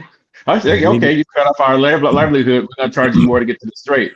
So that's why I think they haven't done it yet. And you know what else they're going to do? Then they're going to call on the Houthis to take the people out in the Red Sea over there in Yemen. They're just going to get the Houthis to do some other dirty work. It'll cost us way more than it's going to cost them. Get them $15 billion. Get them $15 billion and walk away. I was just like, okay, Iran, we'll just like, don't tell nobody we did this, but here goes $15 billion, and rest we're gonna just walk away. I don't think that's going to work, though. And here's the only reason I say that is, we had already talked about the agreement we had between Obama and Iran that Trump tore up. It's almost like, making a deal with the United States or having a treaty signed by the United States at this point, sitting as an Iranian person, you may as well wipe your ass with it. It's only worth toilet paper. That's why they're asking for more. That's why they're not. Yeah, they're not asking for the same thing that they got with Obama. They're asking for more because we need more money. We need less sanctions. What Darnell is trying to say is basically our word isn't bond because the next president will fucking rip up whatever agreement they make with him and say start over. No, and Iran understands that. Iran understands. That's why they're asking for so much now, so they can get all the money they can get to do all what they need to do. So when we come back again, they'll be even stronger. That's what. Once you get money, forget the agreement. They got their money. At least they got something out of it, right? You're propping up the government to basically get stronger, and that's why I said some of the things on that line item list is not going to happen. We made them stronger. And here's the thing: globally, now you got an issue with everybody else because you're infringing on their freedoms. And they're having now to pay a toll that they never had to pay. No, hold on, let me finish phrasing what I'm saying. How long do you think other countries are going to contribute to that fucking toll? And how long before they get sick of it and say, hey, why are you penalizing us? We weren't even involved in your bullshit. One time thing. I think this. I think if this would happen, Iran wouldn't be a problem. If Israel stops bombing Lebanon, stops going in Yemen, stops going in those places, Iran would be cool. They'd be like, all right. We never had a problem with Iran to begin with. That's why I said this is not our war. This is Israel. I'm not saying I'm saying the problem is Israel bombing those Americans don't have a problem with Iran, and we haven't had a problem with Iran in goddamn 20-something years. Correct. I'm saying that if Israel stayed out of those places, Iran wouldn't. But Israel not, because they got full-blown carte blanche with AIPAC. We're sending them $39 billion or $39 trillion a year. What the fuck, whatever number, for what? We act like we owe them for something when we liberated them from Germany, but yet and still they are getting like basically entitlement welfare from the United States. They have first right to our fucking top secret clearance stuff. They can modify our fucking Generation 5 planes out of the fucking out of the wherever they're, what do you call it, where you build it, they can modify right out of that. Out of their building facilities, they have a location where they trade out whatever extra technology they want to put in their planes. But whose problem is that? Everything. Again, that's the government. I keep telling you, the American military has nothing to do with the politics that go on, and we are the fucking long arm of whatever the politicians want to do. That's why I said even during the first war, we had Saddam in our hands. We were told to let him go. So that right there tells you it has nothing to do whether the military wants to chalk up a win or not. The politicians put a leash on us, and we can only do so much. But when you say it's not the American people, it is the American people. Here's how it's the American people. Ted Cruz runs every 2 or 3 years or whatever for Senate or Congress. We vote him in.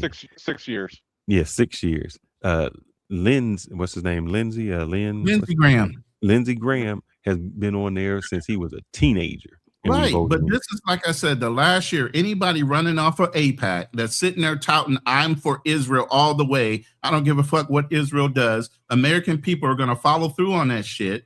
It's not going to happen no more. Hey, hit the link, financial. I bet they will. I bet. Look, Ted Cruz went to, where did he go? He went to Mexico when everything shut down here. When all of our electric went out, he jumped on a plane over to Cancun. Did they vote him back in? Yes. Yep. Again, people didn't care about AIPAC recipients. Now they do, because now their sons and daughters are being put in harm's way for Israel. And the biggest thing is even what Nick Fuentes says, this is make America great, not make Israel great. But here's the thing. They've lost even the extreme right people because of what they're doing. You think the extreme right like Jews? No, they don't. No, here's what they do. They change their name from AIPAC and just put it under somebody else. And then they just fund. And that gets rooted out because they did that before with JFK, because JFK didn't kiss the fucking wall either. He's the one that told him, you change your name or get out. No. What they're doing now is they create a, what's it called, a PAC? Not an AIPAC. Yeah. They create a, what's the other thing they call it? Super PAC. The super PAC. Yeah, they just create a super PAC. And then they just give the money, and it's never under the name of Israel. And you don't know where it's coming from. And all you see is all the smear campaigns. And so you don't then even you know. have to start looking at limiting how politicians receive their money. Or at least they need to divulge how they're getting their money.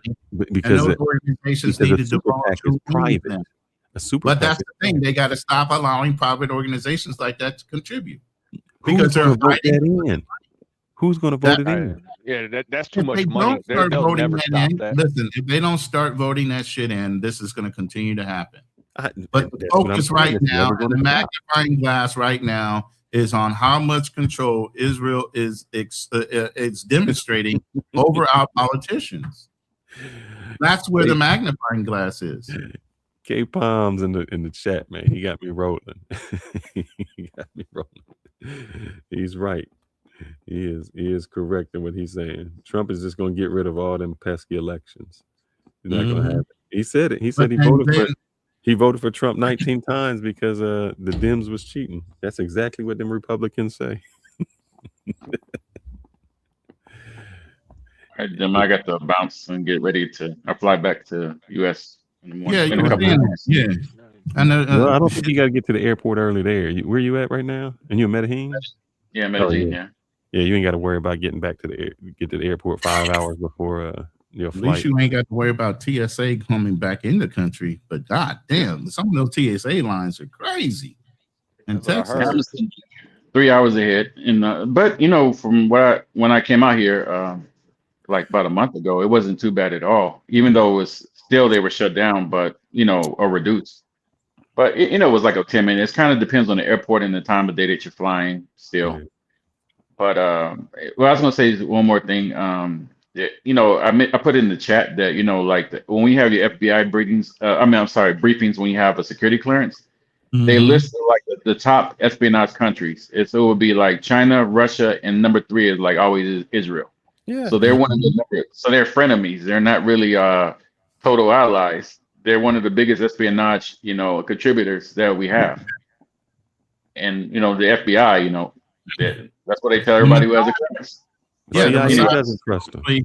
The Mossad is supposedly in everybody's country. Yeah, and they mentioned that why everybody says we're going to release the files on the JFK assassination and all that. They said every president does that until they actually get in office and they see that well, I did careful what it says, but they say that a certain powerful entity might have been involved, so we don't want to disclose that. It might cause a lot of problems. I think under Trump, I think they did release the JFK. No, they didn't. They put a stop to that because, like I was saying, a powerful entity said there was evidence that pointed at some nation state was involved. So I'll leave it at that. They released MLK, but they won't release JFK. All right, gentlemen. You guys, thanks for having me on stage, and everybody have a blessed time. We're gonna have to do our live on the other channel soon. I just gotta get it organized for you. Yeah, have a safe flight, man. I'm gonna let y'all roll. It's 12 o'clock here. I was only gonna try to go on from 8:30. Yeah, man, get off the camera, man. I'm tired of hearing you talk. I'm out. Let's my cigar's done. I don't have nothing to smoke on. My drink. Again, we're in the open panel mode, so you're free to come up. As long as you're respectful, you can come and have a open dialogue on what your opinion of what's going to happen in 2 weeks. Are we going right back to war? Is there going to be an agreement? Is Iran taking advantage? What's going to happen? So the panel link is basically. Before we do that, let's make this other bet. So I'm already going to win the first bet. No, you're not going to win the first bet. I'm going to go back and show you exactly what you said. Now, the second bet is how many of those 10 points do Iran get? 10 points. Yeah, those 10 things. Show the 10 points again. Pull them up. Oh shoot, I think I'd say 3 or none. Like I said, they're not going to agree. I already said they're not going to agree, so they're going back. I'm saying after the 2 weeks, we're going right back to where we started. We're just going to be in a more stable position militarily wise. And so would they. They'll dig in a little bit. So out of those 10, how many are they going to get? The non-aggression, they can get that one. No concessions. They definitely ain't getting us to pull out the region. They're not getting compensation. No board of governors. They're not getting that. UN Security Council resolution. They're not getting that without UN approval. Lift the secondary sanctions. They're not getting that either. They're only getting the one, non-aggression. All right. So you're saying they're getting 1 out of 10. Yep. I So mean, at anything that over point, 1 out of 10, I'm going to win. I ain't gonna lie. At that point, if I was Iran, I said, nope, we're gonna keep fighting it. Exactly. Yeah, that's what I'm saying. They're gonna decline. It's not gonna happen. This is a 2-week delay at best. That's it. Yeah. And number 3, point number 3, right there, acceptance of, they have no choice but to get that. Like at this point, the same thing's going to happen 10 years down the road, you know?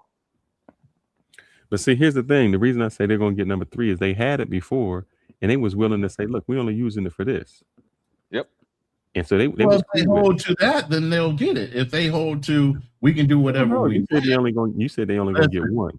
If they hold to just uranium enrichment for power only and not for nuclear weapon development, they'll get that. But if they push, they won't get it because Trump already tore up that deal when he was doing it. Exactly. So what I'm saying is, if that's specified as just for power, maybe they'll get it back because Obama gave that to them. But if they say for anything we want to do with uranium enrichment, you don't have the right to come and investigate whatever the fuck we want to do. That's not going to happen. You saying 1? I'm saying anything over 1, I win. But I think they're gonna get rid of some sanctions. I think I don't think. But it says all sanctions, not some. Okay, you got to go along with what it's saying. Right, if they give them some, sanctions. that's not what they. That's not what. Let's see. I think they may get some kind of payment, and that payment will come with they're saying, "Oh well, we'll let you make money on oil. That'll be their compensation." They already make money on oil. Yeah, Just but there's too many sanctions on them. Correct. No, because they supply directly to the Philippines. What are you talking about? Yeah, they supply to some people, but the thing is, that's what I'm saying. They make whatever limited amount they have. They don't have freedom to just sell everywhere. No, correct. Because then they'll enrich them overall. The whole country would be more enriched. I think that they'll take those off. Let's see. All I'm saying is with money comes access and freedom to do some things that they don't want them to have access and freedom to do. They're not going to do it. I think they're in a more powerful position than when they started off. We actually, this is the crazy thing, by bombing them, we made them more powerful. No, you made them more empathetic to the global perception of who they are. Well, I think I understand what Fearless. I think I understand what Fearless is saying here. Basically, we made them. We made them more powerful because, like I said, they, with them attacking the refineries and airports in the region, and they've proven they've kind of gave us kind of a bloody nose in a sense where I think it was Fearless said it earlier. Even though, yes, we have these countermeasures, our countermeasures are more expensive to shoot down, their drone. Their drone is like a $20,000 drone. Correct. I don't know what the cost of a Patriot missile is, but $3 million. $3 million a piece. Yep. I mean, at that point, it's cheaper to let it hit its target. I hate to say that, but And here's the thing: we fired off, I think, 800 or 1,000, and all we had in the budget for 2026 was to make 50 more, because that's how fast we make them. They're made in, I think they're made in Arizona. There's a place that makes it in Arizona. Yeah, they moving a lot of manufacturing out here, but I mean, I say this is the thing is that the thing that they're able to do is oil's the lifeblood. Now, even though we don't get a lot of our oil coming out of the strait, because we get a majority of ours. I actually saw a breakdown, but Saudi Arabia, I think, is our major supplier. So we don't actually have to go through the strait to get any of the oil as the other countries. But where it does affect us is Brent crude. Believe it or not, the United States, the Federal Reserve actually keeps they watch Brent crude prices. So it raises the price of gas. That's why you're seeing, even though we don't get our oil from there, you see the gas prices at the pump going up anyway. So they're able to kill our economy with inflation. Like right now, the Fed is going to have they're going to have a hard time because right now they got a lower interest rate. You see how the economy is acting. They got to lower interest rates, but they can't because inflation's through the roof. Now, with this conflict, now they got to raise rates. Like I took a look at the 2-year auction. The last 2-year auction that I saw suggests that interest rates, the Fed needs to raise interest rates to 4 to 4.25. So that's going to kill us. I mean, this whole thing is basically it's like back in the day, like during the days of the Napoleon Wars, and even before then, armies used to carry salt. And what they would do is they would just salt. It's called scorched earth. They used to just salt the fields every time that they went into an area. They'd salt the fields. The reason they did that is just in case we have to retreat, fall back, the land's still useless. And that's what Iran can do with us. Okay, we're just going to blow up all the refineries. We're going to make life hell for everybody. Remember, Iran's already broke. I've heard reports they might be going to the bartering system. So they're pretty much broke already. They may as well, if I'm going to go to hell, I'm going to send everybody with me. I think the thing is they became self-sufficient, meaning they had sanctions on them for so long. They built their drones in-house. They do everything in-house. Everything they do, they haven't depended on anybody because they've been cut off for so long. And so they just made alliances with China, with Russia, with those places that don't depend on the United States anyway. That they said we're not going to be on the SWIFT. Yeah. The thing is, though, is that the currency still collapsed.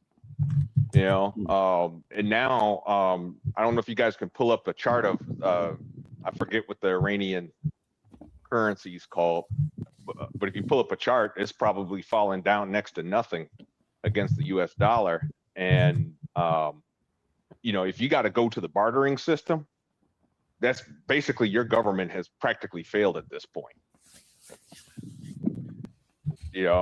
Imagine if the United States, went to the bartering system. That means the U.S. government's gone.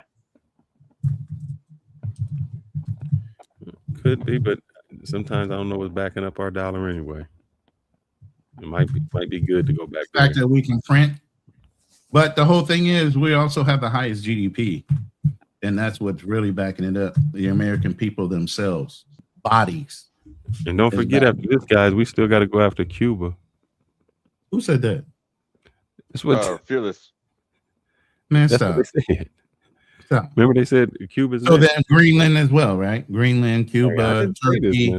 Turkey's supposed to be on Netanyahu's list too. Yeah. Believe me, man, that shit is short-lived.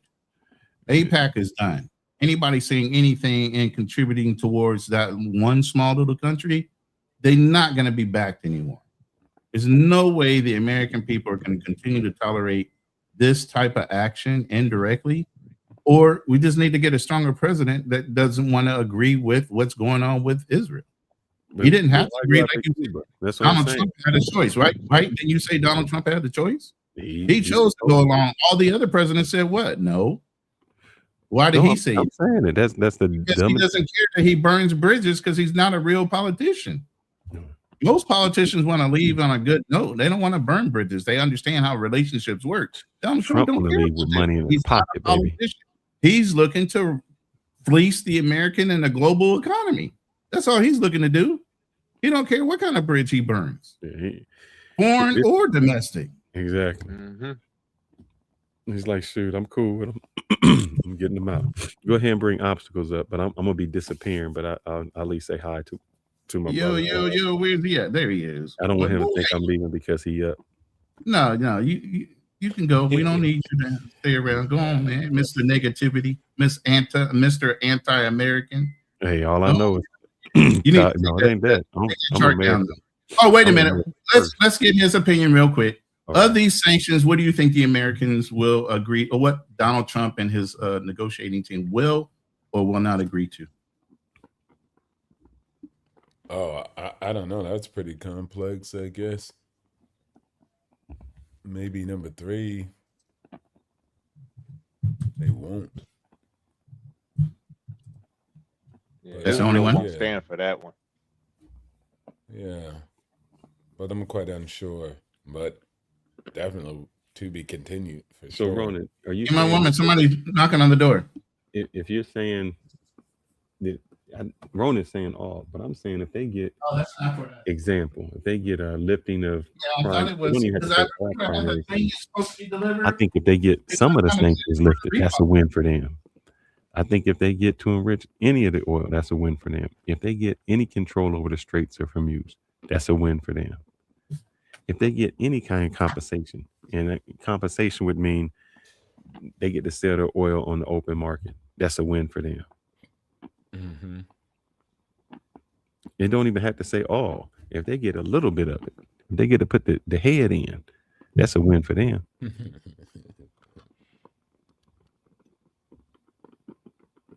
I mean, my opinion, just keeping I know it sucks, but keeping hostilities going. I mean, I'm speaking as an Iranian, if I was Iranian, I'd be better incentivized to keep hostilities going. It's in their best interest. Mm-hmm. And whose best interest? Iran. Yeah, because Israel is never going to go for number 3. They're just going to keep bombing the hell out of them while they're trying to enrich. As far as let's see, cessation of war on all fronts, including against Hezbollah and Lebanon. Yeah, Israel is definitely not going to let that go. Let me just say this real quick. If we're running out of armament, don't you think Israel's running out of armament too? Who do you think supplies them? They don't develop their own shit. That's why that's a the good question. the winner of the 12-day war was Israel in this sense. They said, oh, well, we bombed them, and now let's stop so we can get re-up. In this time, they kind of put their foot in to go a little bit longer than what they thought this was going to go. 12 days was good for them. When you start going over that, then it becomes a problem. And they start to, that's why they said they did not want any media coming out of Israel. They don't want to show the destruction of anything in their country. Mm-hmm. And we supply them, but the problem is we supply them. We're running out. Yeah, exactly. Ukraine. Exactly. We got too many. And this is what I said, months ago? By the time we get done helping everybody else and China wants to step up and do whatever they want to do with China, with Taiwan and whatever, what are we going to have left to help fight that? Exactly my point. And I said this how many months ago? Oh, no, I said it too. I said they sitting back and watch. They just sitting back waiting for us to waste all our shit. And they've done it when we spent $6 trillion in one war. Said, man, you'll keep spending that money. And there's a lot of short-sighted people, but when you have advisors that aren't being listened to, and then the advisors are being fired because they don't want to agree, that's a fucking problem. Well, when Hezbollah calls herself the Secretary of Defense, or I'm sorry, the Secretary of War. And you say you're not a warring president, but yet and still you change the name of the fucking department? The fuck? But anyway, aren't you supposed to be leaving, bro? Yeah, so we can have a private conversation. Take your little chart down, man. No, you take said your anti-American chart down, man. You gotta go. You said obstacles was going to answer your question. That's why I was saying. He did. He did. What did he say? Not many of them. He said 3, maybe. He said what? He said number 3. Maybe. Acceptance of uranium enrichment. That's what they're going to agree to. Okay. And I'm saying this. I know you were saying all. I think no, you were saying all in this sense. I said he won't take. They'll only give him one, and if it's just for power, 3.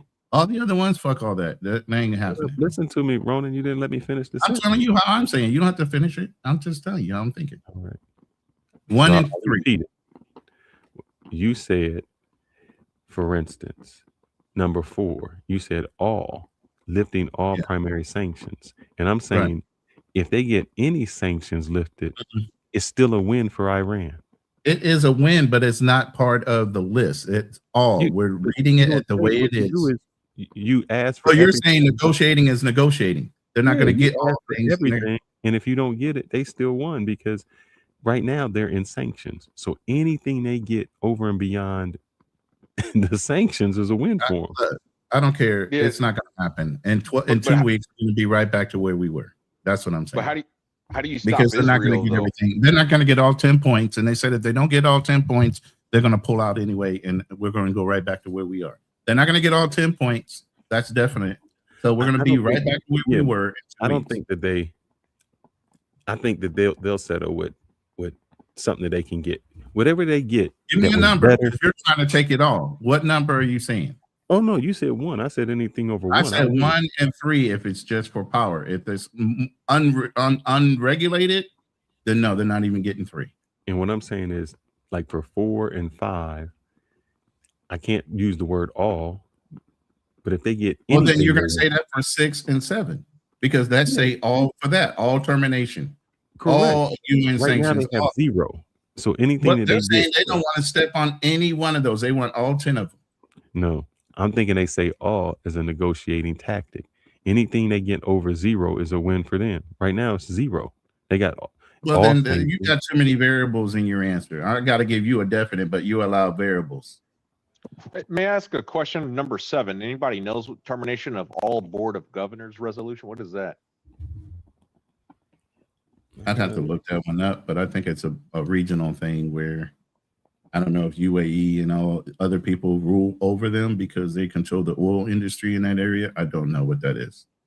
Okay. Iran.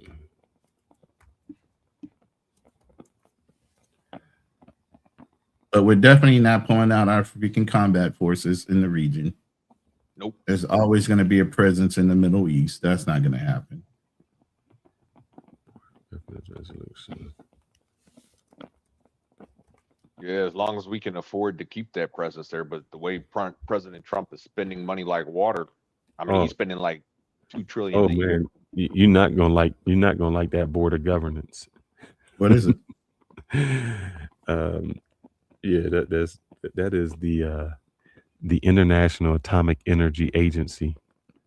Yeah, that's a regulation over the uranium. That's well, if they get 3 and it's only power, that's fine. But for them to say they want to get rid of the board of governance, that means they want to enrich the uranium for weaponry. So they don't want regulations and observation. So yeah, that's not going to happen either. Now it's really not going to happen. No, Israel, they're not going to let that happen. I'll they take will this send down. ground I'll troops. bid you guys a good evening. Make sure you like, subscribe. Yeah, you got to take that all the way out. Take that board. Yeah, you got to take that one out. I can't even delete it. You got to. Yeah. Good night, my brothers. I know it's your all right, day. bro. Oh, y'all starting your day. We'll talk later. Yes, sir. You know. All Good right, show, guys. though. Good show. Yeah. But anyway, again, the panel is open. The link is pinned to the top of my chat or bottom. I don't know how they're doing it right now with StreamYard because it used to be at the top and it's showing at the bottom on my screen. But yeah, go ahead and voice your opinion. You think in 2 weeks the war is going to be over and we're going to have a peace agreement? Or you think we're right back to square one and we're just in a bigger position as far as whatever we're going to execute when it comes to orders in the region? Or, you know, are we going to have, I don't want anything to happen because I'm not betting on people's lives and body counts. I don't want that to happen at all. Are you asking I think, obstacles or Yeah, me? either one. Yeah, obstacles. I don't yeah, know if he's ever answered that yet. That part Yeah, of it. But go ahead. if you want to go first obstacles, then I can go second. yeah, it's cool. I mean, yeah, I'm not quite sure. I mean, it's war, so I never sit Yeah. around and say like it's going to end, and then it's a complicated matter. I think also, people are like, who won? They lost. Like, I think if your leader's dead, I don't think you won. But net at the end of the day, I think, yeah, they'll work it out. It'll take time. They might not work it out, and they might get Right. blown up back into civilization. Uh, those things are on the board. I actually am not too much against it, the type of rhetoric like that, because at the end of the day, politicians often pussyfoot with a lot of things, and Mm, so you never know what's going on. They still do it right. anyways, to be quite Right. honest. And that And was so, to your point right there, real quick. you You go ahead. know, the biggest thing with Fearless, she's like, who won, who lost? There's no wins and loss when it comes to military interaction sometimes, because we're not entitled or allow ourselves to win because politicians are involved, political agendas are involved. So sometimes, even though we could maybe chalk up a win, we're held back from doing that. It's like, well, you guys haven't really won anything. Wait a minute. Were Yeah. we sent in to win or for positioning in some kind of political agenda? You get what I mean? Yeah, no, I get what you mean. Exactly. I think people see it like that because they're, used to playing games and sports. But at the end of the day, people ask about that in many things we've been in. Like, oh, we didn't win this war. Okay, look at Vietnam, look at us today. Okay, look at Japan and look at us today. Okay, and you could continue to go the Soviet Union and look at us today. And so net, we're winning as far as geniuses go. And I'm sure if Russia was winning, they'll say it too. So I wouldn't hate on them too. I would be like, yeah, they're winning. But as of right now, we still stand at the top. And we do have these battles and conflicts with people, just like everybody else does. They have their own beef, right? I don't hear nobody getting all, politically unsettled or humanitarian unsettled when Thailand and Cambodia is fighting. Like, people fight, bro. Grow up. Right. Like, people fight and people are against each other. That's a real world thing. But I think a lot of time people are not mature on their perspective about how humans, relate to each other in this world. It is Right. grotesque. But it's I think least. It's not Now, as bad as it was in the past. It's way better than it's how do ever you been. feel? And I want Darnell's opinion on this as well as yours. Fearless. I mean, Yeah, I'm yeah, gonna I say got time, man. O2O. But anyway, O2O. his biggest thing is, well, you have a choice. You brothers are both military. You both served during a time of war. Mhm. You have a choice whether you want to follow that order or not. And if you don't, that's on No, you. So no, I mean, you got how do no you choice. feel I when mean, somebody challenges you like, oh, well, you didn't have to fight. After you've served your time, you put in your efforts, and even though you might not agree with who the politician is in office or political agendas or whatever, your mhm. service is to the military, not necessarily that president or that politician in office. Well, But Ronan, they make you you feel remember like my that. super chat? Yeah, You yeah, remember my super chat about Lieutenant yeah, Watata? yeah. Go ahead and Yeah, explain, and I'll pull it up so people can see what you were yeah, referencing. he did that. First Lieutenant Watata. I was actually at Fort Lewis. That's where he was based at during that time. And I remember the media was coming by, and we were all brief. Hey, the media is going to be coming by. If they ask you any questions, do not answer any questions. Refer them to So, what was the civil affairs. situation with him specifically? He So went and said he was a conscientious objector. Yep. He said he felt that the order to deploy to Iraq, Bush's order, was illegal. Mm. Yeah. The So first one or the second one? the second President Bush, the Iraq War. Okay. Okay. Good. Well, I mean, the first one did the first one. The second one did the second one. No, he he was in during the second Iraq War, the Okay. The 2003 invasion. But Yeah. he refused to deploy, and citing conscientious objector, and he was court-martialed, but he got off on a technicality. Basically, the Army's JAG system is like, they're stupid. I'm sorry, I hate to say that, but they're not very good. But yeah, he ended up. The judge ended up declaring a mistrial. They went after him twice. But then I think they tried a third time, but double jeopardy had applied. The government has screwed up so much that at this point double jeopardy applied.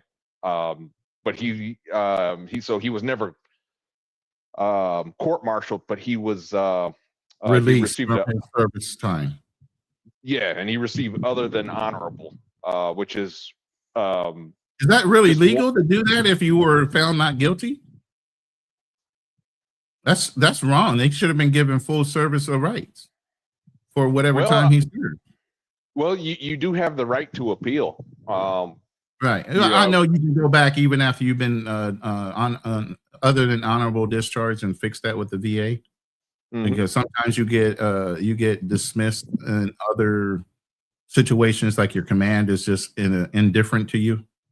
And they give you unfavorable recommendations and different things like that, even though it's not really you. It's, you guys just aren't vibing, and that happens, Yeah. I've been in a command like that. I had to fight for every rank. Yeah. My cousin's going through that right now, man. He's out there at Schofield Barracks, and he was telling me they're trying to bar him from re-enlisting. They want to kick him out. He hasn't done anything wrong. Like, he has no Article 15. Kiss everybody's ass, right? Yeah, and they're trying to boot him out. So okay, Financial Frontier, what do you think? When people say, well, you have a choice.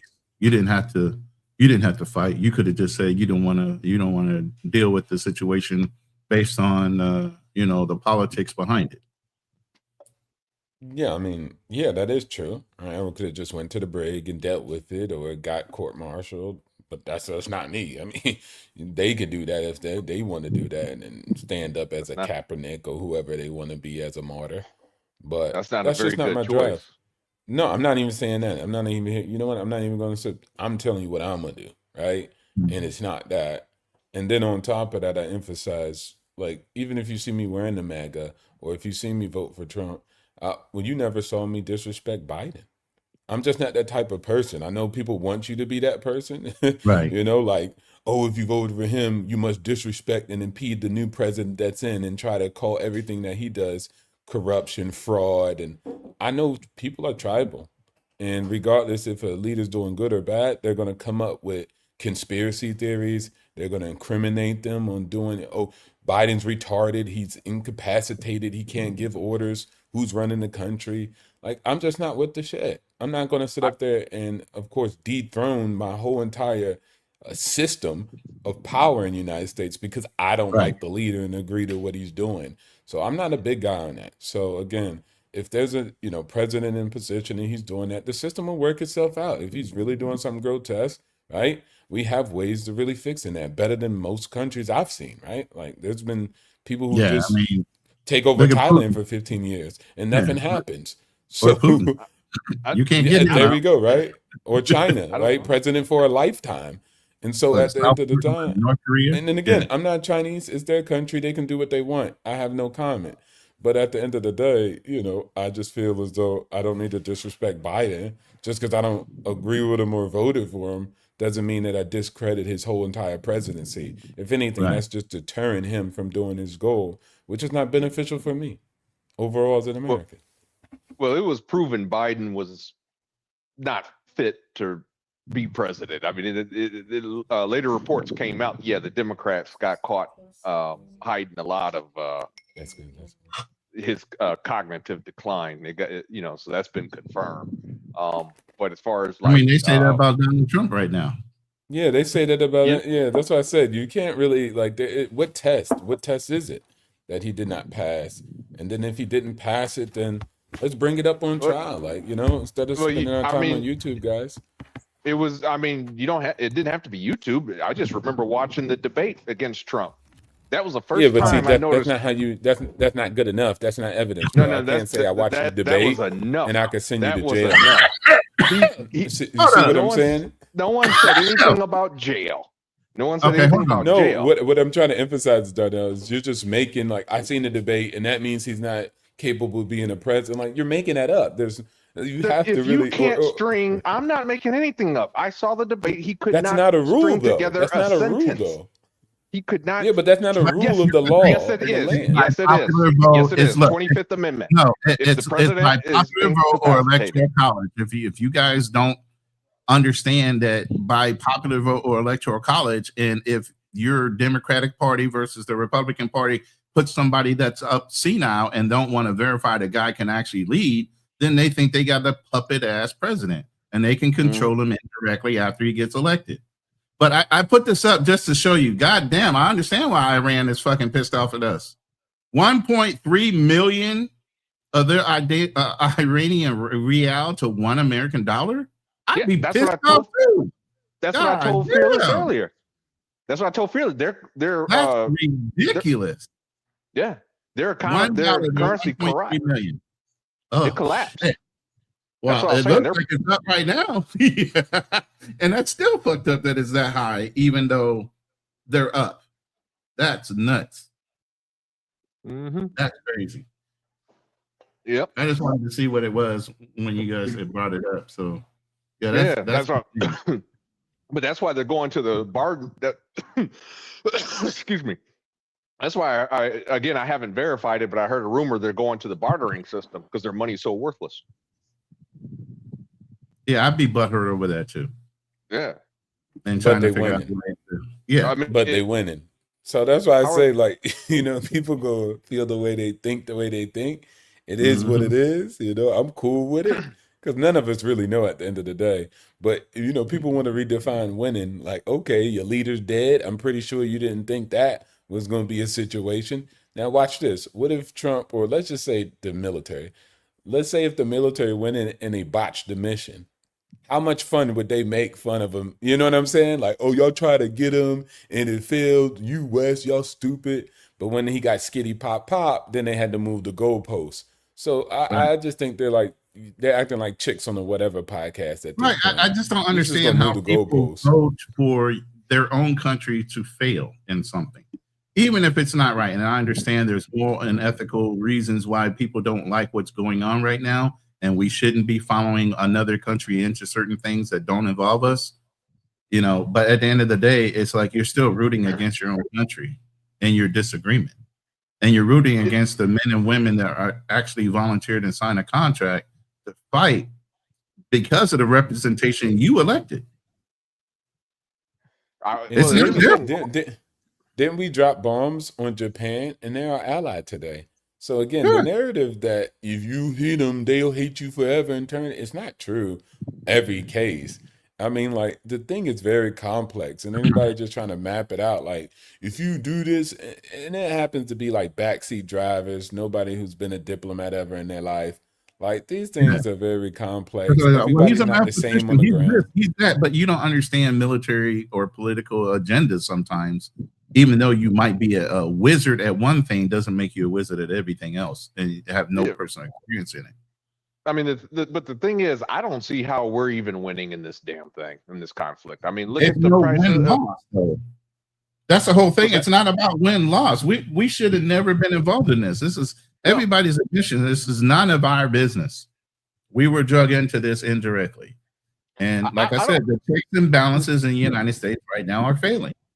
I mean, I don't even approvals to people just falling in line to how did the executive branch have the right to eliminate the checks and balances if they don't agree? What the fuck? When did that happen? When can you tell a general he needs to retire because you don't agree with his actions as the president and he's doing something wrong? Well, it's been done before. Obama fired McChrystal. But why is that able to? Why are they able to do that when the military is supposed to have a check and balance against the president to keep him honest? That's how power works, though. Because the president, he's commander in chief. He has the right to fire any general as he sees fit. Commander in chief means one thing. Ultimate ruler saying I can circumvent the checks and balances that are supposed to keep you honest is another. You get what I mean? But there's no check and balance for him to fire a general. Because at that point, whatever checks and balances and protections were put in, once you're elected as a president, you can eliminate all that shit. Now there are no checks and balances. Well, it's just a general. I don't. He can't. It's not like Trump out here getting rid of senators. He just got rid of a general or anybody. Obama's not. he does that too. He kind of pushes you in one way, and Yeah, but again, that's just politics. people to Everybody vote does against that. you if you don't like what he's saying or Yeah, whatever. but that's politics. Yeah, I know, That's why I said I know. love I know being it's posturing honest and about all the it. things. Yeah, it's posturing and everything else. So, Everybody again, does it. So go ahead. no, I agree with you. Everybody does do it, and it gets to a point now. It's like, damn, man.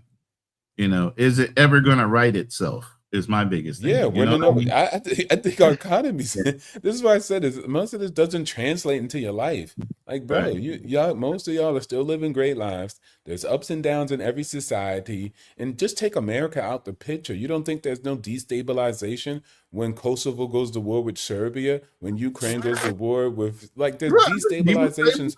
Whether America's on the board. 020, I don't know, and I'm saying this as a joke, okay? So please don't get too offended, but I don't know what you smoking, but I need some of that. I mean, because I'm just. He said you're too calm for any situation, but the whole thing is he's right. I don't really get upset. I mean, I'm not scared like that. But go ahead. The whole thing is I'm not upset. I just can't believe what I'm seeing is happening in this day and age. You think our society will get better, and it's literally looking like it's getting worse, even though, like I said, it doesn't directly affect me. Only person that affects me is me at the end of the day. I believe what I want to believe, and people around me can change and do whatever they want. They're just not changing me. You get what I mean? So at the end of the day, if you're happy with the way you function, shouldn't matter what's going on around you, or it doesn't affect you. But just looking at where we were to where we are now is just, it's a little disheartening. Well, Ronan, you're in the Philippines, but just imagine the guys, the men and women that are still here in the States that got to go to work. You don't think that the high gas prices is affecting them? There's problems here in the Philippines, but I'm not going to talk on their political things that go on here, corruption and everything else as well. So, it's everywhere in any one given time, but it's like O2O and myself, I don't really care. I just see it. And it's sad sometimes to see it, but what can you do about it? It's out of your control. So why let it affect you? I want to balance it out because it seems like I don't care. No, I'm just a level 10 problem solver. And what y'all happen to often talk about is just life. Now, a lot of people can't deal with life. That's your issue. But for me, wars is something that's realistic that affects everybody, whether it's America or not. And so from my approach and understanding of just life in general is humans have always been like this. War and destruction has been on the decline, not the increase. So if somebody comes to me and says, oh man, this world is crazy, everything's going to decay, it's not valid. It's not just science. It's not backed by actual statistics. More people died in the past due to war than today. So again, I don't try to pay it much mind because when I look at numbers, you can't beat me there. More people are living longer. More people are literate. Less people are impoverished. More people have conveniences, infant mortality. So the statistics prove that life is getting better and higher quality. I focus on that, not, well, there's a war here and 10,000 people died. That's a joke. In the past, it used to be 5 million. And so at the end of the day, that's what I like looking at. And I see the upside. And you're negating the repos that are at their highest as well. Delinquencies are going up. Yeah, but here's I'd the rather thing. have repos than 1 million people die. But That's just even me with though. that's your listen. That's you trying to keep up with the Joneses. Be disciplined in how you spend your money. Don't overstep. Don't overextend. Do the right thing with your money. So when you say repos are high, that's because somebody overstretched their bounds and bought something they shouldn't afford. Go buy a used fucking car. Don't finance your fucking shit. I buy used cars. I've been buying used cars since I sold cars. Once I realized once you drive off the lot, you lose $3,000 to $7,000 off a fucking loan. I'm like, fuck you. I'm not buying a brand new car. You won't catch me in a brand new car. I might lease one. I get a good option there, but I'd never buy one to own one. Why? It's depreciating in value. I just have common sense now about it because I know. Some people don't know, and they try to keep up with the Joneses and live above their means. Everybody knows you're pretty much 1 to 3 months out of fucking living on the fucking street because they don't know how to save. They don't know how to invest their money. They do stupid shit. Yeah, no, you're right. But the thing is, repos are at 2009 levels. If you remember 2009, nobody had any money. It's a year after the market took a dump. 2008 was when everybody fucking was hurting. Yeah, there you go. So the thing is that I don't think this is just a case of, you got one or two people that are bad with money. No, I mean, we're on the verge of a systemic failure. Look at what's going on with the private credit markets. They're seizing up. Money's running out. That's a sad situation, Terry, if that's true. Look it up. People have been saying that for a while, and they always been wrong. Look up Blue Owl Capital. Look up Blue Owl Capital. Hey, short it, make all the money if you big short so much. If you know the destruction of everything, go ahead. You have to be careful. You have to be careful with shorts. And no, as you far don't. as You got the projection. You know when it's going to decline, and everything's going to shit. So make your money. You still have to be careful with shorts. Okay, it's almost like gambling. But just short. Put your money up. You can be careful, but you said you have the statistics. Then why everything's on the decline? Why don't I just go to the casino and just put my money in a slot machine? That's not the same thing. That's not the same thing. You just said when it's going to go down. No, I didn't say I know when it's going to go down. I never said that. I just said you said you had projections before last time we were speaking. You said you wanted to send me over. Yes, Are we staying in the politics, or are we going into the money thing now? But no, we can go back to politics. War is war. It's keep happening, man. At the end of the day, I think we win as far as geniuses go. We still number one. Our leader ain't assassinated, and our currency is stronger. That's life. Big bully shit. Go get our currency's getting weaker. I can't help you.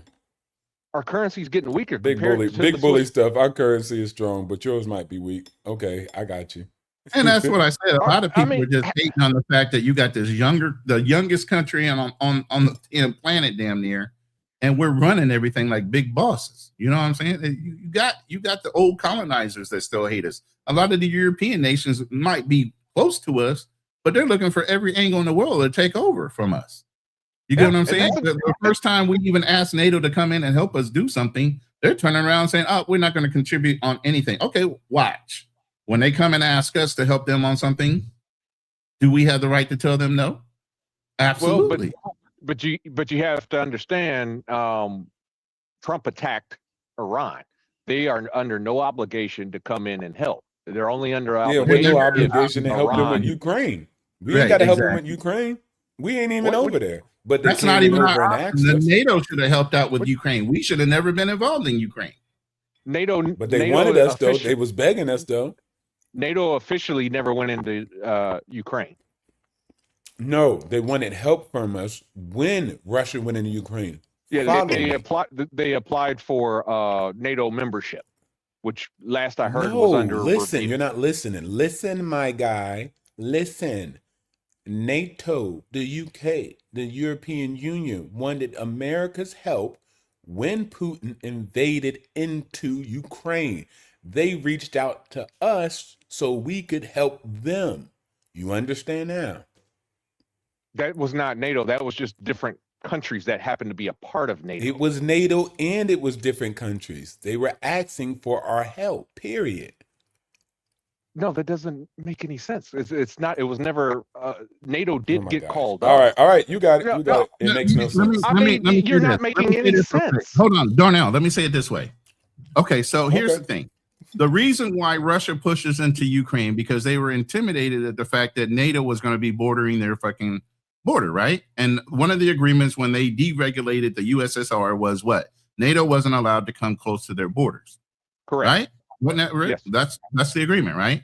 So when Ukraine starts being touted or courted by NATO, what happens? Russia pushes in to initiate, hey, we're not going to go for this, right? So were they wrong in that? No. But what happened? The United States was asked to go help instead of NATO, who was courting them to want to join the NATO forces to assist them being closer to Russia, didn't want to get involved. So who was left holding the bag? United States, once again, was holding the bag for the European Union and the European NATO forces that could have easily went right there to help Ukraine, but they didn't want to get involved, even though it benefited them for Ukraine to be part of their union. Okay, You get what I mean? That's not fair.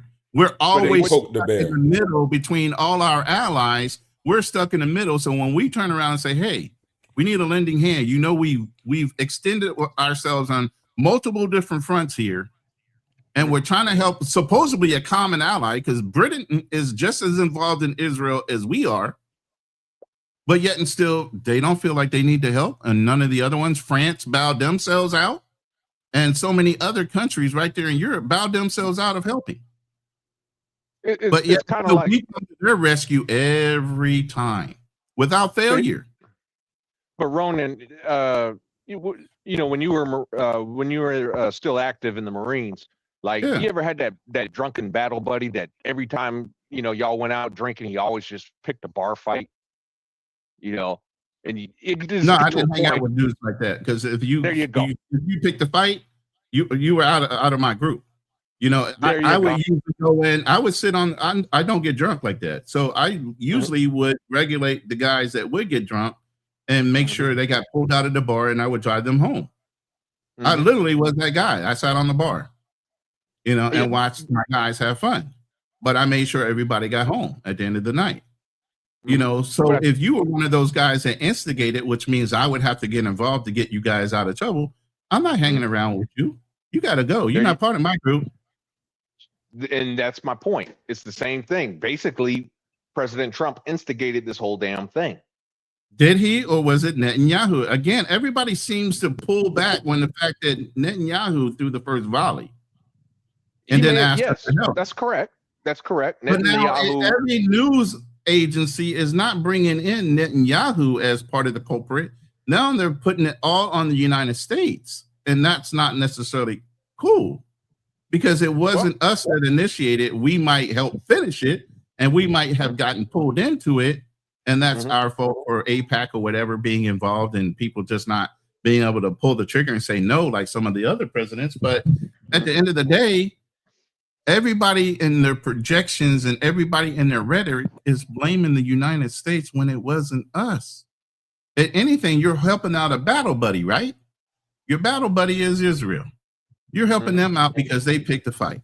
Now, all of a sudden, we're assuming all the damages. And the restoration or the reparations they're asking for is from the United States, not Israel. Israel can do all the damage they want, but they're asking for the money from us. Why are we paying for somebody else's debt yet again? That's why you money and all these other things. Why are we the ones stuck holding the bag time and time again? Well, I think a lot of times we forget, and I said this last time we were talking, Ronan. Like, you know, we did the same thing for Europe. You know, who did the Marshall Plan? Like, so at the end of the day, George Marshall. I think. Anyways, I think that we do have these situations where that happens, of course. And again, I don't know. I just again, I live a different reality. I know what I think, and then everybody else has their opinion, which is rightfully so. But at the end of the day, I know most people tend to ignore the atrocities that are committed by other countries to other people with no U.S. involvement. And so we just sit around all day in America and fester thinking we did everything evil, when I just say everybody perpetrates war and power in their own region, in their own right, because that's just life. That's a human thing. The only difference is we have more power. We have more military might. If it wasn't us, it'd be somebody else. Right. So I'd rather for it be us, and I'm biased because I'm in America. Yeah, I don't mind. Just like Chinese people are, though. You know, like you go to China, Chinese people would want to be number one. They are. Like, they're not fearful about it. When they say this is our sea, just even when you said something about the NATO not being close to Russia, right? Think about that. Okay, but Ukraine is its own entity, isn't it? It doesn't have its own future. It has to do what Russia wants. It's not freaking Russia, right? So even that whole premise of, well, you can't come close to our that is their country. That is not Russia. They can do as they please. But as you can see, that's a projection of power. It's my backyard, just like we do. So it's not like we don't do it, right? We do it too.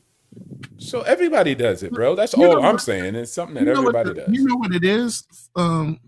Financial frontier. It's about our perception globally of how we look like the bad guy that makes everybody so upset.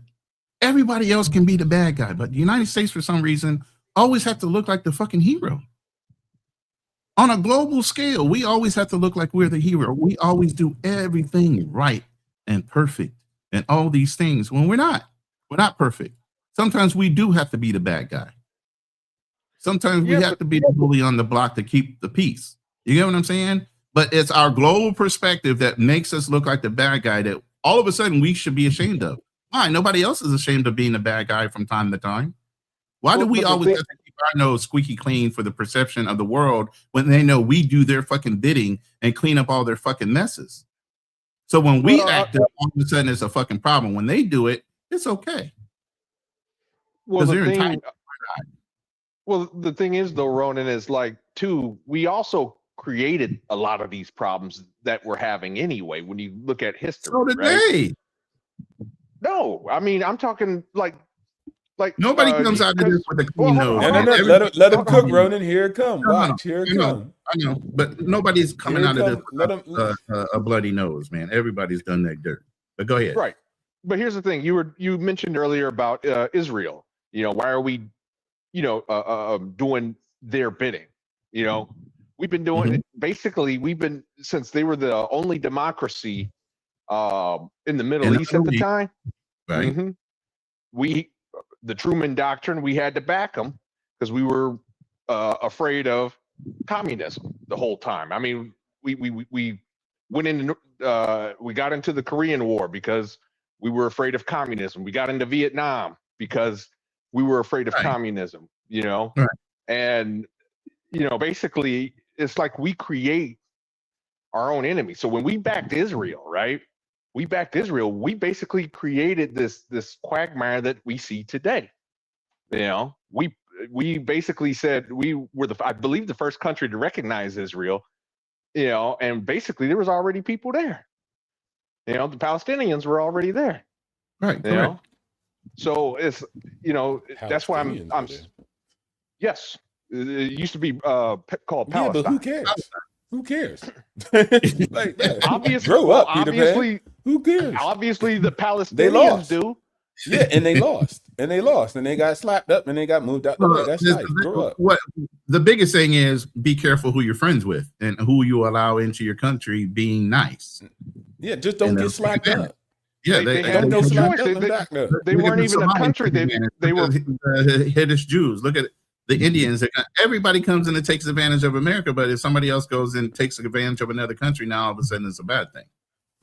Right. But the thing is that Palestine wasn't even controlled by the Palestinians. It was British mandate Palestine controlled by because they slapped them up. So you see, you blame America, you don't even know history, man. No, it was part of the Ottoman Empire. That's how they and the Ottoman Empire slapped somebody else up. I know history. Everybody slapped each other up. No, you don't. That's all it is. Bro, see, Darnell, listen, this is a fascinating thing I find. I often just say my opinion, and I always say it's my opinion, and that's what I know and I believe and I think. You and other people too, it's not just you. You guys, this is why I disengage, because you don't allow other people to have an opinion and a perspective. You're like, well, you don't know history. Like, what do you know that, like, you don't know what I know. So at the end of the day, maybe your perspective is just different. I'm not guessing, but again, play the tape again. Man, I'm going to finish my point. Replay. You don't know what I know, and I never discredit anything you know. You believe what you believe, and that's rightfully so.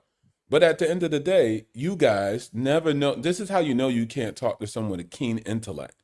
Because you ever see like Piers Morgan, not even Piers Morgan, excuse me. Have you ever seen like Jordan Peterson talk, and then they're talking on a panel? Do they come up there and say, you don't know history? No, they say, hey, here's my perspective. I'm going to add it to the conversation. Or, hey, I just disagree. This is my perspective. That's it. The ad hominems about somebody doesn't know history or all this, that's unnecessary if you're being an individual who's having a good conversation with another person, right? That's not diplomatic. And see, that's how I know none of you guys could ever be a president. That's how I know some of you guys could never just be in power because you abuse it just even here.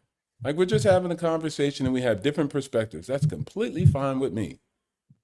I'm not the president at the end of the day. I don't know everything anyways.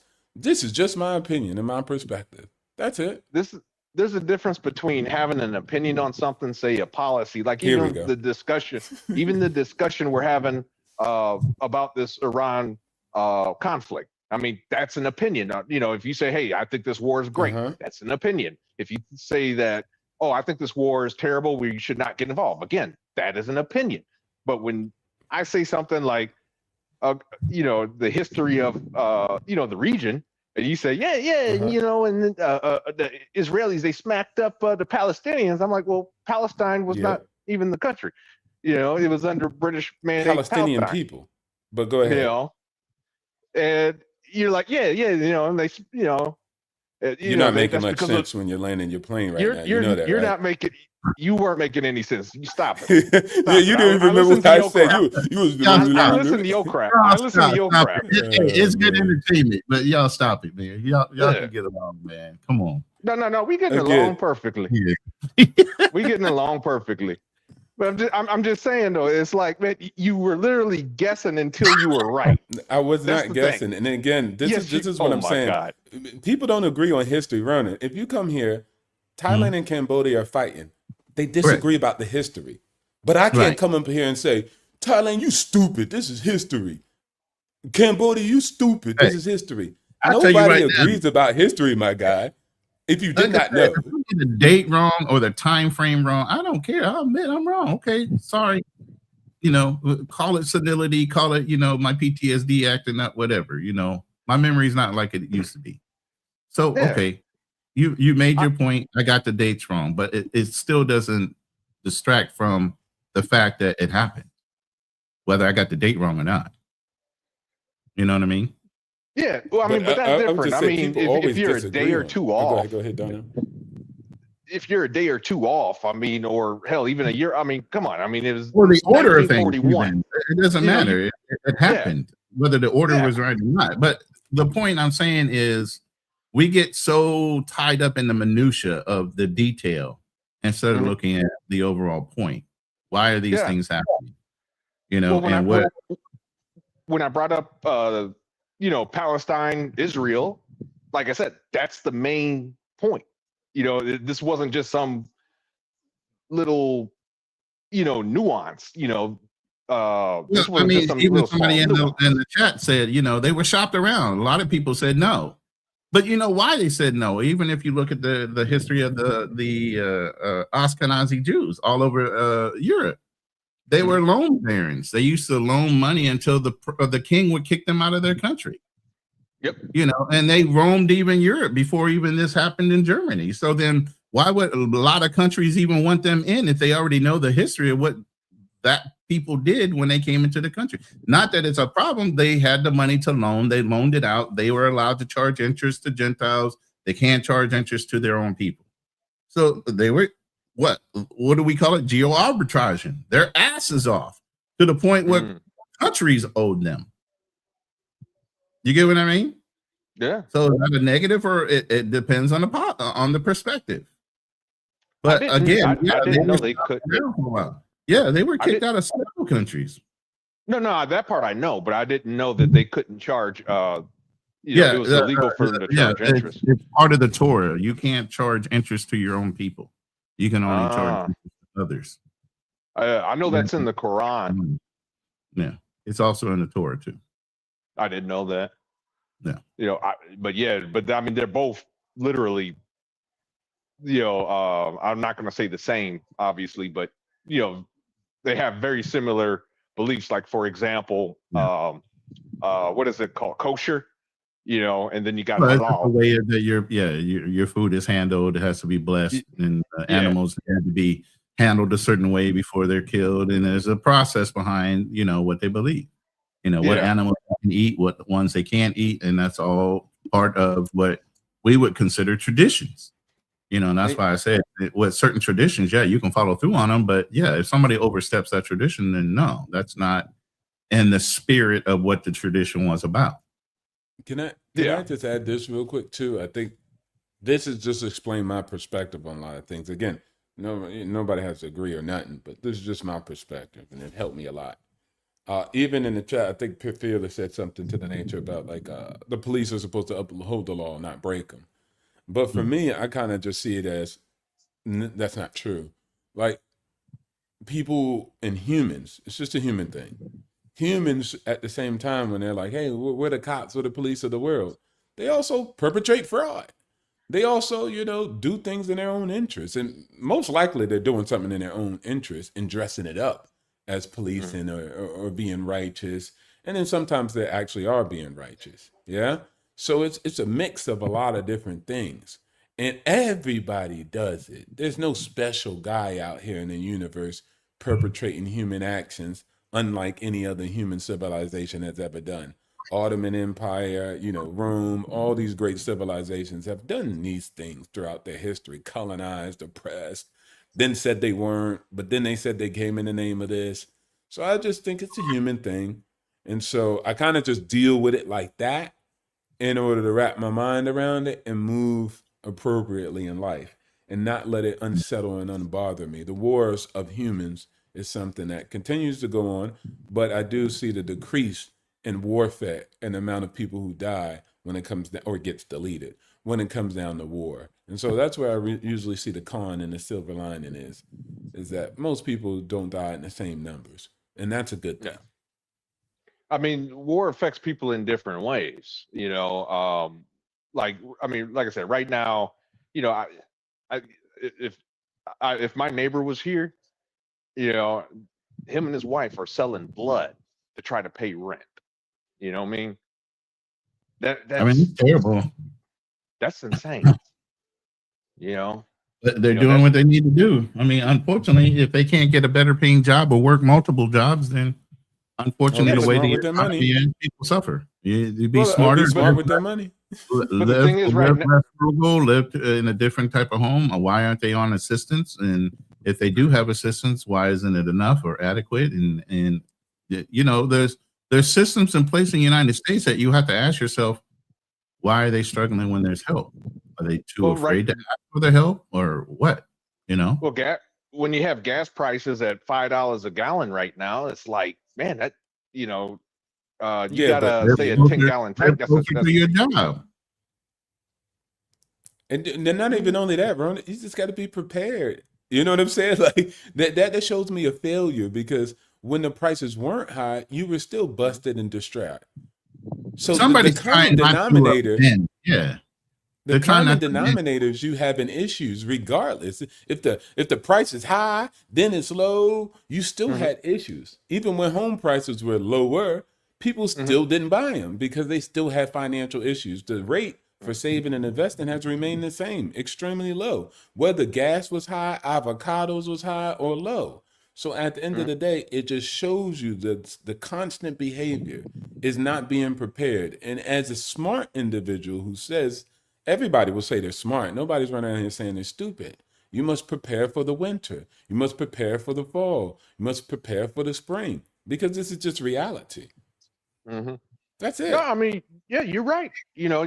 I mean, like I said, if you prepare, you're right. But what I'm saying is it does eat at your income. And I think people are too entitled and not willing to bend off of their standards in order to adjust to whatever society is dictating as far as whatever the economy is, lack of this, lack of that. If you're not willing to adjust, then you better step up your game. Yeah. Because now you're putting yourself in a deficit trying to live the same way, even though you know that something is affecting you or your ability to live that way, but you're not willing to adjust. So if you're going to be rigid, you better get on your shit. Yeah. To stay at that level. You're right. Yeah. And that's what they're trying to do. Like I said, it's not like they're out here, selling, dope or anything to kids, but like I said, I mean, they are trying to sell, both, him and his wife trying to sell blood, just so they could pay rent. And, they got a little girl and, man, you're a bleeding heart person, man. You feel for everybody and everything. Like you have to save the world. You don't. Well, I never said about it. Yeah, never but I said know I anything hear as the way money. you talk sometimes. It's like you feel bad for everybody and everything, and you don't take in considerations. They put themselves in those situations. Yeah, They maybe. have I don't freedom of know. choice. They I don't can know what they're. choose to do other things. If they couldn't afford to have a child, why did they have a child? There's certain things that they chose in life, and now that they have to deal with that choice, but the ramification is down the road, maybe 2, 3, 4 years, because even though they made that choice, they didn't prep themselves to be able to handle the responsibility. Well, did they choose? They did an Did they impulse make? buy. They did impulse buy on the car. They did an impulse buy on having that kid too early when they weren't ready to be able to even establish to have a home yet. You know, these are things that you should prep for and plan, but they did it on an impulse. Yeah. You get what I'm No, saying? I agree. You know, I mean, again, I don't know their circumstances. I don't know, Well, into you that knew that detail. part. Yeah, Look, I I know, helped and then I'm gonna have to say something that most people don't want to say, and that's why I happen to say it on my YouTube. I'm not here to patronize people in those positions. I'm here to say you're a grown man and you decided to bring a child into this world and you don't have enough gas in your car. You did not prepare appropriately to have to drive your kid to a hospital if they need it. I'm supposed to make you feel bad so you can go out there and do something with yourself, because that is ridiculous. I reserve my sympathy for things that happen all of a sudden out of nowhere, like kids who've just developed cancer. But what I will not do is look at a human, and a man and a woman, and look at them and they brought a child in this world and they are not prepared with the resources to make sure that the child can thrive. Yeah, I'm gonna put some heat on their ass to make them do what they're supposed to do, which is take care of their duties and responsibilities. And just getting by is not enough. They must do better. And I'm gonna say that. Yeah, and here's the thing: that's they your do right. this. That's your And right. here's the thing: they do this to people like yourself, Darnell, where they get your empathy and sympathy to where you want to help. But does that really help them? You're giving them a temporary solution. The No, solution is make better choices. You get what I'm saying? But here's the thing: a lot of I'm people not go help. get on I'm this. not. I know not you personally. I'm just saying Yeah. they do get people to want to do a GoFundMe or this, that, and the other thing, because these are situations they put themselves in. The fact that they even got a GoFundMe digital way of giving people money, I think is a farce. I agree You with know, that that's the same GoFundMe thing as thing. what Yeah. people would say your funeral cost should not be in a car wash. You should already have a life insurance policy. You just failed the fucking plan. Yeah. You know, Well, so to be- at the end of the day, we as a people have opened up our hearts so much. Again, like I said, global perception always being the good guy. We can't let somebody fail. We got to lift them up. You know, support is one thing, but when somebody repeatedly does the same thing over and over and over again, that's on them, and they need to learn how to fix that. And until they hit rock bottom, they're not forced to. And if everybody's always trying to lend a hand to those certain type of people, they'll never learn how to get back up. I've told you guys, I've admitted, I've made hundreds of thousands of dollars in a year. I've had agencies where I had over 300 agents and over 5,000 clients that I was running. I gave it all up because I had a PTSD event. I didn't give a fuck about anybody or anything. I told them, oh, fuck off. I gave all my business away to start over, but I treated myself first. You got to be willing to give all that shit up and start from fucking ground zero. And if you're not, you holding on to a whole bunch of shit and baggage that ain't fucking important. It's a thing. It's nothing important more than you. If you're not here, it doesn't matter. But everybody prioritizes everything else but themselves. Facts. And the perception of the way they look in front of everybody that doesn't really give a fuck about you in the first place. Don't care 2 cents what you got on, what kind of brand name it is. They don't give a fuck. But y'all got to look a certain way in order to press a certain type of person. Why? What are they doing for you? Are they making you money? You get what I'm saying? I say the same thing about that. You know, I say And the then when same they thing. get into these situations because they overextended themselves, all of a sudden we got to have the bleeding heart to help them out. You put yourself there, get yourself out. Change the way you live, change your perspective, learn and rebuild. Yeah. You young enough. Even me at 57 years old, I'm young enough. Average people live till 78. That's another 20 fucking years. Plenty of people can make millions of dollars in shorter time than 20 years. But you got to want to start over. You got to stop holding on to shit and let it fucking go. Recycle that shit. Yeah. Yeah. No, you're right. But too many you're people got absolutely right. egos. They don't want to look like they're failures. Don't nobody give a fuck. They're not going to help you if you fail, but they definitely have their hand out when you succeed. So if they're not there to pick you up when you fail, who gives a fuck how they look at you?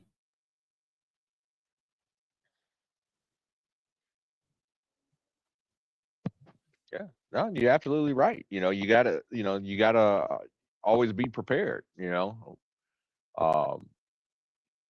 It's just one of those things, but it's one of those things like, how do you prepare for $5 a gallon gas? How do you prepare for inflation at the By not having the $5 price even bother you. Well, I mean, that's kind of tough because now you're raising your input costs. Remember, ins and outs, right? If your input costs are going up, your cost of living's going up. But are you living above your means to where that's stressing you out? Or are you living within your means where it doesn't matter because you always had extra cash flow? Yeah, I mean, as long as you're not, A buying couple a new extra bucks car. a gallon and you're doing all the right things shouldn't matter for a temporary time period. Right? Yeah. As long as you got, But if it's savings. affecting you, what you're basically saying is you didn't prepare for that time frame. Like everybody knows, most people in America don't have a savings account. Most people in America can't make it 2 to 3 months if there's something major happened to them medically or health wise. You are not prepared. So even when the little things happen, they're accentuated because what? You didn't set a good base. You didn't prep. Yeah. You're not prepared. And this should be a wake-up call to anybody. If these little dollar price amounts are hurting you that bad, when the situation rights itself, y'all need to start reconstructing and looking at what you're doing because you're doing something fucked up. And adjust. Yeah. Lower your cost of living, lower your output, lower your spending. Make sure you put some money away. Prep for emergencies. Really prep. Don't lie and say, I'm going to put this money up and I didn't do it this month, so I'm going to double up next month. It never fucking happens. Yeah. And I'd say shout out to the people, people make fun of like doomers, preppers. Like, that's what I'm saying. That type of mindset and mentality to prepare your life for the worst case scenario, right? Oh, yeah. That 6 months reserve, a war that might break off and change economics across the board. You just got to be prepared because what people are attempting to do through a fake morality, virtue signaling, you're trying to change the world to be prepared so people don't have to go through hardships. I found out it was best prepare myself for the hardship versus trying to change the world to conform to me to alleviate hardships. So that's Then what it I doesn't say. matter. That's the biggest Yeah. key. Exactly. That's been the biggest key of my life. And I get it. I understand the same mentality. I used to have it, trying to change politics, trying to make sure our country never went to war. And I'm like, yo, that's something that's like been with humans forever. How about I prepare myself if a war comes? Prepare myself if, gas prices increase. Prepare myself if there's an economic downfall. I have to prepare myself because all these ups and downs are a part of life. Even God had to deal with them. So do you. Yeah. Yeah. I mean, hell, that's why I always keep 10 pounds of rice and 10 pounds of beans. I'm always going to eat. My What girl kind would of be happy beans, to though? hear you Baked say the rice beans? thing because in the Philippines, rice is light, bro. The minute you Oh, said yeah, 10 that's pounds of beans, rice, though. you'd be like happy as fuck. You got Mhm. 10 pounds of rice. Oh, yeah, he's good. Yep. But you're right. You got to have a storehouse. What kind of Oh my beans, though, God, Darnell? Fearless couldn't resist. He had to come back up. Jesus. Coming back up. Wait, hold on. Can I ask something real quick? Darnell, what kind of beans? Baked beans? What? No, it's black beans. Okay. Yeah, that's good. That's good. Yeah. I think I got some pinto beans too, I think. I know you got some baked beans too, the bacon joints with it.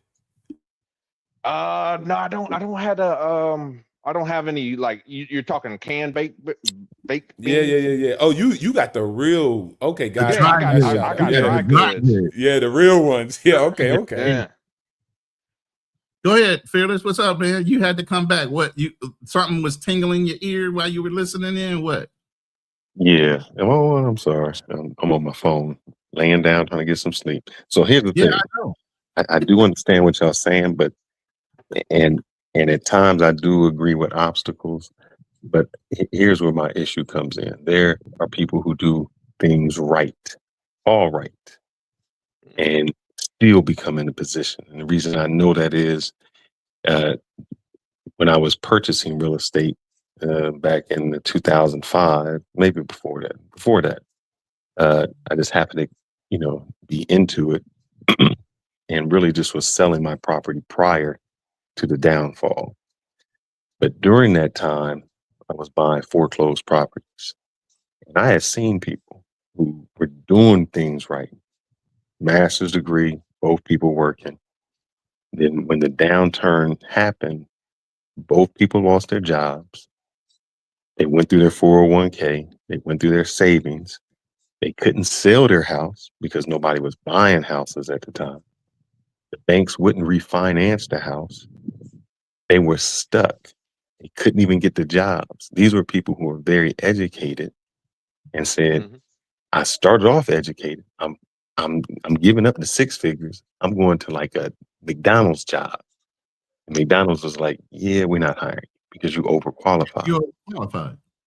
So it wasn't that they were not working hard or trying to work or not sacrifice. They were in a position where they couldn't even get out. Meaning the banks were saying, be late. The only way we can do this is if you this late. So it's like, okay, in order for me to even get a refinance on my house, I have to destroy my credit because that's the only way I can even try to get a forbearance or anything. I can't get out of the house because now I'm underneath. I can't. Did we lose him? Yeah. We can't hear a word you saying right now. You just cut out. How am I just cut out? You just did. You said forbearance. You back now. Oh, okay. We heard forbearance, and that was it. You dropped. So what I've seen is there's some people who can do everything right and still fall into those hardships. So we always say, and I hear obstacles, pull yourself up by the bootstraps. And if you don't have $5, hold up. And if you don't have $5 for this gas, here's the thing. Sometimes people have that extra money. But when the gas goes up, it's not just the gas that went up. It's the gas, then the food, then the clothes, then your electricity. So that $1 that went up in gas isn't just $1 in gas. It's everything around you that went up. So it's not like, oh, you couldn't afford an extra dollar in gas. Well, sometimes that you have $200 saved that it's like, man, I got a buffer of $250 or $500. Well, now that buffer's gone because everything around you went up. And so it wasn't the preparation that didn't get you there. It was that everything was there. So I can have empathy for those people who have had that downfall due to nothing to do with themselves. To say, man, I educated myself, put myself through school, I saved my money, and then this situation came and it wiped us out. Okay. It happened. So what happened to them? No. Did they fight their way out of it? What did they do? Oh, no. Hold up. What you were saying, but fight your way out of it. And I know it's hard when I start agreeing with Darnell. Even in a position of I got to give blood, they're like, oh man, how you get in that situation? Well, how you have a kid? Well, these people had a kid, and when they had a kid, everything was the way it was supposed to go. Saving money for my child, I'm doing all the things for my child, and so when you're looking at them saying you give them blood and you bad, you don't know what got them in that position to give blood to get bad. It wasn't like they just said, man, I'm ready to get blood and I'm bad. It was a whole set of circumstances. Something had nothing to do with them, meaning they put themselves in positions to win, and life didn't go like that. And it's not saying they're dead, they fail, but that's a point where you're coming bad at them and say, oh man, you're just a failure. You didn't make it. No, sometimes circumstances get people to things like that. You didn't fail, just don't give up. Get up and go do something to make a difference so that you can get back up on your feet again. Start by crawling. Here's the thing. It's easy to say to a drowning I man. did it, bro. I No, did listen, it. You're hold up. no, I'm you're not saying talking to you somebody didn't do that lost everything. I lived in a fucking damn near a veterans home. I know what you're talking about. I did it. And when you were going through it, Don't give up. if somebody just said, Ronan, get off your ass and do it. I did. You didn't have to tell me I did it. You didn't have to tell me shit. I knew what I I'm had. saying that I'm sure that the people are not saying, I'm not trying to get off my ass and not do it. When somebody's drowning, you don't say, man, just go swim. At that point, they're not going to swim. Take time. You're not going to recover right away. You're going to have to take your lumps. You're going to have to take your losses. You're going to have to rebuild. Like I said, you're going to have to go all the way back down to ground zero. Your ego and all that shit's got to go out the fucking window. I don't think Darnell was saying that the person wasn't rebuilding or they couldn't. They in a position at this moment. When you drowning, you don't say swim. You can't swim. You in a moment right there, bro. If somebody came at you and said, man, just go work, just go do this. Oh, brother, I'm trying. When you was homeless or lost everything, the last thing you needed somebody to do was say, but just go do it. You're like, bro, I'm trying to do it. Would you think I want to be in this position? Do you think you wanted to be in the position? I didn't whine about it. I just did what I needed to do to get back up. But what you didn't need was somebody coming at you saying, bruh, do this when you already trying to do it anyway. There was nothing that somebody could say to you that made you work harder than what you was already working. You didn't want to be I wasn't looking for anybody to tell me that either.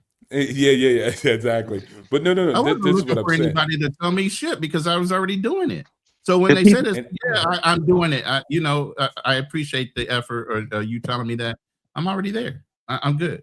So do you think the people who was giving blood needed you to tell them to go do something? If they giving blood, at that point, they kind of down at the bottom. Maybe, if it's that bad off and they're saying they can't find it. I don't know what the situation is. Darnell has to go into clarity about why they didn't pick up another job. But I mean, insurance is always hiring, bro. All you have to do is pass the background check. You can make all kinds of money in insurance. I don't know. Did they change their job titles? Again, I don't know. Officially, they never told me. The only reason I know is because, I helped their dad, get around a little bit, because he smokes. So I help him, right. Hey man, take my arm and, whatever efforts they're doing, kudos to them. But it's going to take a while once you fall that far, because obviously everybody knows, depending on what your income is, if you're not prepping, Fearless, I know you're good about what you do, but a lot of people live above their means. The minute they can't fucking take care of those immediate needs after a couple months, whether they have savings or not, they're fucked. Yeah. Not everybody lives like you, where they're all prepared. That's what we're saying. And even though you liquidate your 401k and whatever you had in savings, if you're in that type of job market where it takes that long to recover and get another job, like you did, Fearless, you paid for your rent for a whole year or 2 years or whatever.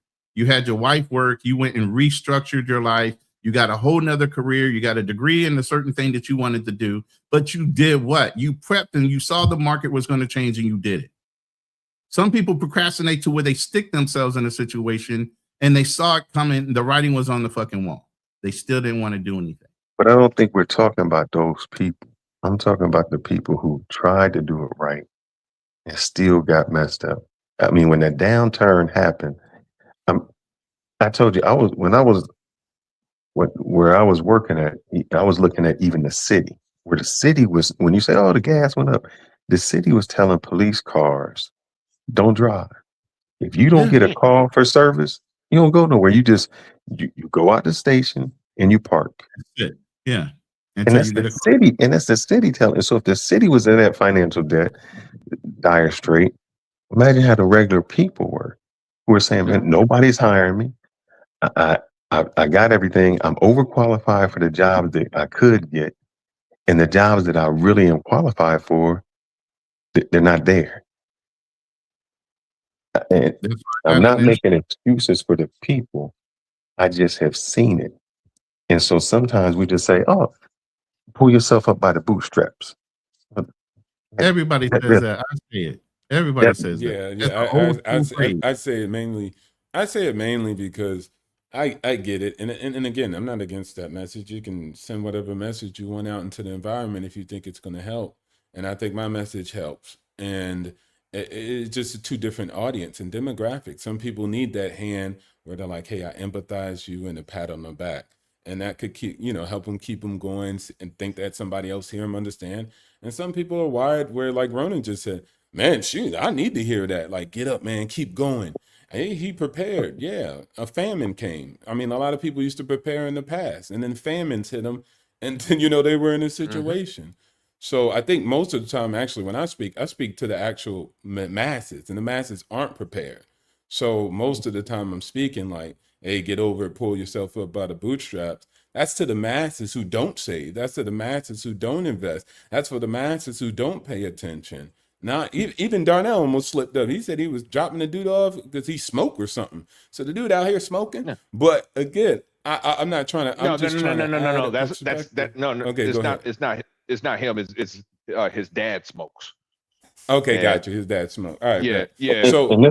So this is no thing against you. It's cool. It's cool. I'm with it. Okay, the pat on the back and the encouragement and I have empathy. I just do it differently. And I think that's it. That's all it is. We just speak different messages to the same group, both trying to help. So at the end of the day, I don't have no reason to say what you're doing is wrong or incorrect. You're not doing it right. I just think my messaging is different, and it speaks. Some to a people take group. the softer method, and it's just like exactly. It's Yeah. just like with. Wait, let me say this. It's just like with Kevin Samuels. Okay. It was not the message, it was the tonality of the message that offended people and got him in a situation where he became polarizing. It wasn't everybody says a similar thing, but it was the way he was delivering it that made it either offensive or receptive, depending on who you were. So maybe it's the way we hear things that make it either a positive or a negative way of saying it. But the phrasing and all that, I mean, encouragement comes in multiple different ways. Sometimes you have to verbally slap somebody awake in order to get them up and moving to motivate them. Being nice to them doesn't really motivate them. If you verbally slap them awake, and we know this in the military, it got you to straighten up a little bit more. When your dad talked to you, did he talk to you nice, or did he verbally kind of slap you awake before he physically put his hands on you? Well, your mom might talk to you a little softer. And you like that version of it too. So it depends on your personality, who you are. Some people need to be slapped awake, and some want to be talked to a little softer. It's not that. I think that sometimes, and this is nothing against obstacles, I think sometimes you oversimplify it. Example, my mom used to say, man, just go study hard. And that was cool. I study hard. I got accepted into a private school going from the 8th grade to a 9th grade, a real prestigious private school. The summer before I went, I'd never gone to summer school. They sent me to summer school. The whole summer school was how to study. No one ever told me how to study. My mom just said, study hard. I don't really know what that meant. That just meant kind of study. They really taught me the technique of what studying is, how you study, break it down, all of that. I think sometimes obstacles just says, just buy the house, just do this, do that. And sometimes that oversimplifies it because people say, well, okay, that I'm just supposed to do it. They don't understand even the technique of how to do it. But when somebody's talking in general, why would they give you? Let me add that because he said. I'm just asking, why would somebody give you specifics in a general conversation? No, watch this, run. Watch this. This is again. I want to say this, Fears. I don't think nothing about your message. I think you're trying to help in the best way you see it, and I have no advice because you do it. You're doing it. You're helping people. You're assisting people. That's going to be the difference between me and you. I don't think you oversimplify things. I don't think you complex things, make things too complex. I think you actually help people out here. So I have no comment. I think you're doing great. Now you have a comment for how I do it and you think I simplify it. Okay, I'm okay with that too. At the end of the day, I have over 700 videos on my YouTube channel breaking down how people do it. So to say that maybe I oversimplify it, well, maybe sometimes people also just got to get to know my content and my body of work and my deeds. And so, again, it's a different approach. And that's that happens. People have different approaches. I'm hoping that all of us will come to understand and respect other people's approach and not try to, I'm not going to try to tweak your approach, especially you got results, I'm pretty sure. And I got results. So let's keep working to help the people out instead of trying to revise each other's plans. Because as Ronan just said, there's different demographics. People receive messages differently. And I know that. And I understand that. And I get with it. So when another brother's delivering a message differently, the way I wouldn't do it, I don't say, hey, man, I think you're doing it. I'm not trying to make you a carbon copy of me so you can deliver the message like I think it's best. That wouldn't be good. There's many people who need a message given to them by many different ways. And so the market ain't enough helpers out here. So I'm open for anybody putting their hat in the ring and attempting to make things better. Yeah, and I could testify. And I don't to take that. anything away from that obstacle. I think you do great. If I had any, I wouldn't say negative, if I had any advice, and I only say this because someone came into my chat stating it after we were on. And my only advice is sometimes when you almost say that you can't do this or these people aren't doing this, it's almost giving them something negative. And I understand that that's not your goal. Your goal is to say, hey, pick it up, be positive, do it. If you're not doing it, you need to do it. And there's nothing wrong with that. I just seen the other people who have said it who came in and just said, man, I don't think I know what it is. And I'm simplifying what they said. He doesn't get us, whoever those us is. No, Yeah, that's cool. That's okay. They connect with you and then you're helping them. So I'm okay with that. I have zero advice about what you do for you. Because again, other people follow me and they get what I'm saying. And they don't ask questions. And some don't too. But that's just life. I have zero advice because you're doing great. So that's just me. I'm big on that, bro. I don't want to be Martin Luther King and Malcolm X. Going back, we both trying to help the people. We have been acting like we know the answer and I'm about to give you advice to switch it up. You're not doing nothing bad. I don't think so. I don't hear you out here, disrespecting people. You get me? So keep doing what you're doing. And then as far as what I'm doing, I hear your advice, but brother, I'm going to have to deliver the message the way I deliver this message because it's for that certain type of segment. And then you deliver it the way you get it. And those guys who said they don't get it or whatever, they for you. And I want you to keep talking to them and inspiring them the way you do. I dig it. Let me say this real quick. And I just want to say this in a perspective of the way I used to train people in sales and things. I would tell you and show you. Okay. Second time you come back, I tell you, okay, I'm going to tell you again, but I need you to take a note because I didn't see you take any notes the last time. And that's why you don't remember. So I tell you and show you again and have you write the notes down. You come to me a third time, you either aren't trying or you don't care. Now, is that for me to continue to keep on trying to fix you? The third time you come around, I tell you, go refer to your notes. And if you don't have your notes, don't ask me, go ask somebody else. Because I spent enough time on you. Yeah. You get what I'm saying? Yeah. So if you're not hearing me, and even when you write it down, you don't understand, this job ain't for you, or you don't care enough to try to learn it. No, and either way, at this point, I can't fucking help you anymore. And that's not me being insensitive. It's like I have to value my time too. Yeah, and I think with obstacles, I think this is what it is. It's not just obstacles, is anybody. No. I'm saying I just realized what it is. I think obstacles, and I could be wrong. I think he talks to the people who know what to do. They just ain't doing. Like, for instance, now I know I should be saving money. And he says to, man, you wouldn't be in this position, you wasn't saving money. They know what they should be doing. They know they kind of understand these are some things that need to change.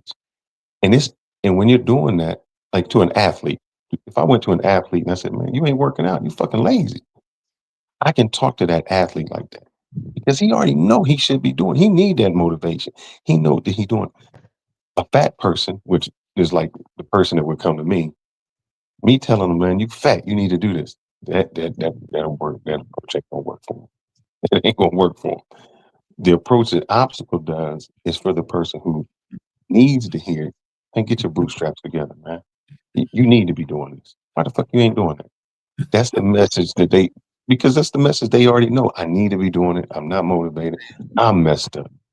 You know how the military fixes that? You fat, go do the workouts or get the fuck out. It's you're a fucking grown ass man, man. Nobody needs to be coddled up in this bitch. As a man, if you can't get sharpened by somebody being abrasive to you, you fucking sensitive. As a man, get out your feelings. Get the fucking work. What the fuck? I'm saying Why it's a we method. be all nice about the way we say it? It's not that. If you told the military dude, ship up or shape out, he understands it. If you said that same thing to a civilian, he wouldn't understand it. He wouldn't even know he never been in shape, man. He don't know how to get in shape. He need the instructions. So he never went to PE in his whole high school career. He never had a parent or somebody introduce him to a sport. You mean to tell me he's never been around anything? I dated this girl, beautiful girl, who was just naturally thin, but she never worked out. And what I think I told you, I said the thing that scared me is this chick ever got pregnant. The minute she got pregnant, she wouldn't know how to get that weight off of her. And that's what happened. This girl went from 110 to 210. She had that. You get diabetes when you get pregnant? She had that. And it just never came home. I've never heard of that. Yeah, you can get whatever the pre-diabetes or whatever it is. And she just beautiful girl. She used to talk about the people who it's like they jealous of me because I'm just thin. She never had the foundation. Stop saying that shit after that, huh? Oh yeah, the rap. Glad she wasn't pregnant by me. So that's a person you can say do it, but they never did it. They don't know what it's like. I mean, when I trained athletes, it was easy to say, man, get in there, get the last one in. They knew how to go to failure. When I trained people never work out, they didn't even know what failure was. It was just like they were afraid to go there. We had to teach them a whole different way. The way that I approached them was entirely a different way I approach people who were going to go on the stage. And what you just said explained exactly what we've been saying. People hear the message differently. And you either read the room on the person, like I had to be able to identify in my salespeople what approach I need to do to get the best performance out of them. I literally have to understand psychology on getting people to perform better, to get them to perform to their best. But everybody wasn't a carbon copy or a cookie cutter type of thing. What worked with one did not work with the other five. So you have to kind of tailor your message to the person you're talking to. Hence why we even do analytics to figure out who our individual people that listen to us are. But at the end of the day, it's not one size fit all. Everybody's going to have a different approach based on who they're talking to and who's receiving the message. And sometimes people just ain't going to receive it the way you say it. But if somebody else said it, they hear exactly the same thing you said, but they said it and all of a sudden they heard it. I'm in agreement with you. The one thing you used to say a while ago was take your personality test. Yeah. So if you know that person's personality, you know how they react. Exactly. I'm right in agreement with you. But again, you would have to deliver that message to that person differently than the other person with the other personality. I'm right in agreement with you. So, I mean, there's no one way to deliver a message. It's just you either talk to one general group and hopefully some of the people that come in the room are part of that common group, or they skip up out the room because they don't understand what you're talking about. You're talking over their head, and maybe that's just not a match. You know what I mean? No, I'm in agreement with you. So, I mean, I get it. I just like I said, I've seen it so many different ways. I've been browbeat by fucking Russian salespeople and Italians to, me being in the military. There's more than one way to skin a cat, and there's more than one way to get a message out. And at the end of the day, we're all contributors to that message of positivity and getting out there and getting it done and not whining, because we're talking to a bunch of men. We're supposed to be. Some of these guys are son husbands. Some of these guys are still incels in their house, not doing anything, only on the computer. We're talking to an overall group of multiple different personalities. You know, while I might not say something the right way, they identify with you. Sometimes you don't say it the way, but they identify with me. It's interesting the way the psychology of hearing and comprehension works. You know, and sometimes no two people hear the same thing. We always run into conflict because you heard something that I didn't hear, and I say something that you thought I said, but I didn't say it that way. It just happens, and that's the uniqueness of human beings in psychology. I'm in agreement with it. And I think we had this conversation when Kanal was on. He was like, "Oh man, you just go get the girl." I'm like, brother, you've done that before. You're not them. They never approached somebody. They never been in that position. So you telling them to do that, and for what was easy for you to do, these people have never done it. So their circumstances are entirely different. And that's the other thing, lived experience. You can be book smart all you want, but your lived experience also dictates on how you perform and how you act. I've hired master's degrees in business, and they were fucking terrible salespeople. I hired somebody that didn't have a degree, and they were great. So just because that degree is one thing, the motivation behind the degree, hey, you had time to get it because your parents were well off or whatever, or you just put your head in the book and you got the degree. It don't make you a performer. You make yourself the performer. You make yourself successful. And if you don't, and if you aren't, you're going to fail. And you're going to continue to fail until you fix the things that are wrong. I don't know what to tell you. That's just the way it is. And unfortunately, as men, nobody's going to come fucking save your ass. So if you don't get it, nobody else is going to get it for you. They'll help a woman all day long. They're not going to help you. They're not going to feel bad about you either. Nope.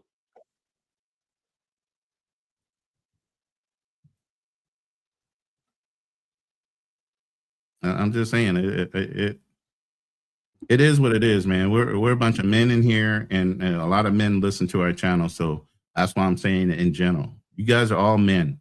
Whatever your station in life, whatever your position in life, whatever you can change, you should go and change.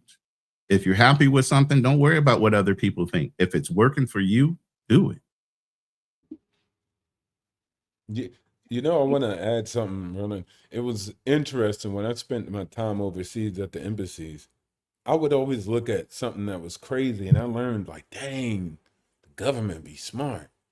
Now, over the time, I realized hard power, soft power. But one of the cool parts was, you know, you always had the Peace Corps, right?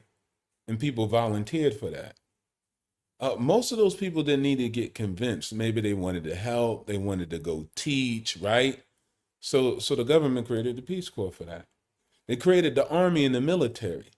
And the type of person that wanted to go into the Army and the military was different than the person who wanted to go sign up for the Peace Corps. So they didn't need to, they had very different messaging, right? That spoke to different groups of people. And those people went to go seek that or found that institution and decided to roll with it because of them, who they were and what they wanted out of life and how they saw it. So I found that to be interesting. And that's how I see people who could create content, who can be influencers. It's like we all have messages that are different. And then the people that are allotted will walk through our doors and sign up to go to the Peace Corps and not the military. And the people who want to walk through that door, the military will sign up for that military, but won't go to the Peace Corps.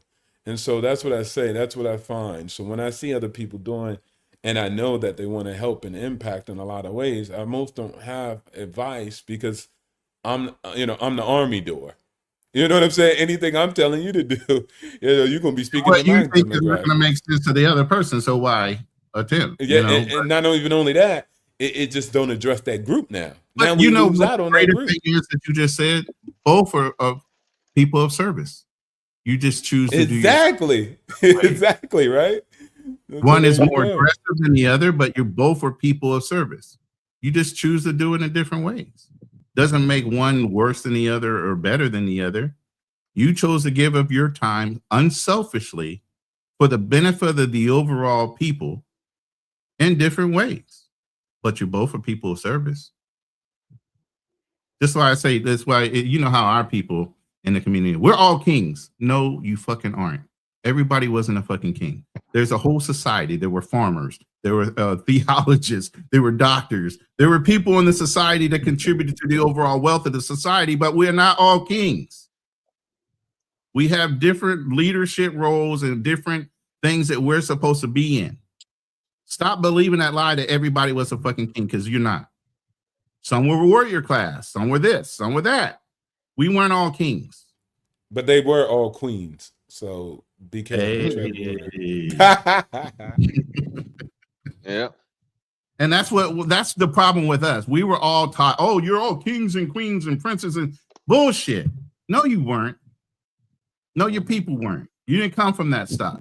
I know in general, genetically, my family is a lot of people of service. Lawyers, doctors, you got a lot of firemen, a lot of people that did military time. Even though they went to college, they did military time. I can look down my whole lineage genetically. I'm predisposed to being that type of personality, regardless of what I think and how I was educated. For some reason, I fell into the same genetic pattern as most of my family members. Unbelievable. And this is before I even found my family. Some things you do because you have no choice genetically. Some things you do because you were taught that way. You identified with it from a young age, and you kept on trying to find that same thing as you got older. Lived experience, life experience, lessons learned, lessons unlearned that you continue to repeat because you just don't get it. All those things are factors on what makes you who you are. And there's no one right way or wrong way.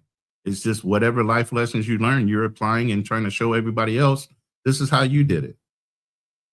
Somebody might have to take a different path. That's why so many messages might be the same, but they only hear it from that person they identify with most. And even though we're in a certain group, like the travel group, sometimes a lot of people in the travel group that we all share the same memberships with and a lot of subscribers don't all identify with us. Our message is different, and it's said at a different tonality in a different way. Yeah. Unfortunately, I think though too, there's too much. There's too many scammers I've noticed in this space, man. There's a whole bunch of scammers. You know, I mean, I've heard a lot of people trying to sell crypto courses and stuff like that. I mean, I've even talked to one of them. Yeah, I was just kind of playing stupid, and like, okay, so sell me your course. How what can I expect as a annual rate of return? I want well, I double my money, what I'm saying, as soon as possible. Well, what's as soon as possible? What are we talking here? And it's like, and then you can hear the story. Yeah, I was in jail, and I learned from a white man. He taught me how to trade crypto, and it's like, man, come on, bro. They all come up with the same story, like, and I learned that from. I even learned the script from what's his name? Pocket Watching with JT. Mm-hmm.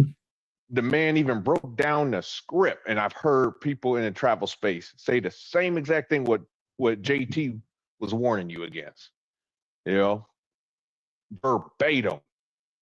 Trying to convince people. Oh yeah, man, quit your 9 to 5, man. Why you working a 9 to 5? I mean, that's the dumbest thing I ever heard. But buy my course. Oh, the dollar's gonna become worthless. Yet you take payment in dollars. If the dollar is gonna become worthless or not exist, why are you accepting payment in dollars? Why not say, hey man, I accept payment in gold or Bitcoin, whatever. Yeah. Ooh, I'm paying the piper, bro. Yeah. Yeah. I mean, that it's just something to think about. Like, because a lot of these guys, and don't get me wrong, like I know I criticize and a lot of the passport bros and stuff like that, you know, but at the same time, I also feel sorry for some of them, the ones that really want to go overseas, the ones that really want to travel. Uh, uh, I think I can't remember whose show it was. I wasn't familiar with them. But Ronan, you were on there. Um, and then Which you one? had that one brother. I can't remember that guy. Something he had a Charlie Chan or something. Oh, Charlie Chan TV. Yes, yes. You remember that brother that was talking about he was doing his research. He hadn't been to Brazil Talking yet, about but his KB? research. Is that his name? I can't remember his name. He's normally on the panel. KB is he's traveled a little bit, I think. Yeah, but he hasn't been to Brazil yet though. Yeah. The way that brother was talking, now I admire how he was going about. I'm doing my research, I'm trying to learn. He's paying a coach, a Portuguese language coach, to try to learn the language. I applaud what he's doing. Like he's different from a lot of the people I see in this travel space.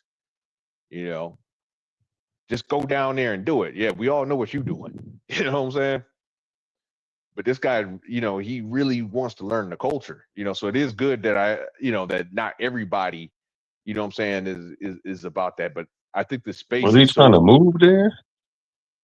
I don't know if he's trying to move there or not. He didn't say, but it sounded like he is trying to at least, maybe he want to pick up a Brazilian woman. You know what I'm saying? I don't know, but I think he's kind of set on the idea of living there eventually when he gets older, but he still wants to go down there kind of prepared. So while he's still a young man, I think he's early 30s, if not younger than that. Yeah. I applaud that. I ain't gonna lie. I just went down there, you know what I'm saying? Trial and error, some of it worked out, some of it didn't, but I still applaud what he was doing versus what a lot of other people in this space do. You know what I'm saying? But the people that are desperate and just want to go down there, they're the ones that fall victim to a lot of these scammers. And you just got to be careful. You got to be careful, I guess, being online, and trying to seek advice. Like a lot of these dudes selling courses on overseas, about, yeah, man, just live overseas. I teach you how. I'm gonna teach you how to date and stuff like that. It's like, man, they're taking advantage of desperate people, man. It kind of reminds me of the ending of Wolf of Wall Street. Y'all remember that movie? Towards the end, sell me this pen, and the camera's like panning around, to see all the people, and you could just look at the desperation on their face. They're tired of the status quo. They want, they're looking for hope, and these people are selling too much hope, but no substance.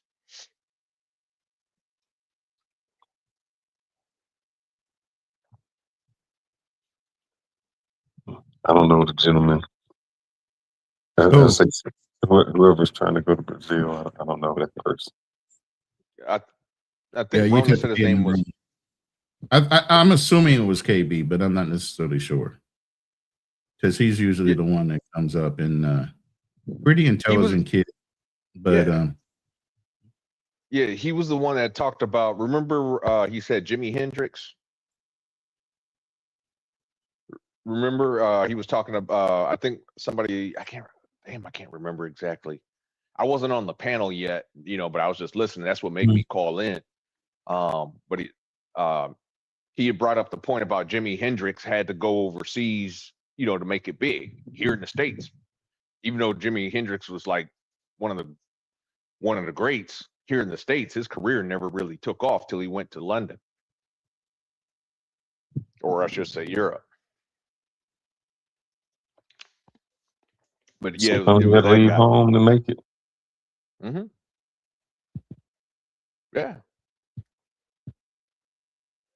Yeah. Woo.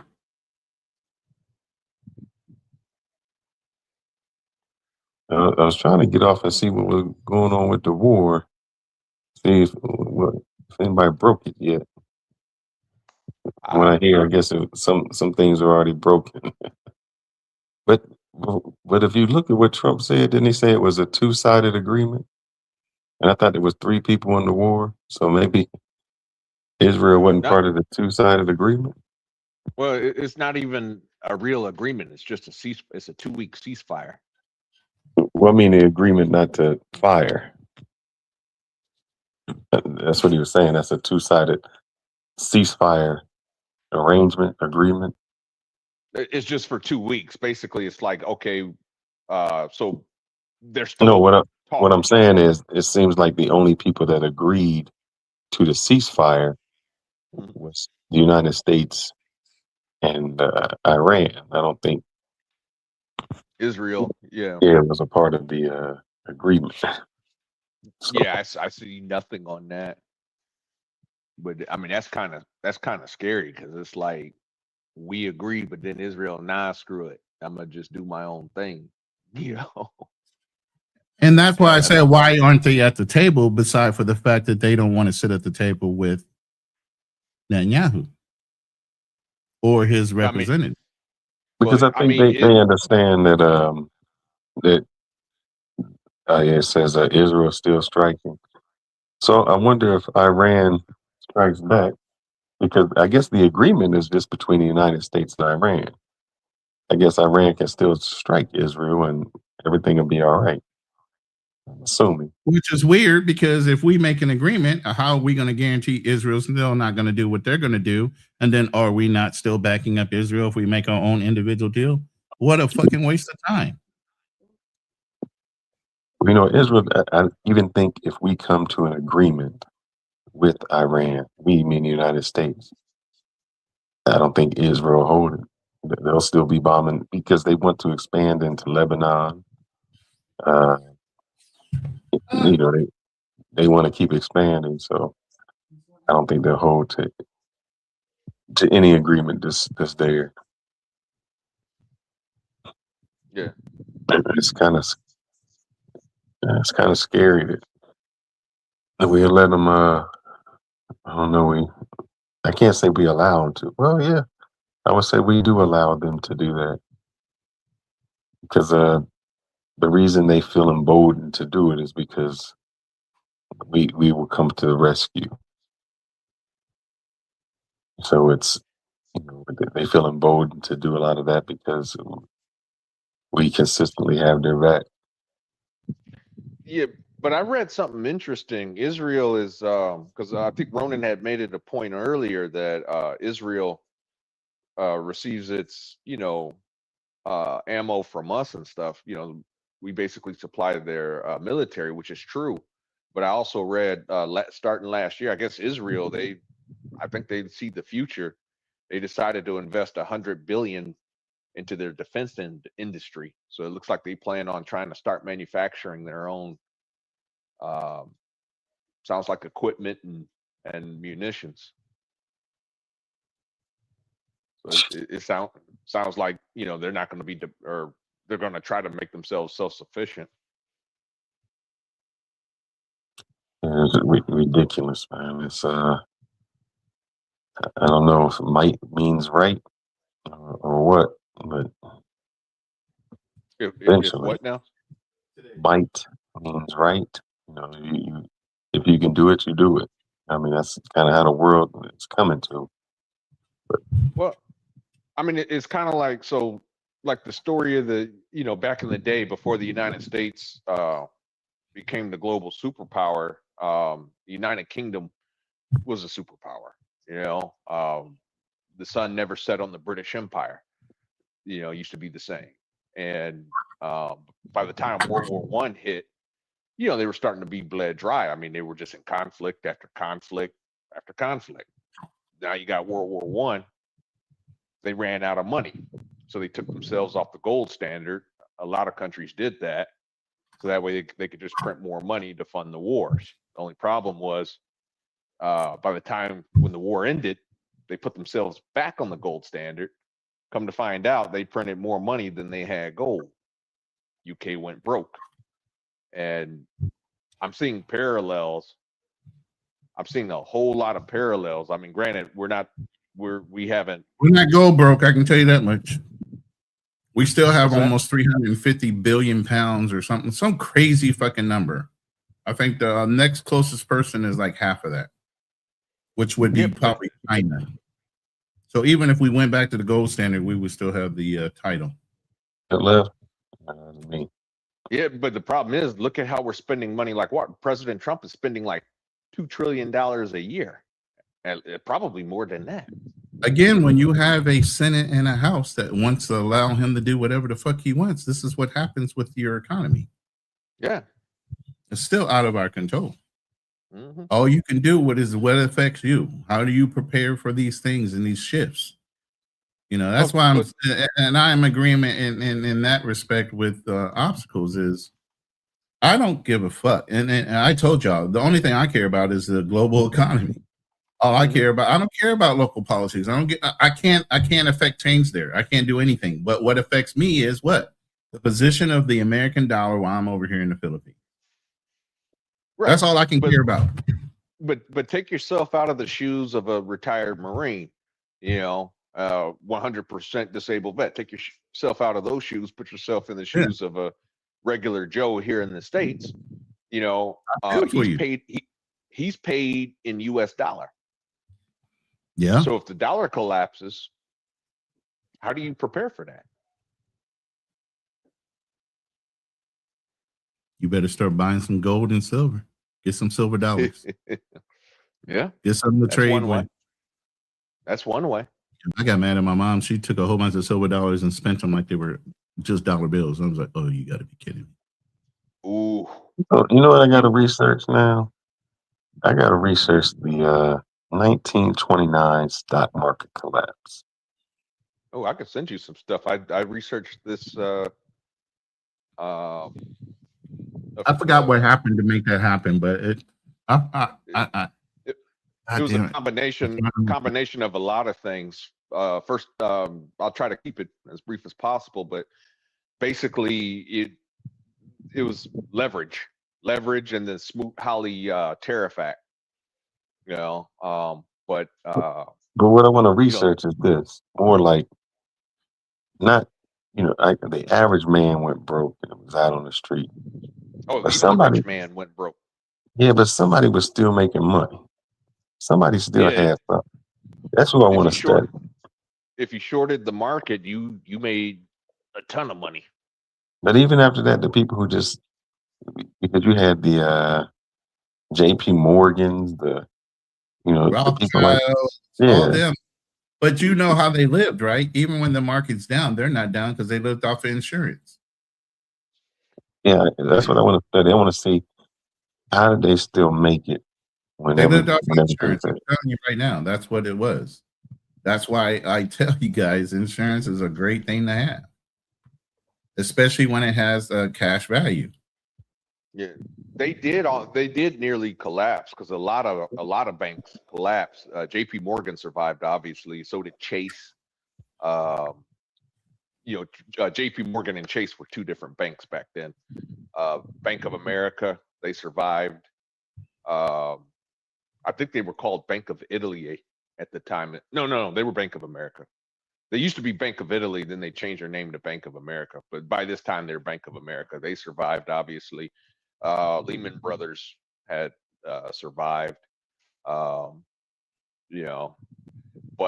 not just the bankers. I want to know how the person, was it that they invested? Did they short? Did they take out? And I say that so if this goes through that cycle.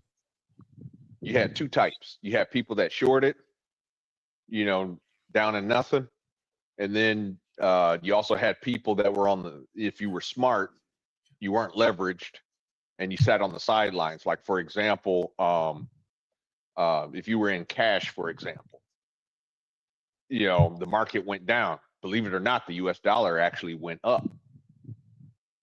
We had a deflationary period. So if you were sitting in all cash, which under good market conditions you don't want to do, but if you were sitting on all cash and everything's going down, you just bought when everything was cheap. You didn't lose anything. You were cash. You know, so So like for invertly, so let me twist this up a little bit. If you pull money out of your insurance policy, it's tax free. So when you pull money out your insurance policy, if money was up, you got a huge evaluation for the money that you pulled out. How many insurance companies went bankrupt? None. The law is you have to be liquid with the amount of insurance policies you have outstanding. You can't be upside down in insurance policies. Okay. I mean, I don't know that. Well, that actually happened with AIG, but this was 2008 when it happened. But AIG was upside down with the mortgage-backed security product. Mortgage parts, right, but not the insurance part. You can't have You say insurance. life insurance. Yeah, you can't Is have it life insurance or whole insurance? It's either one. Insurance policies, period, cannot be upside down. You have to, if you put out a policy, you have to have that much in liquidity. You can't just wait to pay out on somebody else's debt because that puts you upside down. That's kind of like what Social Security does. You have to have so many people working in order to pay out the ones that are actually benefiting from the policy or from Social Security. So that's what the drawdown is. The biggest gain will be when all the baby boomers die because population growth hasn't been as much as when the baby boomers were born. Then they'll be able to catch up a little bit, you know, as far as how many people have to work in order to contribute into the system so the people that are using the system can be paid out. But it's supposed to be a separate system. That system is never in jeopardy. Don't let the government tell you that. Well, the CBO came out and said Social Security is unfunded past 2032. That's not true. It's a separate system. That's what the CBO. It has nothing to do with the government. Yeah, I understand. They like to lie. Just like your corporations lied to you and got you off of pensions to go on the 401k plans. That's a whole nother topic. Yeah. Got us. They got us. I mean, in a way, though, I do kind of like I do like the 401k plan better than a pension plan. Well, no. Just You hear had a me out. guaranteed. Listen, you have a guaranteed payout until you die. It didn't matter how long you lived. That was the problem. People were living longer. That means they were in the pension plan longer. Yeah. So they started phasing that shit out. As y'all died off, they started rolling y'all to the fucking 401k plan, which if you look up the guy that invented the 401k, Ted Benna, he'll tell you outright that 401k was never a policy that was written for retirement. It was a temporary policy for people that were bonusing in the year, and then they could pull that out during the holidays and do whatever they needed to do with that bonus money. It was not supposed to be a standalone and a retirement plan. They turned it into that as a lure to get you out of those pension plans. That's the same with Social Security, man. It wasn't supposed to live off of it. I mean, it was just supposed to help you. Yeah, you're supposed to have the three-legged stool. Mhm. Savings, retirement, and But here's the thing: is that let's say I went to work for Ford, right? Worked for them for 30 years. I got my pension. Year 40, you know, or hell, 2 years later, Ford goes out of business. Now I lost my pension anyway because Ford isn't there to pay it. Ford who? Ford No, Motor he's saying Company. example. Oh. Nah, man, them pension plans don't ever let you. They're separate. That's why because here's the biggest thing about this. That pension plan is so big. I'm telling you, there are investment firms that want those pension plans in their portfolio. Those pension plans are so big, after the last person dies out, whoever the owner is, the company, they inherit all that back money that's sitting in that fund back into the company. And they're huge dollar amounts. That's why they want everybody off those plans, because they want access to those dollar amounts over the years that they've been open. Yeah, but we actually had a real life example. Remember Enron? Yeah. Yeah, Enron. They were mismanaging the pension fund, and that was already illegal. You get what I'm saying? When you do illegal shit, that's what. Yeah. So that's why it failed. But normally, that's not supposed to fail. That shit is solid. It's like lock tight, solid type of thing. Mm-hmm. All right, fellas, I'm gonna bid a good night because I'm tired, man. It's gonna be a long I don't day know where you tomorrow. get back on, but hey, you Well, punishing Fearless, yourself. That was a choice. You Yeah, got up and got back on the thing for a choice. you know that bathroom break didn't do me no good going to the bathroom. I'm trying to just support y'all from afar, but I'm gone, my brothers. I got up 3 times and went to the bathroom in the middle of all this. Your beats. Fearless, yeah, take a look at what I told you about T-bills and, keeping cash on the sidelines, waiting for things to collapse, and then you can look at shorting, but be careful about shorting. Man, this is not a financial advisory channel. I am not condoning anything that's being said or shared on this panel. No, I just told him to take a look. I didn't say short. Okay. Just take a look at Y'all it. don't come sue me. Go look for him. Okay. I just told you I'm not a financial channel. And you know the biggest thing, I think obstacles. Maybe he need to have a show on this. I heard him say something earlier about it. Was how the money in other countries have gone up. Man, let me think of that market. What is it called? Is it Forescan? What is the money market? Fortrain? You talking about Fortrain? Yeah. No, Forex. Forex. Yeah, that's the biggest. I didn't know how big that was. I thought the stock market was big. That eclipses the stock market. Yeah. That is where. Now, if I knew how to do that, that's what you do. Oh, Forex is failing. Are you talking about that kind of investment? Oh man. No, when you invest in like exchange of currencies, people being on Forex, like Interactive Broker has a whole brokerage platform built on Forex. My buddy used to leverage one currency that's to another. what I need to. That's what I need to hear from obstacles. If you're gonna teach something, man, if you got some videos, that's it. I hadn't looked I wish into I it could, Fearless. I don't know that one. I see if I can find somebody. Yeah, but that is a big thing. I haven't even dived in there. Yeah, man, there's money that's made. Yeah, but it's man, dangerous. that's made. There's also money that's lost too. Oh, I mean, it is. I'm not saying this. I just know how much money is there and how much money is moved. And for instance, I remember the Dominican peso was like at 25. And I was like, man, it don't mean nothing. And then when this was my first travel. And then when you start to go over there, and all of a sudden now it's at 30 and 40, and now I think it's like at 57. You're like, oh man, if you played that currency, how much money you would have made. And especially with the war going on, how your dollar fluctuates. Matter of fact, when I was younger, and I can't remember it now. Is the Canadian dollar still more than the American? I remember it used to be. It's never been more than the American dollar. No, it used to be like it's been a couple cents or so above it, I think. It used to be like, it'd be $10 here and $12 US or Canada or something like that. It was always more and more. Yeah. No. I think you got the currency pairs backwards. No, basically, I'm telling you, on every little. Yeah, right now the Canadian dollar to the US dollar is $1.38 per dollar. It's a couple cents, like I was saying. So Canadian, $1 is $1.38 in Canada. We're up. No, they're up. Yeah, they're up. No. We're up. That means it takes one. Yes, it is. You're reading it backwards. It takes 1.38 Canadian dollars. You're right. You're right. $1. Yeah, we're up right now. Yeah. There's some way. I mean, as much as you guys travel, and as much as I see the guys on the corner, selling currency. Yeah, I was just telling people here, it's like 61 pesos per dollar.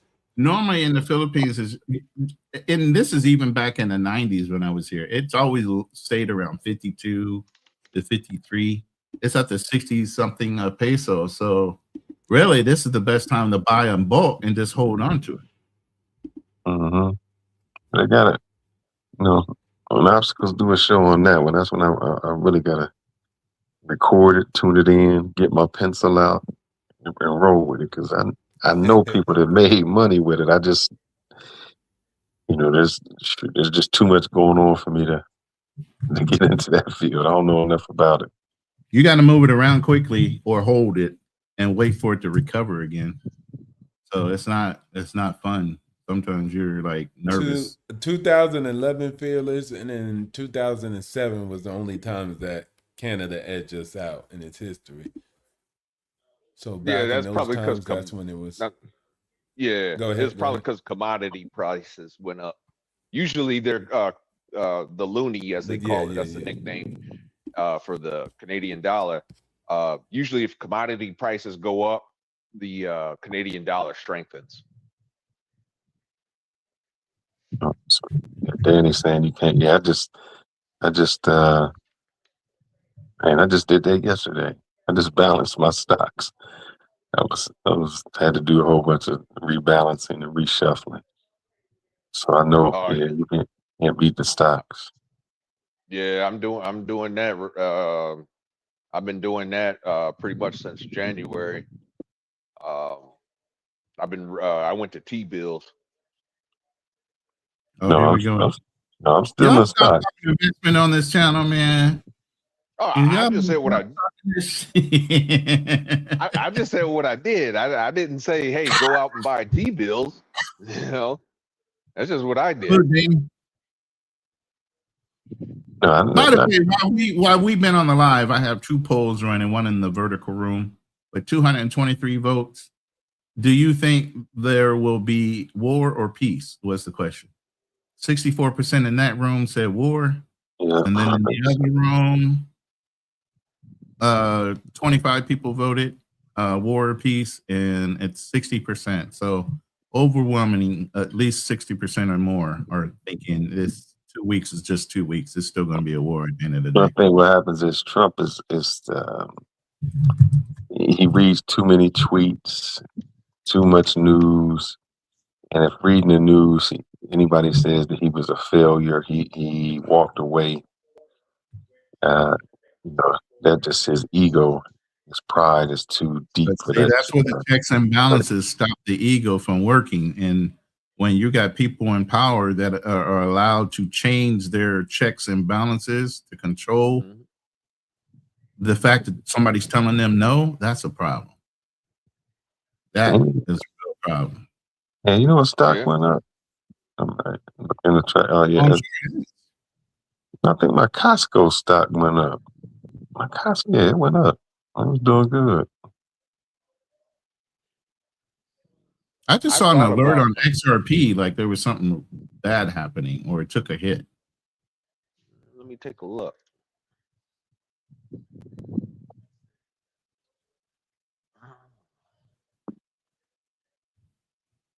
But anyway, the crypto markets, they're very volatile. Know that. I think if it bottomed out, I might get some. I told you I'm doing good.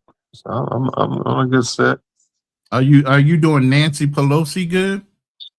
Man, I wish I was doing Nancy Pelosi good, man. Goodness gracious. Or even what's it, Omar Ehan Omar and her husband. You doing that good? Man, I wish. I mean, I thought I was doing good. I was beating the market. You know, I was just watching a YouTube video because Claude is unreal right now, and they got some different AI Claude programming and Claude code. There's a bot right now that looks at the averaging of the stock and also looks at investment, meaning the politicians' investments, and it kind of tells you which way to look at what they're investing in, what they're not investing in by their investments. And obviously, you know the odds on them increasing and not taking hits. There's actually a some good money just recently. I think when we talked before, I took $100,000 dip. I mean, I was fine. That's when I told you I got rid of my I did the offering. I don't say offering compromise. But you know what I did? I don't even know the name of conversion, Roth conversion. Right. And I threw some more in there, and it's on its way back up. So I think I'm back at even again. It's down and back at even. So I was like, just keep going. Is it in your Roth or your taxable? I mean, I still got, man. I don't know what I was thinking. I was young in the game. I'm trying to put some more in that Roth IRA, but I can't do it. Anything extra you get out of your paycheck, do not double invest in your 401k. Put it in the Roth. No, the problem is I invested in my 401k and it zoomed up. But no, if I put this money into my Roth, I've done so. I put a great deal amount, but I can't do it every year. I gotta wait. I can do it. No, I can do it now consistently, but the money that's in there, oh man, he let me know what the tax burden was going to be. I was like, yeah, I need to have another kid and something else to cover that tax burden. Like, y'all getting me. So with the Roth though, it should be growing tax free. No, but the problem is, no, that is correct what you're saying. The problem is when it starts in your 401k. Yeah, you got to take the hit to liquidate the 401k to transfer it into the Roth tax free. But you got to bite the bullet any time. That's the whole point I was trying to say. What's guaranteed in life besides death and taxes? You either take the hit late now or you defer and wait until taxes go up even more. And then when you really do it, you're going to take a bigger hit. You are correct. Well,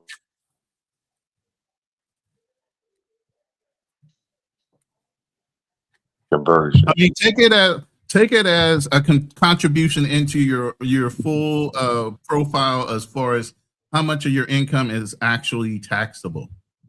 Take it as that. You're contributing into the tax fund to where you hit your max. You max out, then you don't pay any more into the policy.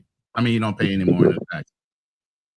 The quicker you can get to that number, the better off you are. I'm sorry. Yeah, it's just hurting right now. It's just hurting. Unless you offset it, start a business. I mean, I'm doing my YouTube business. Shoot, that's the reason I'm on YouTube. All kind of loss in.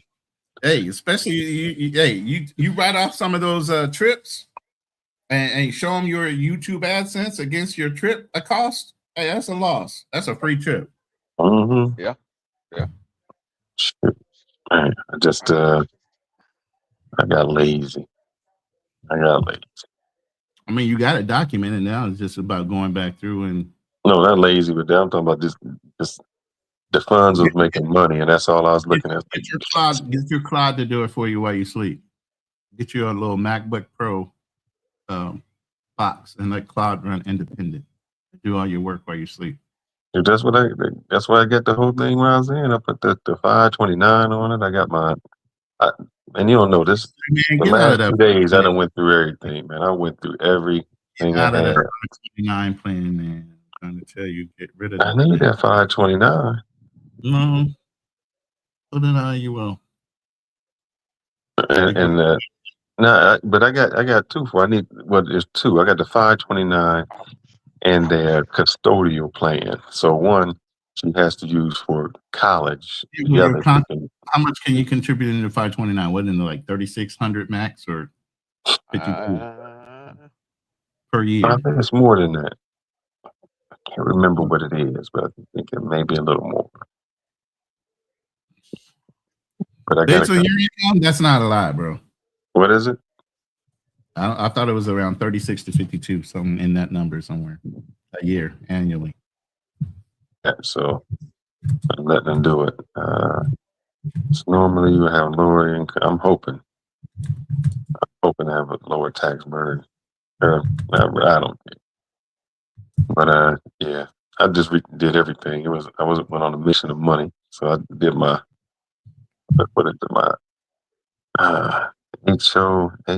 man, maybe it's late. I can't remember my health equity plan.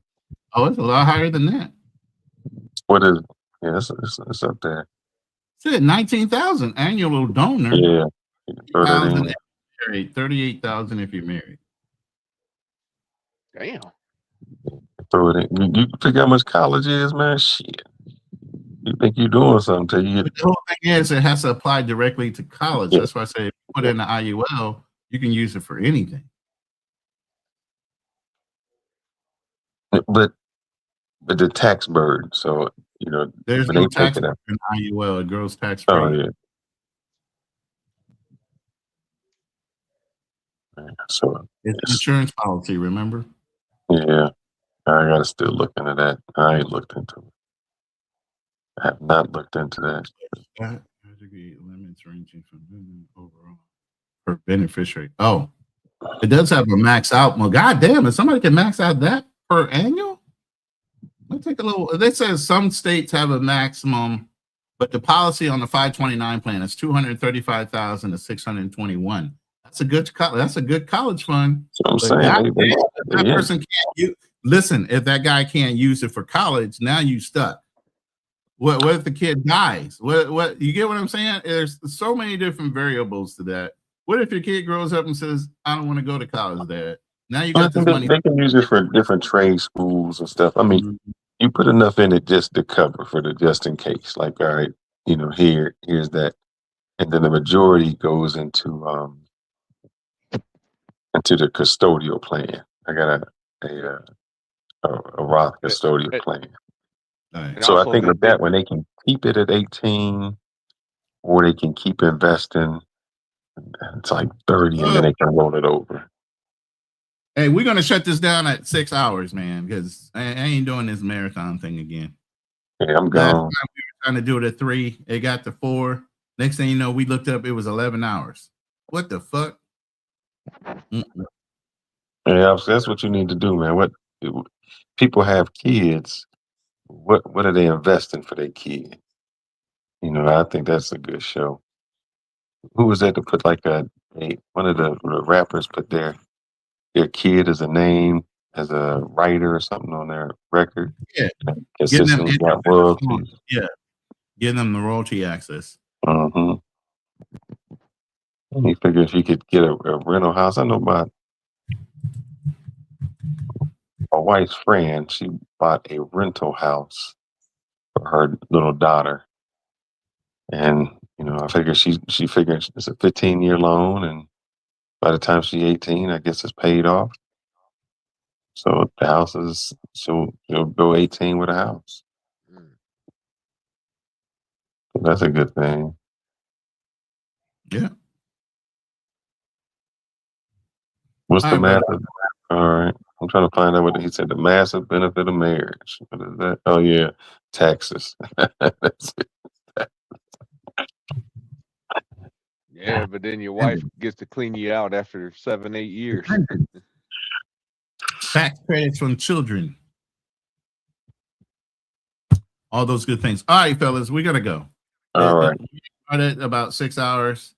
I appreciate you guys joining the panel and this discussion. We'll see you in 2 weeks now with this deferment and ceasefire, but it ain't too much of a ceasefire because Israel and Iran are still volleying at each other. So I don't know how long that's going to last for 2 weeks. It was a ceasefire, man. We was told 3,000 years ago that there wasn't going to be a ceasefire. That's what they Donald said. Trump would agree to that. Israel, like 3,000 years ago, God told us there wasn't going to be a ceasefire. So anyway, I'm gonna push this button and end the stream. Appreciate you guys.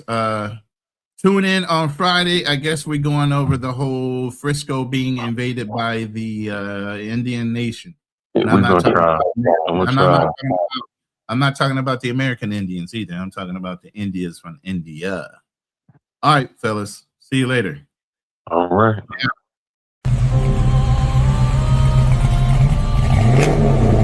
Yeah. We don't do rumors. We run facts. No smoke without structure. No noise without receipts. This is hit and run. Chopper 1, visual contact, vehicle heading northbound.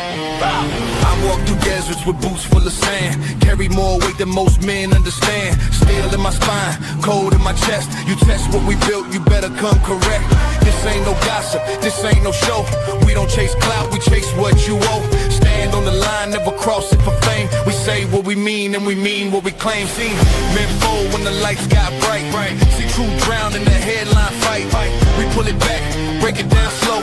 Facts hit harder when the ego go. I've seen too many lies dressed up like kings. Too many weekends pulling fake strings. So we step in the ring, no mask, no bluff. If it's truth you want, we call it rough. This is hit and run. Stand your ground till the job is done. No retreat, no second guess. We break it down, expose the mess. Hit and run.